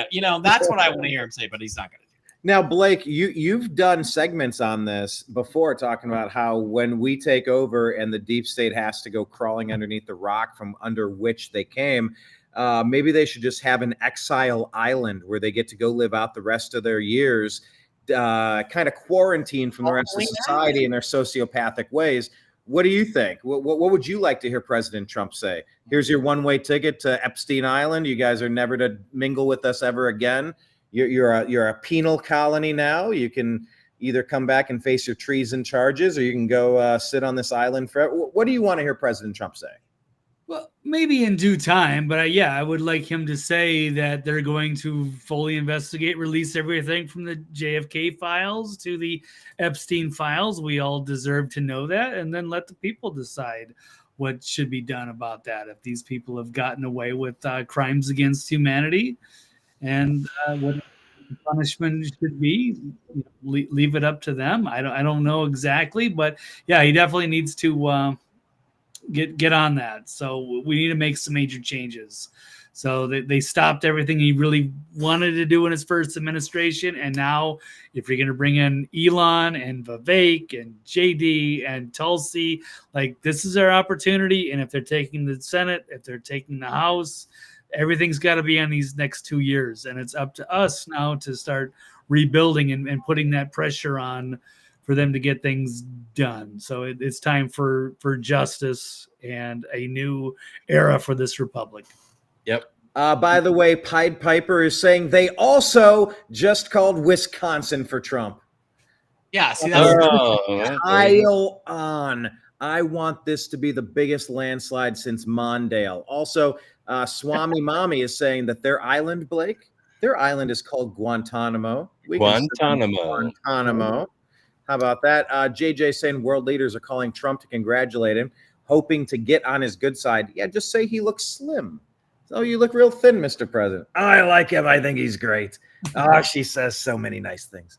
Let's see. They're saying he now has 277 electoral votes. Oh, my God. We're not going to be playing this drag it out for weeks game. Good. I love it. Yeah. 277 is the number. I'll take it. Oh, can we check in with Rob Reiner? Rick Norman is saying, can someone go to Rob Reiner on X and see if he's melting down? Who?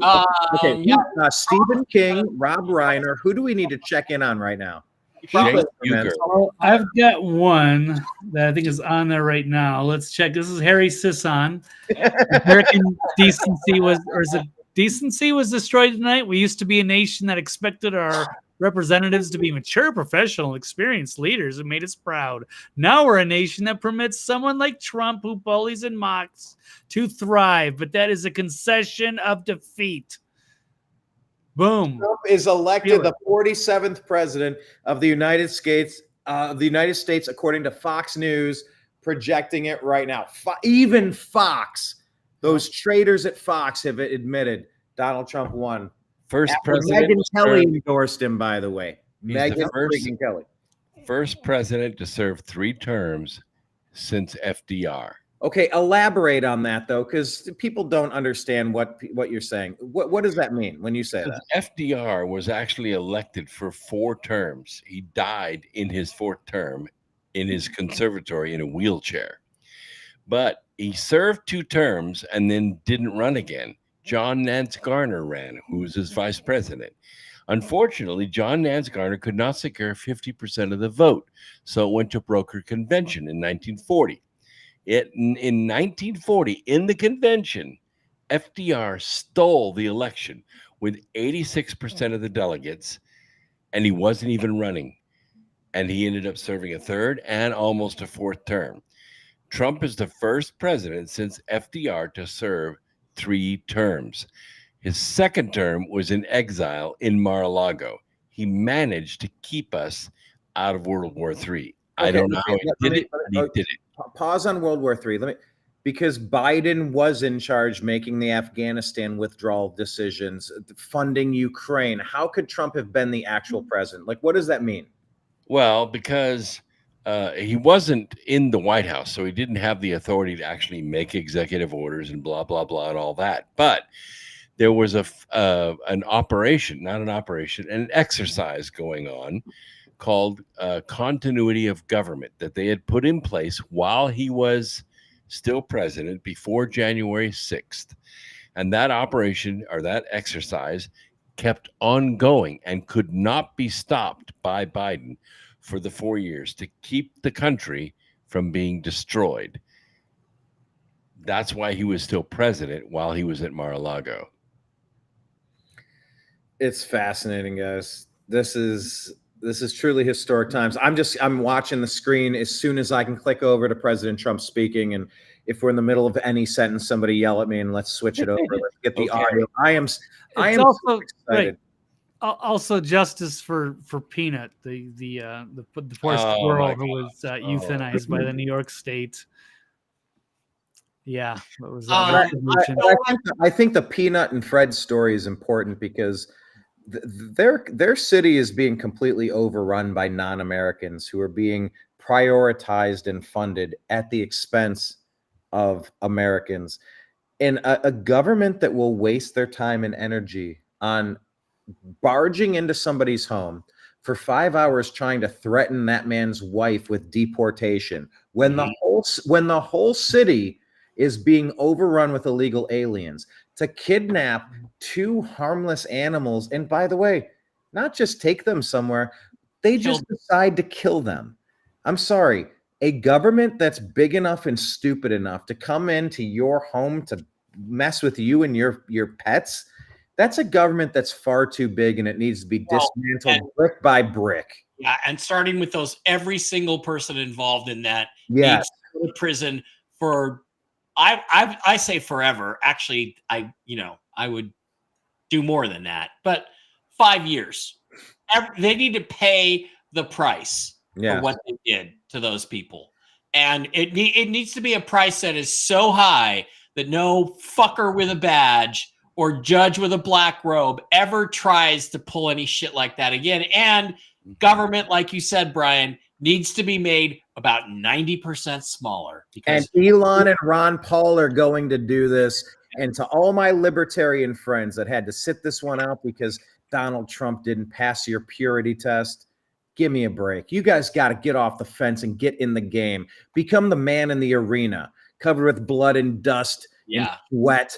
And that whole Roosevelt speech about being the man in the arena, get off the fence, libertarians. Trump came to your libertarian convention in Washington, D.C. Blake and I were there filming it live. President Trump, after Vivek Ramaswamy spoke and said, when President Trump wins, he promises he's going to put a libertarian in his cabinet. When Trump came out, he said, I'm asking for your vote. What are you going to do? You want 3% for your libertarian candidate? Help me, and I'll bring some of you into my candidacy. He came out, he went to the Bronx and asked for the vote. He went to the Libertarian Convention and said, I want your vote. Trump went everywhere. By the way, I just want to say, I have an alternate. I've been blocked on Twitter now by Jerry Ryan from Star Trek and everything. But I just want to say something to you, Jerry, you stupid cunt. I have about 7 different Twitter accounts. So I am going to torment you and all of your libtard friends all day tomorrow. And I can't wait to rub your face in it. God, I can't wait. Sorry, am I really a little over the top there? No, I guess that's a segue if you want to call that one. Let me pull this up. Is that Janeway? Which one is that? I can't remember. I know the name. No, it's Big Tits. It's 7 of 9. Oh yeah. We are off the rails. About her too. She was married to Jack Ryan, who was beating the tar out of No, I can't say that. Out of Barack Obama in Illinois, and then she went out and made up a bunch of lies about him because she was married to him, about things that he did. Oh, he tried to make me have sex with another woman in front of him. She is the biggest. All right, I don't know where we're going. I feel like we're off track a little bit. Let me just go back to this.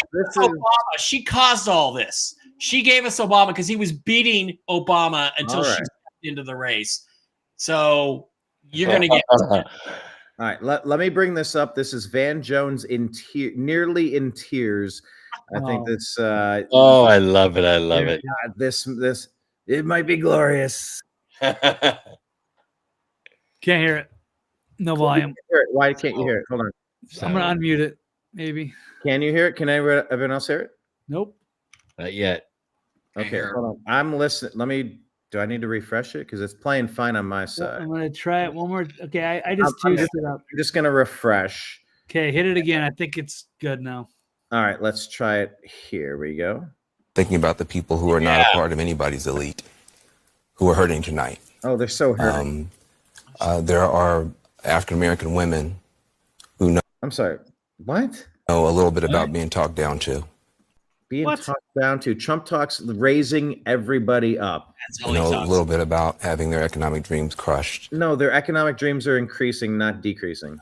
Who tried to dream a big dream. Tried to dream a big dream. We like to dream big. He's speaking in gypsy code like Kamala Harris now. He's just repeating the same sentence slightly differently. Over the past couple of months.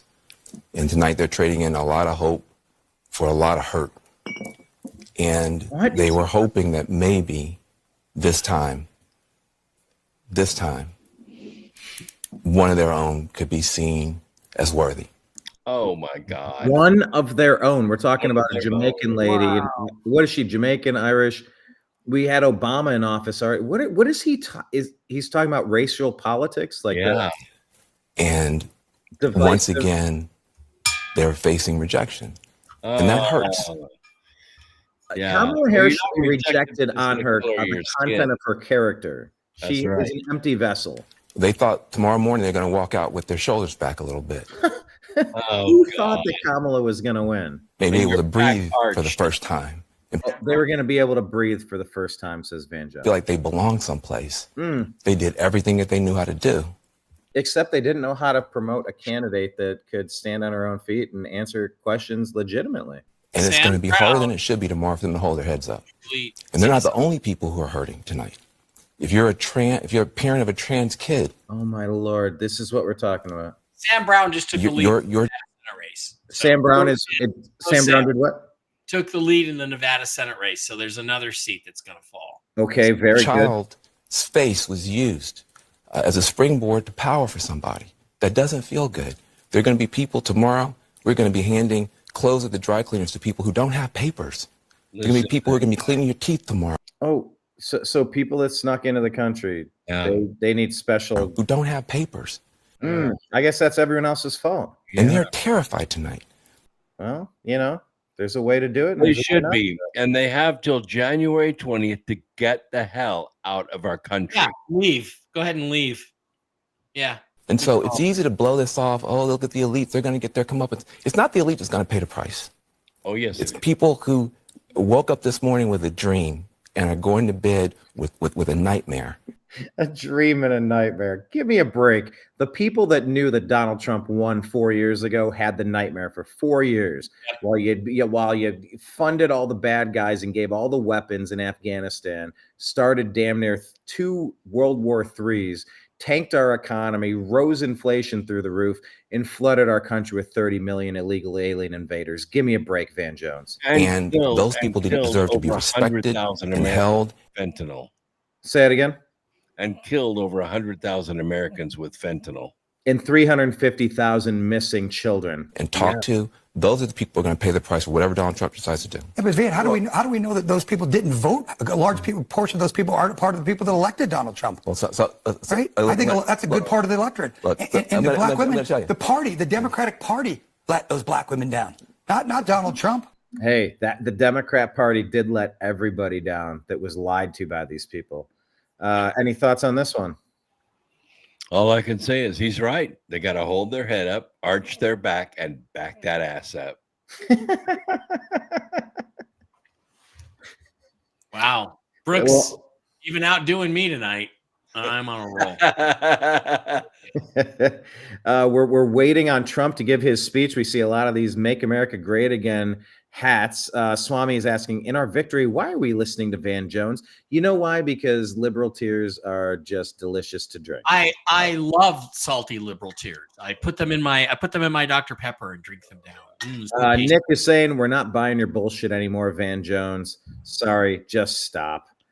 Fox caves on Wisconsin and calls it a landslide. Let's look at the map.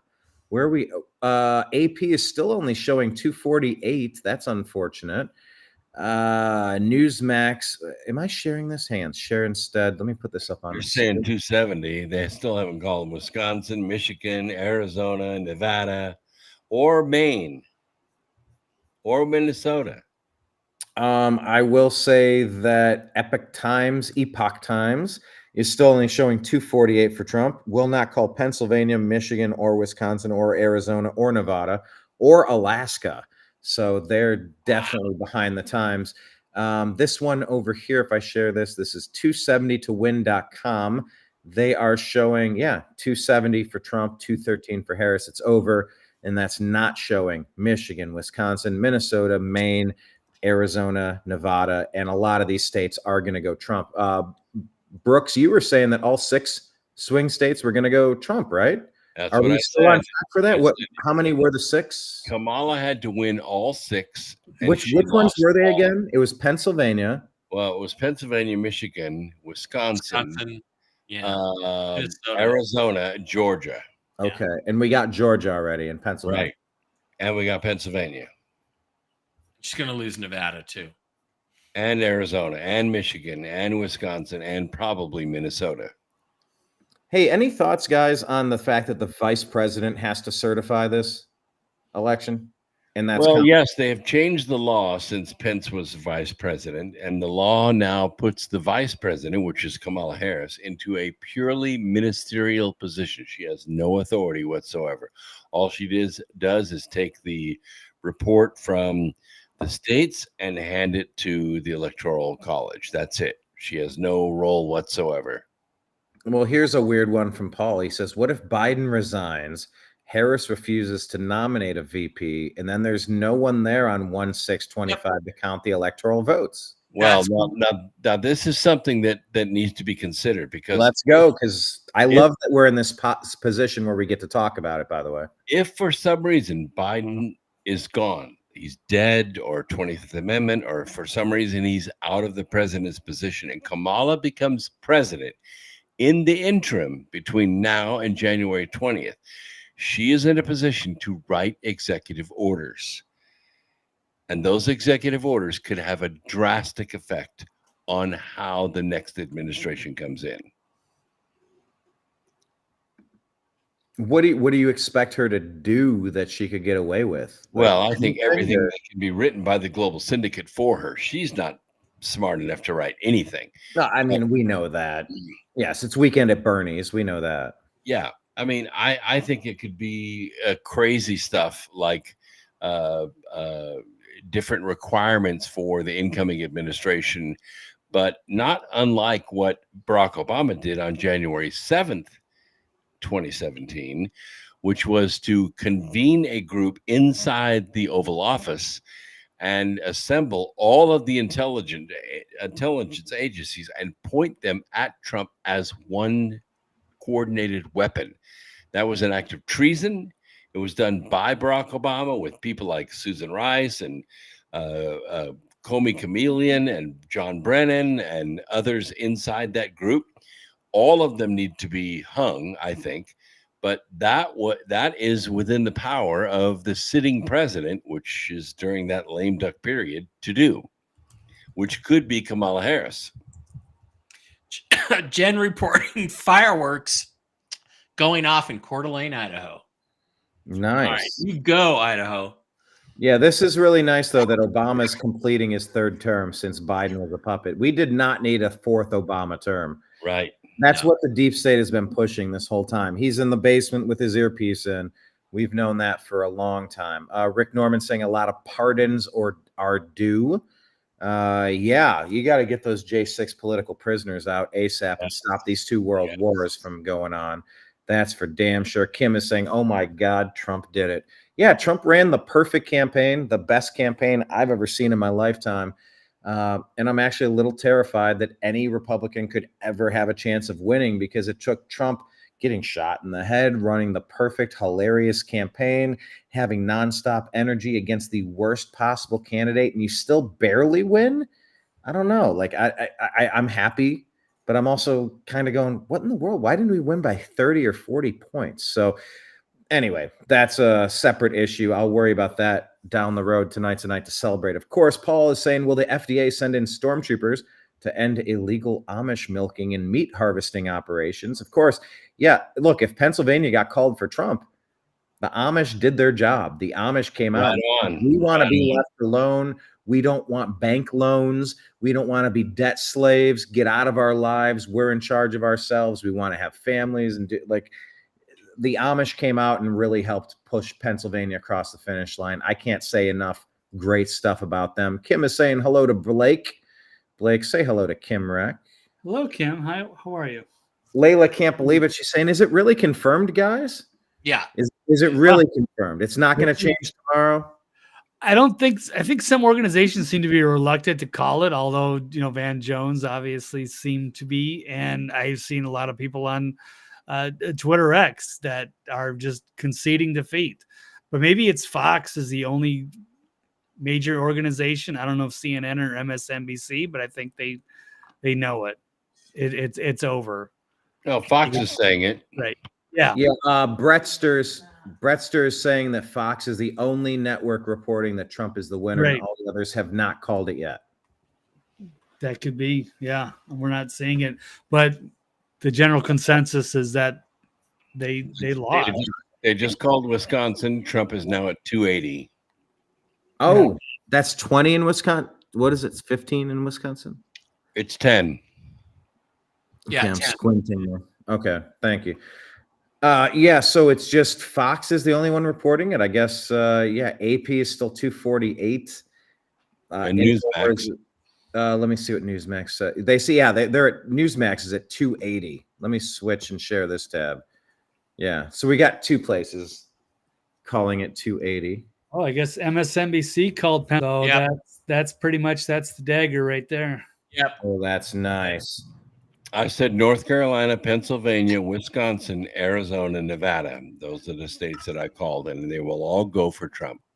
Jane is saying that Van Jones needs a ticket out of here.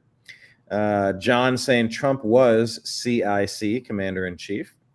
Paul saying Trump was plus 240,000 votes in Michigan. Too early to call with 41% in.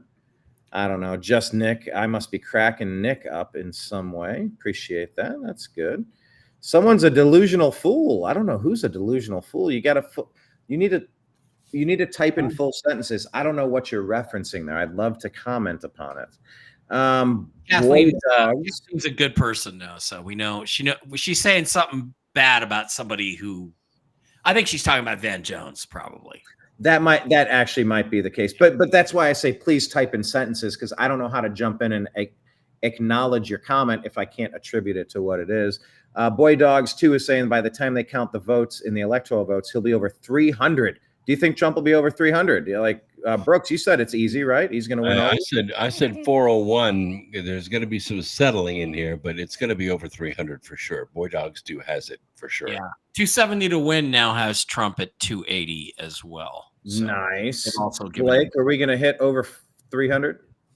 Yeah, when it's all said and done, yeah, probably not during this broadcast, but it could happen. So we'll still wait for results to come in. So I'll say plus 300. I'll take the over on that. Yeah. Rick is saying, I'm sorry, Larry's saying Van Jones. That's what division sounds like. Kathy's saying she's reminded that's what we need to keep praying for safety and protection, as well as wisdom for healing of our country. I am so happy. I agree with that. Jane is saying, I just can't listen to Van Jones. I agree. Christian Jones is such a tool. Hold on a second. Can someone pull up Arizona Kari Lake? Someone is saying Kari Lake lost. Kari Lake might be the most talented politician I've ever seen. How has she lost twice? What is going on in Arizona? She should have been the vice president. I love this girl. Yeah, it's fraud. It's fraud. But did she lose? Did Kari Lake really lose? I think Arizona's still counting, so it's not guaranteed. Oh man, that would be awful news. Kari Lake is a superstar. She probably deserved to be vice president, honestly. Oh man, if she loses 2 times in a row, I don't know how I'll handle it. Yeah, it says Kari Lake 859 and Ruben Gallego is 968 with 56% of the vote in. Oh, yeah, they're only halfway through. Yeah, only halfway through. Yeah. So. Jacqueline is with those kind of numbers, Brian. Also, that means that the big population centers, probably Clark County, is probably mostly reported. So that means that the outlying districts are the ones that are still yet to report the county. So okay, that's kind of fair, I would think. Larry is saying, trust me, the elites are going to pay a price. Oh, they did not. Come on. They did not want Trump to be involved in this. He's really wrecking. He's overturning their apple cart. They're not thrilled about this. By the way, we still have our eyes on Trump headquarters in West Palm Beach, live at 2:10 a.m. Full house standing, waiting with the American flag in the backdrop. We're all waiting to hear President-elect Donald Trump's election speech, his victory speech.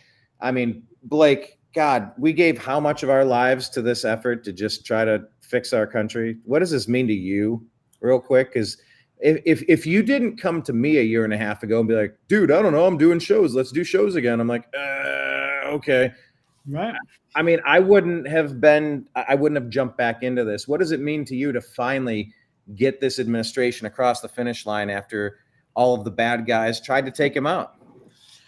Yeah, I guess it almost feels surreal that we're finally here and we're actually seeing this after, I was pretty convinced that they were just going to pull all kinds of dirty tricks and what have you. This was like the best case scenario. So now we can begin the work and we can begin healing. And yes, it's been a very tumultuous 4 years of just feeling like, just behind, like in an occupied country as the resistance.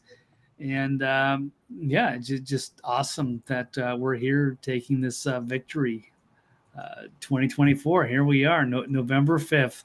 It finally came, and we got what we wanted. And I'm excited for the future again. So this is great. It's such a night and day difference, guys. Let me ask you this: Rick Norman, he did ask us this in the Agree to Disagree show.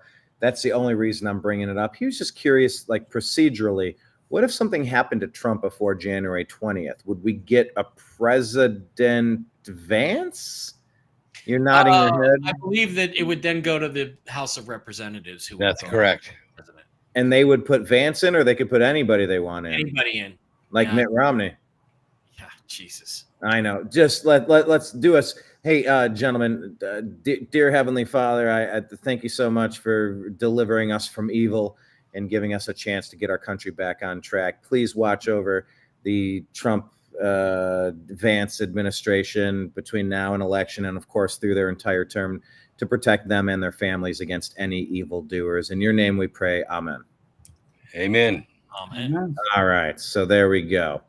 Let's see. Larry is saying that all corporation executive orders are null and void. Pied Piper here. Scott Pressler deserves a medal. I interviewed Scott Pressler in Milwaukee at the Republican convention with Blake. Oh, really? Yeah, we interviewed him. Who else did we interview, Blake? We got Jim Hoft from Gateway Pundit. We got Gerald A. Morgan, the CEO of Louder with Crowder. We had some interesting interviews there. Right. But we did have a chance to talk with Scott Pressler, and he was a superstar. Are you guys familiar with what he did in Pennsylvania to get that? Oh, yeah. Oh, yeah. Yeah, he almost single-handedly got the registration. He went and got the Amish and convinced them to come vote and register and vote. I mean, he's the guy that won Pennsylvania for the country.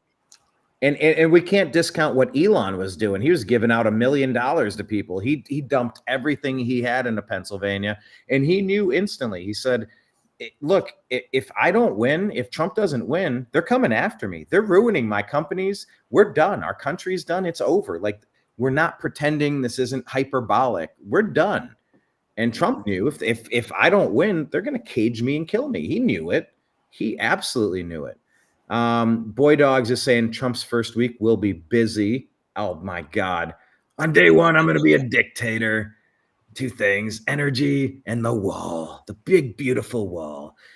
James Silsby is saying, I'm not crying. You're crying. Our children have a future. God, that feels good. God, that feels good. She's shaking her head. What do we got over there? I'm getting an update. Oh, no update. Okay.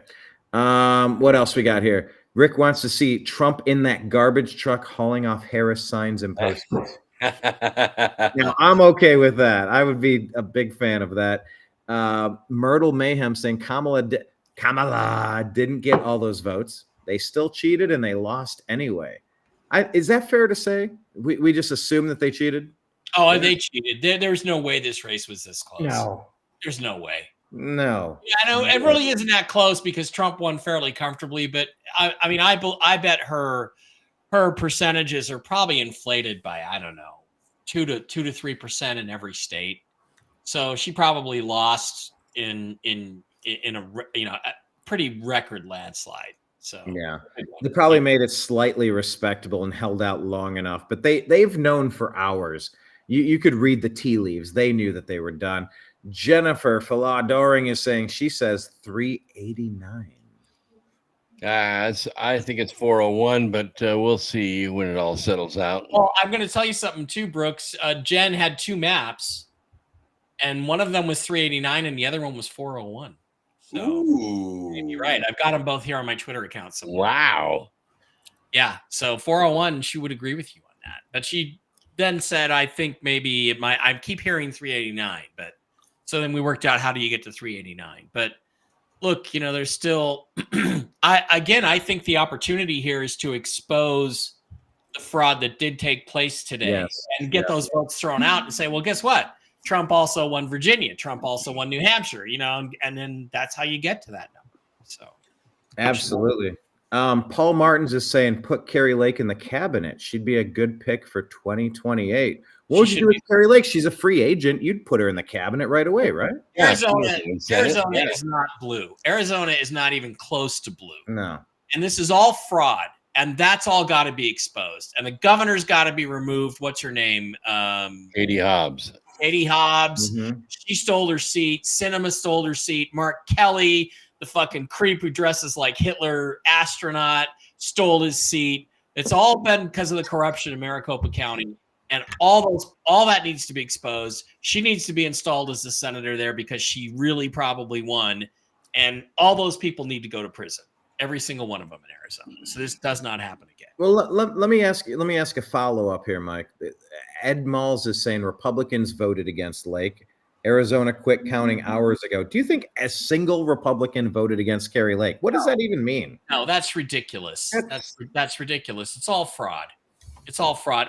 Maricopa County was one of the most conservative counties on the planet, in the country, until what happened? Until George Soros funded a prosecutor to take over the Arizona, the top attorney general there, who then went after Sheriff Joe and came up with a bunch of phony lawfare, like they've done to Trump, and ran him out of there because people still believe the media back then, and they installed their own corrupt judge by stealing that corrupt attorney general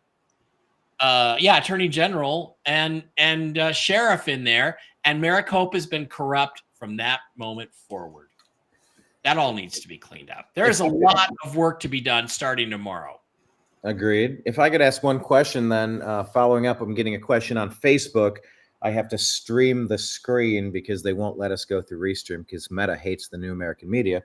The question here coming through the group is, what celebrity is going to be the first to get out of the United States? Ooh. Who would you guess is going to be the first celebrity that has to flee the United States? And my God, are we going to see a mass exodus because the hammer is coming for all of their criminal misdeeds? What do you think? Rosie O'Donnell. Only Rosie O'Donnell. Barack and Michelle. In fact, I heard a rumor on Twitter that they've already boarded a private plane. No. Fly to Hawaii, because Hawaii is going to drop out of the United States and be part of Pacifica, the new kingdom of Hawaii. What? And they think that they can protect him and keep him from being extradited. What? I heard that. I read it. I don't. Pacifica? Well, not the rest of it, but yeah. That ultimately the realignment is going to be Mexico, the United States, Canada, New Zealand, and Australia, and England are going to be kind of in a commonwealth. Oh boy!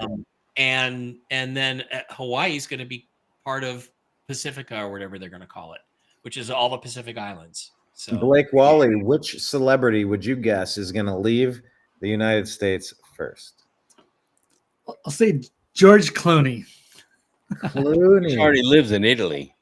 Oh, is he? Okay, yeah. I figured he'd have his one step out the door. So there he goes. How about if I had to guess, I'll say J-Lo. I think J-Lo he's got to bounce. She was under duress. She gave a impassioned, a crying, a teary-eyed endorsement of Kamala just a couple of days ago. Okay, I understand Kamala has just called Trump and conceded. Whoa, hold on. Pull that up on X. Do you have the feed? Can you send me the? Yeah, it's not a feed. It's just a tweet by Hodge twins, who I think are fairly well known. Yeah, they are. While you find it, says Jacqueline is saying fraud. Arizona and California, they appoint who will get their seats or who wins. Voting is just a ruse. Al Bundy is saying Benny Johnson shows that Trump is preparing his speech, getting ready right now. Day one, according to Rick, pardon the prisoners, close the border, and open the pipelines. I'll take it. Yeah, that sounds good to me. That's probably why this is taking so long, as he was waiting for Kamswala to the confession speech. Yeah. Azarin Sage, is Trump speaking yet? We are watching every screen, and as soon as we find it, we will put it on there for you. You're not missing a thing. The 528 people watching us live, plus how many are on Rumble, Mike?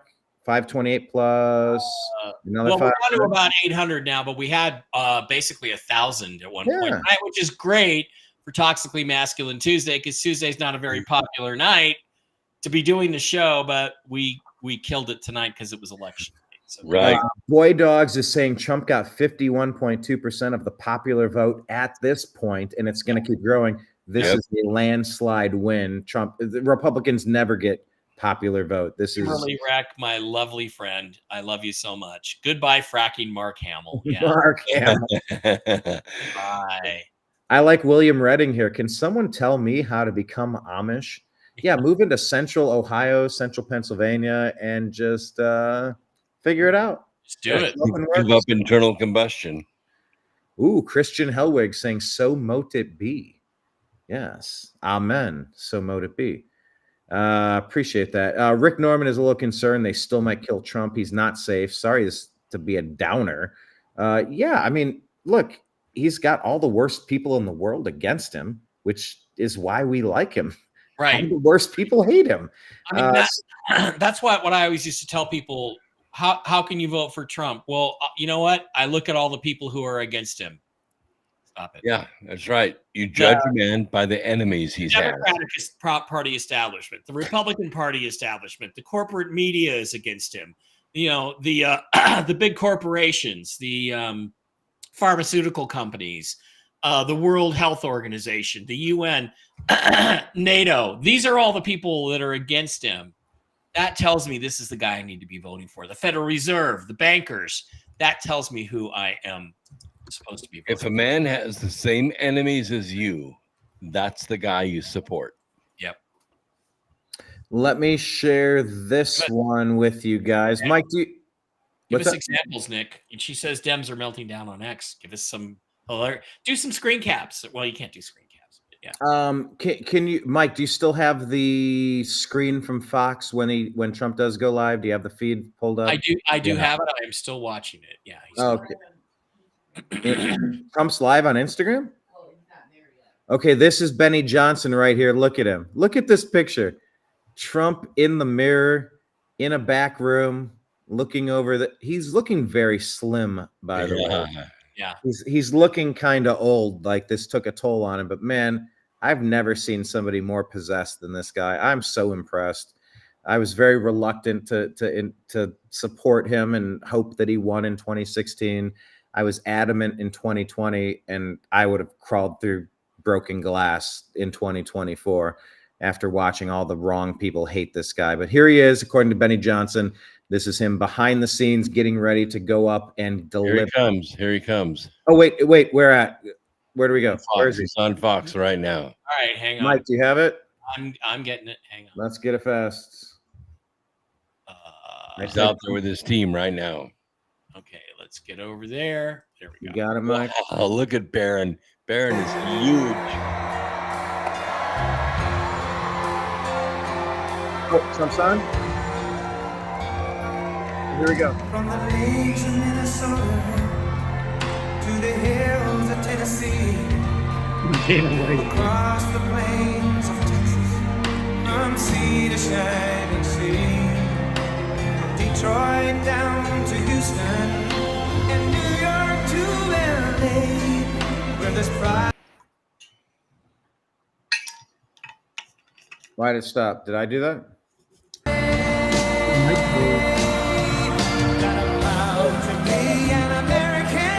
Where at least I know I'm free, and I won't forget the men who died, who gave that right to me, and I gladly stand up next to you and defend her still today, 'cause there ain't no doubt I love this land.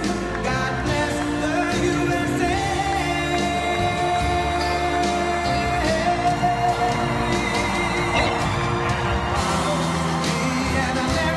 Guys, we did it.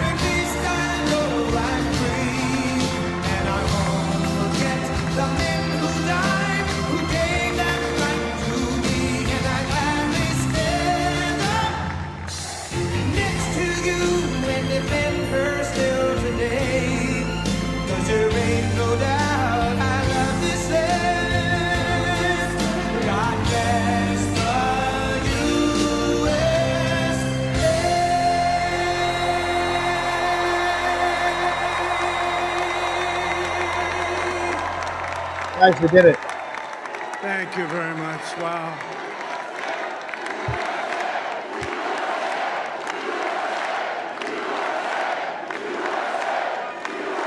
Well, I want to thank you all very much. This is great. These are our friends. We have thousands of friends on this incredible movement. This was a movement like nobody's ever seen before. And frankly, this was, I believe, the greatest political movement of all time. There's never been anything like this in this country and maybe beyond.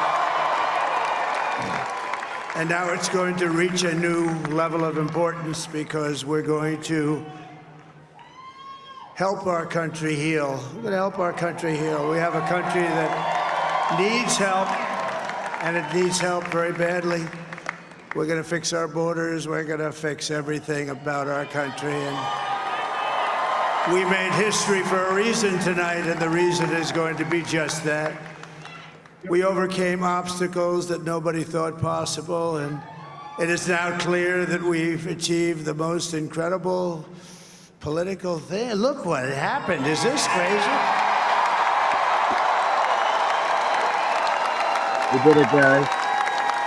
But it's a political victory that our country has never seen before, nothing like this. I want to thank the American people for the extraordinary honor of being elected your 47th president and your 45th president. And every citizen, I will fight for you, for your family, and your future. Every single day, I will be fighting for you, and with every breath in my body, I will not rest until we have delivered the strong, safe, and prosperous America that our children deserve and that you deserve. This will truly be the golden age of America. That's what we have to have. This is a magnificent victory for the American people that will allow us to make America great again. And in addition to having won the battleground states of North Carolina, I love these places, Georgia, Pennsylvania, and Wisconsin, we are now winning in Michigan, Arizona, Nevada, and Alaska, which would result in us carrying at least 315 electoral votes, but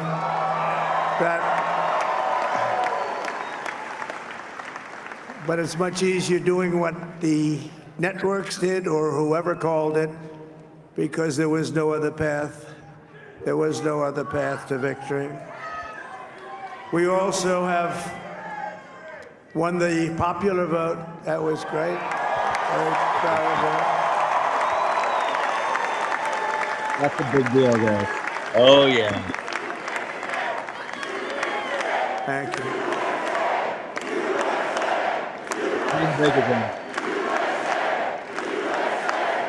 Thank you very much. Thank you. And, winning the popular vote was very nice. Very nice. Very nice. It's a great feeling of love. We have a great feeling of love in this very large room with unbelievable people standing by my side. These people have been incredible. They've made the journey with me, and we're going to make you very happy. We're going to make you very proud of your vote. I hope that you're going to be looking back someday and say that was one of the truly important moments of my life when I voted for this group of people beyond the president, this group of great people.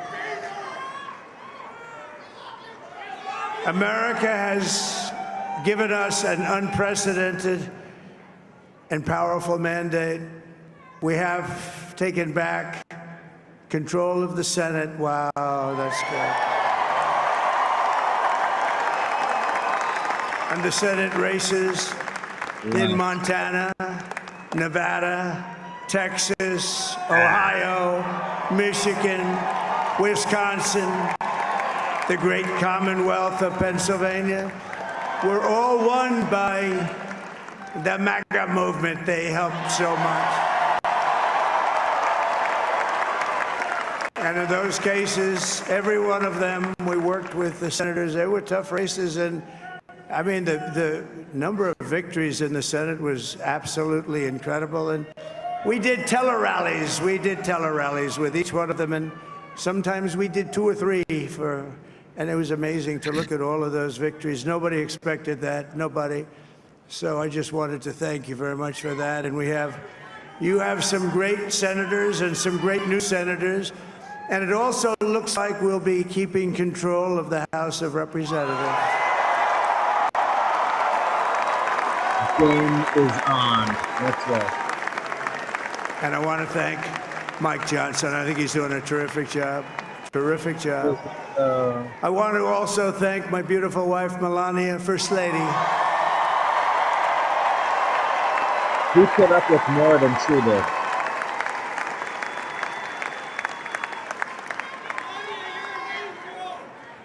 Who has the #1 best-selling book in the country. Can you believe that?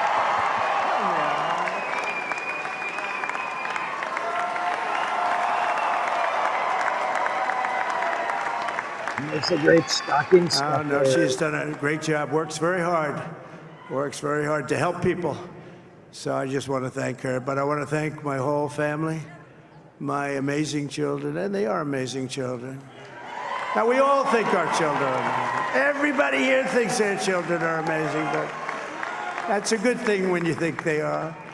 But Don, Eric, Ivanka, Tiffany, Barron, Laura, Jared, Kimberly, Michael, thank you all. What a help.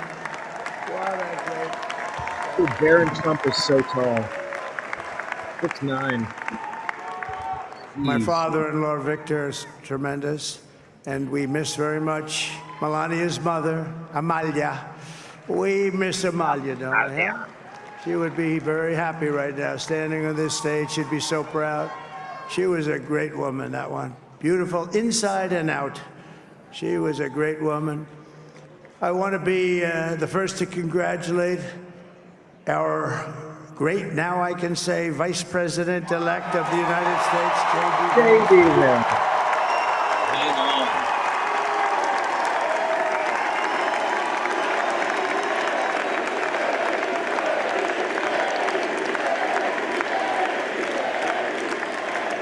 And his absolutely remarkable and beautiful wife, Usha Vez. And he is a feisty guy, isn't he? You know, I've said, go into the enemy camp. And you know, the enemy camp is certain networks. And a lot of people don't like it. Sir, do I have to do that? He just goes, okay. Which one? CNN, MSDNC? He'll say, CNN. All right, thank you very much. He actually looks like, he's like the only guy I've ever seen. He really looks forward to it. And then he just goes in and absolutely obliterates them. Say a couple of words. Oh, there you go. 8 years of Vance after 4 years of Trump. Wild.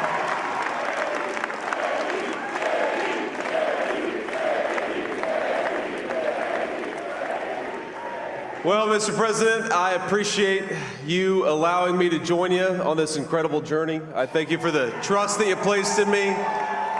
And I think that we just witnessed the greatest political comeback in the history of the United States of America.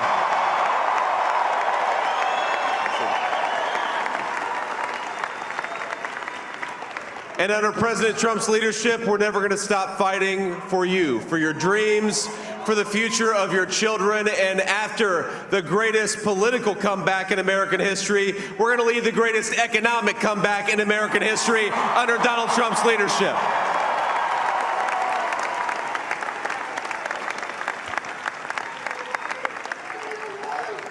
Thank you very much. He's turned out to be a good choice. Keep it short, JD. I took a little heat at the beginning, but he was, I knew the brain was a good one, about as good as it gets. And we love the family, and we're going to have a great 4 years, and we're going to turn our country around, make it something very special.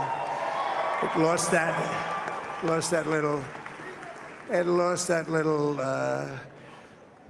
thing called special. We have to make it so. We're going to make this so great. It's the greatest country and potentially the greatest country in the world by far. And right now, we're going to just work very hard to get all of that back. We're going to make it the best it's ever been. We can do that. If we had to wait longer, I don't know. It was going bad, and it was going bad fast. We're going to have to seal up those borders, and we're going to have to let people come into our country. Yes.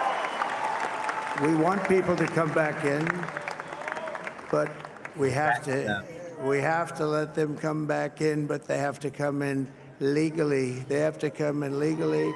Let me also express my tremendous appreciation for Susie and Chris, the job you did.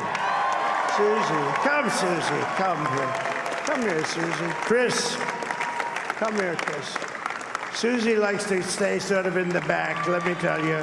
The Ice Maiden, we call her the Ice Maiden. Chris, come here, Chris. What do you think the world is saying right now? Susie likes to stay in the background. She's not in the background. I think that's Kimberly Guilfoyle in the red dress. This Yeah. wasn't expected, but I just want to thank, obviously, President Trump for this journey. It was a great one, and he's a hell of a candidate, and he's going to be a hell of a great 47th president. And this team that we had, the best team, and of course, even my boss, Susie Wiles, the best. Thank you. Thank you, and thank you, Susie. Look at her, she's shot. I've never seen her be shot before. Susie, they're great. Everybody up here is great. Everybody up here is very special. But the Trump, who did you say? Oh, let me tell you, we have a new star. A star is born, Elon. Elon. He is. Yeah, He's an amazing guy. We were sitting together tonight. You know, he spent 2 weeks in Philadelphia and different parts of Pennsylvania campaigning. You know, he sent the rocket up 2 weeks ago, and I saw that rocket, and I saw it coming down. I saw it. It was, when it left, it was beautiful, shiny white. When it came down, it didn't look so pretty. It was going 10,000 miles an hour, and it was burning like hell. I said, what happened to your paint job? He said, we've never made a paint that could withstand that kind of heat. And, but I saw it come down and turn around.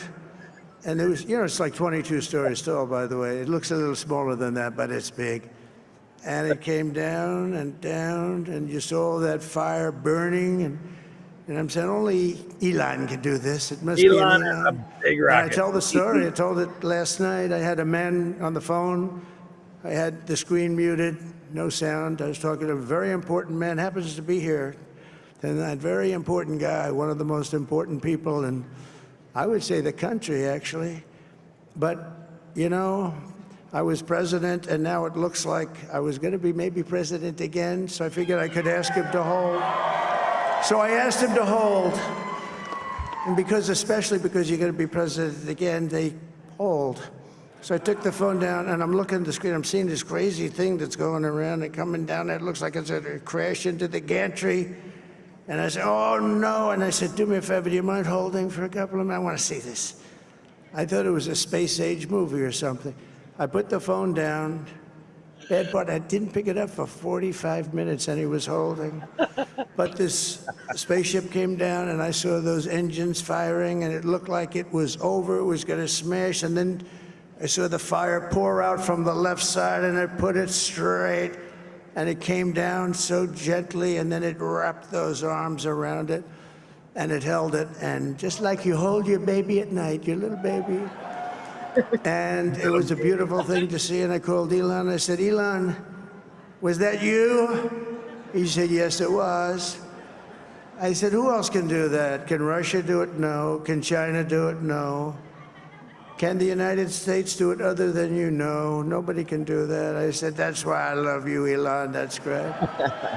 And you know, when we had the tragic Hurricane Helene, yes, and it hit North Carolina, they were really devastated, the water. This was a big water, as big as we've ever seen, water hurricane. It built lakes out of nothing. Fields became lakes, and the danger was unbelievable. And the people from North Carolina came to me and they said, would it be possible, at all possible, for you to speak to Elon Musk? We need Starlink.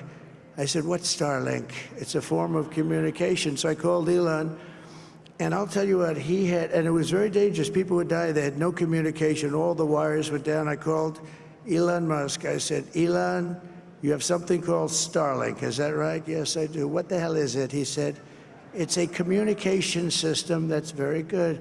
I said, Elon, they need it really, really badly in North Carolina. Can you get it? He had that there so fast. It was incredible. So, and it was great. It saved a lot of lives. He saved a lot of lives. But he's a character. He's a special guy. He's a super genius. We have to protect our geniuses. We don't have that many of them. We have to protect our super geniuses. I want to thank some of the guys. You know, we have up here today the U.S. Open champion. He's a fantastic golfer. He's slightly longer than me. It's a ball a little bit longer than me. Just a little bit. Bryson DeChambeau is up here someplace. That's okay. What happened to Bryson? Where is he? Bryson. Oh, he was shot. He's hitting balls. Oh, he's on the way. He's hitting balls. Bryson. Oh, look at him. Yeah, here's the guy. Did you watch his video? He had a great, got a great career going. Great U.S. Open, Bryson. That's a fantastic job. And we also have a man, Dana White, who has done some job. By the way, Joe Rogan said that Dana was... He's a tough guy.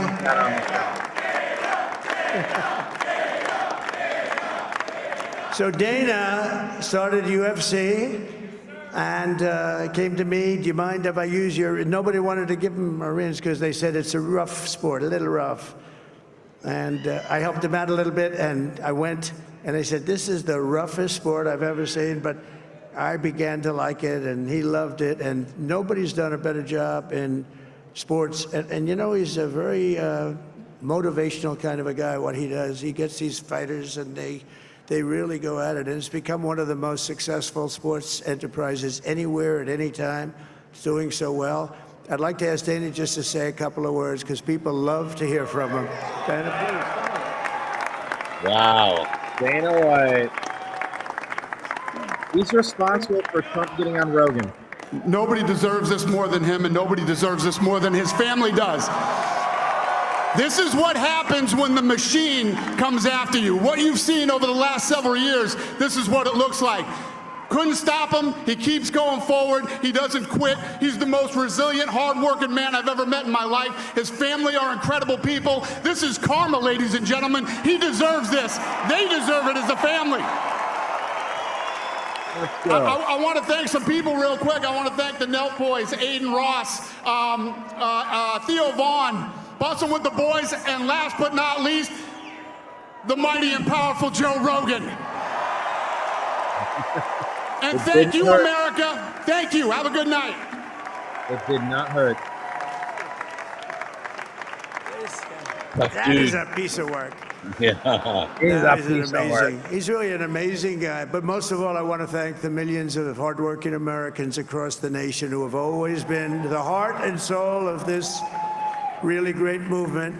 We've been through so much together, and today you showed up in record numbers to deliver a victory like really, I probably like no other. This was something special, and we're gonna pay you back. We're gonna do the best job. We're gonna turn it around. It's got to be turned around. It's got to be turned around fast, and we're gonna turn it around. We're gonna do it in every way, with so many ways, but we're gonna do it in every way. This will forever be remembered as the day the American people regained control of their country. Oh my gosh! Thank God. Wow. So I just want to say that on behalf of this great group of people, these are hardworking people. These are fantastic people, and we can add a few names like Robert F. Kennedy Jr. He came in. And he's going to help make America healthy again.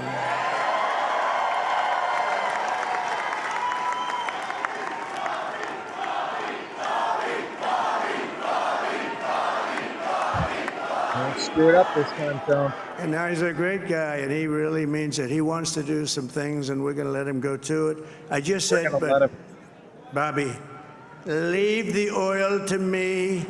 We have more liquid gold, oil and gas. We have more liquid gold than any country in the world, more than Saudi Arabia. We have more than Russia. Bobby, stay away from the liquid gold. Other than that, go have a good time, Bobby. We're going to be paying down debt. We're going to be reducing I love taxes. We can do things that nobody else can do. Nobody else is going to be able to do it. China doesn't have what we have. Nobody has what we have. But we have the greatest people also. Maybe that's the most important thing. This campaign has been so historic in so many ways. We've built the biggest, the broadest, the most unified coalition. They've never seen anything like it in all of American history. They've never seen it. Young and old, men and women, rural and urban. And we had them all helping us tonight. When you think, I mean, I was looking at it, I was watching it. They had some great analysis of the people that voted for us. Nobody's ever seen anything like that. They came from all corners, union, non-union, African American, Hispanic American, Asian American, Arab American, Muslim American. We had everybody, and it was beautiful. It was a historic realignment, uniting citizens of all backgrounds around a common core of common sense. You know, we're the party of common sense. We want to have borders. We want to have security. We want to have things be good, safe. We want great education. We want a strong and powerful military, and ideally, we don't have to use it. You know, we had no wars. 4 years, we had no wars, except we defeated ISIS. We defeated ISIS in record time. But we had no wars. They said, he will start a war. I'm not going to start a war. I'm going to stop wars. But this is also a massive victory for democracy and for freedom. Together, we're going to unlock America's glorious destiny. We're going to achieve the most incredible future for our people. Yesterday, as I stood at my last stop on the campaign trail, I'll never be doing a rally again. Can you believe it? I think we've done 900 rallies approximately from them. Can you imagine? 901 something, a lot of rallies. And it was sad. Everybody was sad. Many people, I said, this is our last rally. But now we're going on to something that's far more important, because the rallies were used for us to be put in this position where we can really help our country. That's what we're going to do. We're going to make our country better than it ever has been. And I said that many people have told me that God spared my life for a reason.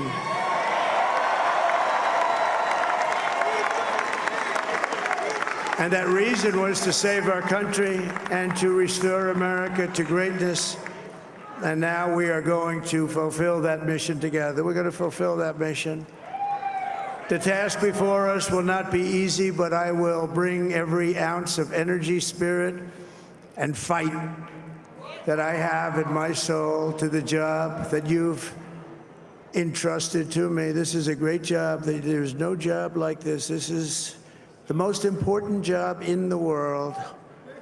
Just as I did in my first term, we had a great first term, a great, great first term. I will govern by a simple motto: promises made, promises kept. We're going to keep our promises. Nothing will stop me from keeping my word to you, the people. We will make America safe, strong, prosperous, powerful, and free again. And I'm asking every citizen all across our land to join me in this noble and righteous endeavor. That's what it is. It's time to put the divisions of the past 4 years behind us. It's time to unite. And we're going to try, we have to try, and it's going to happen. Success will bring us together. I've seen that. I saw that in the first term. When we became more and more successful, people started coming together. Success is going to bring us together, and we are going to start by all putting America first. We have to put our country first for at least a period of time. We have to fix it. Because together we can truly make America great again for all Americans. So I want to just tell you what a great honor this is. I want to thank you. I will not let you down. America's future will be bigger, better, bolder, richer, safer, and stronger than it has ever been before. God bless you, and God bless America. Thank you very much. Thank you. Thank you very much.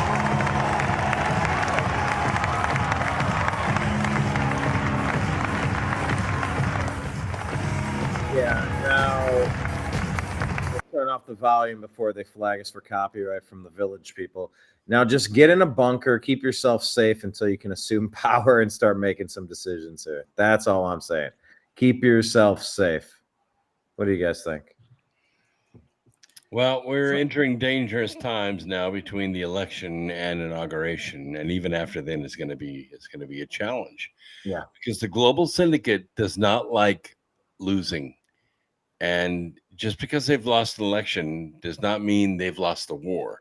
The war continues. So keep yourself safe. Keep a full tank of gas, maybe $1,000 cash on hand, a little bit of food in the fridge and in your pantry. And stay focused. Don't let down your guard and don't fall for the temptation to fight them in the streets. Let them fight. Let law enforcement take care of it, but don't respond to it. Sounds like good advice. Mike's in the spirit. Yeah. There you go. Yeah. Go ahead. Mike. Oh, I want to highlight Mike dancing. Yeah, well, this has been a historic night. It's great to be here with you guys. Yeah, even in this, we've done like a full an 8-hour shift here. So congrats, Blake. Thanks to the audience for sticking with us. Yeah, look, that's 8 plus our hour and a half earlier. 9.5 we've been done. I'm a little loopy right now. Forgive me. I know. I don't have an ass. I sit on the back of my legs. So guys. Plus, I did Mark G's show earlier today too. So you know,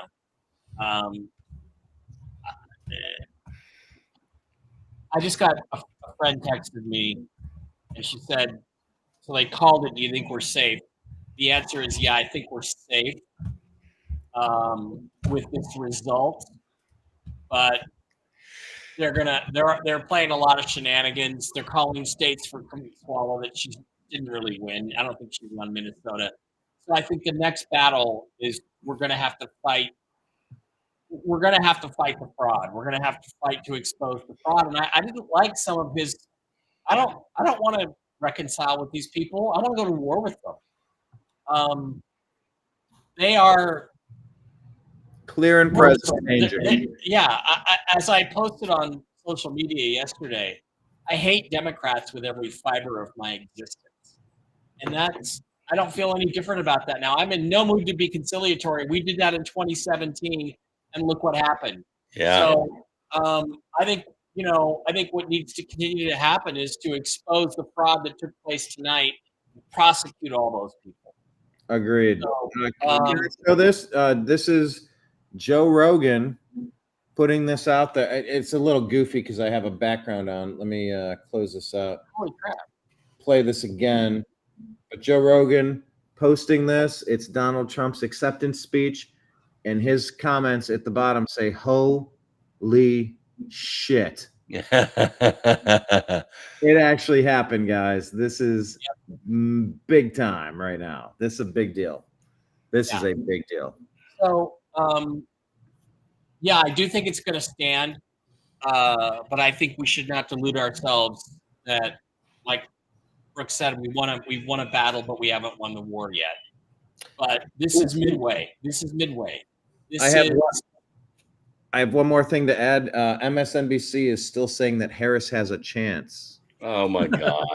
They're going to try to play that card overnight. It's not going to stick, I don't think. Don't get too riled up about it. I'm wiped at a really, emotionally, it was really frustrating for me tonight. I really wish Jen was 100% accurate, and we had nothing to worry about from day one. But it was like for the first hour, but it was a struggle. We got here, and the reality is that we now have to start fighting, right? We now have to start fighting, and they are going to expose their evil and their deceptiveness. Bring it. They're going to expose that starting tomorrow. It actually is going to happen. So, that the simple fact that MSNBC is saying it's not over means that they're going to try. So we have to crush them. We can't take any pity on them. We have to treat them. Again, this is a decisive battle. This is Midway. This is El Alamein. This is one of those moments. This is Kursk. This is one of those moments where we now need to turn and attack and finish them. And that's D-Day. Let me just add this. MSNBC, ABC, CNN, they're all saying that Trump only has 266. Yeah. So they're all have fun with that. I'm not living in a universe where you're going to make me believe Kamala got close to 270. Well, Kamala's not even, it's not even close. Kamala is not even close. Yes, Christine, no. I will be on tomorrow with Jen. We're going to go back over this. I have no one in Australia. They all have TDS. So this group's important. Well, it's nice to know that, Nick. So thank you, Nicole, for a lot of reporting. Did a good job reporting and finding things on the web tonight and bringing it in. So I appreciate that a lot. I'll be back on with Jen tomorrow. I'm just wiped. Thank you guys all for a great show. And Steve Doran, who left us early. Oh yeah. So it looks like there's going to be some more controversy tomorrow. You know what? Fuck them in the neck. Let them. Okay, let's take them down. They're just going to give us an excuse to go hard, and that's what we need to do. I think tomorrow. Like really, Pauly Shore would say, "Shut up, ba-da-da." Yeah, there you go. All right, there you go. All right, guys. For Brian Engelman, TV's Blake Wally, the amazing TV's Blake Wally, Dr. Brooks Agnew, I'm Mike Barrett. Thank you guys for being here, and I will sleep well. We did it. We did it. We all fucking did it. High fives, guys. We did it. Fucking did it. Guys, we did it. Enjoy it. Celebrate it over the next few hours, because guess what? Tomorrow we're going to get up and we're going to start fighting again. Back to work. Let's enjoy this for just a moment. God damn it, we did it, guys. Fuck yeah, let's go. All right. Good night, everybody. Love you. Good night. Thank you. Take care.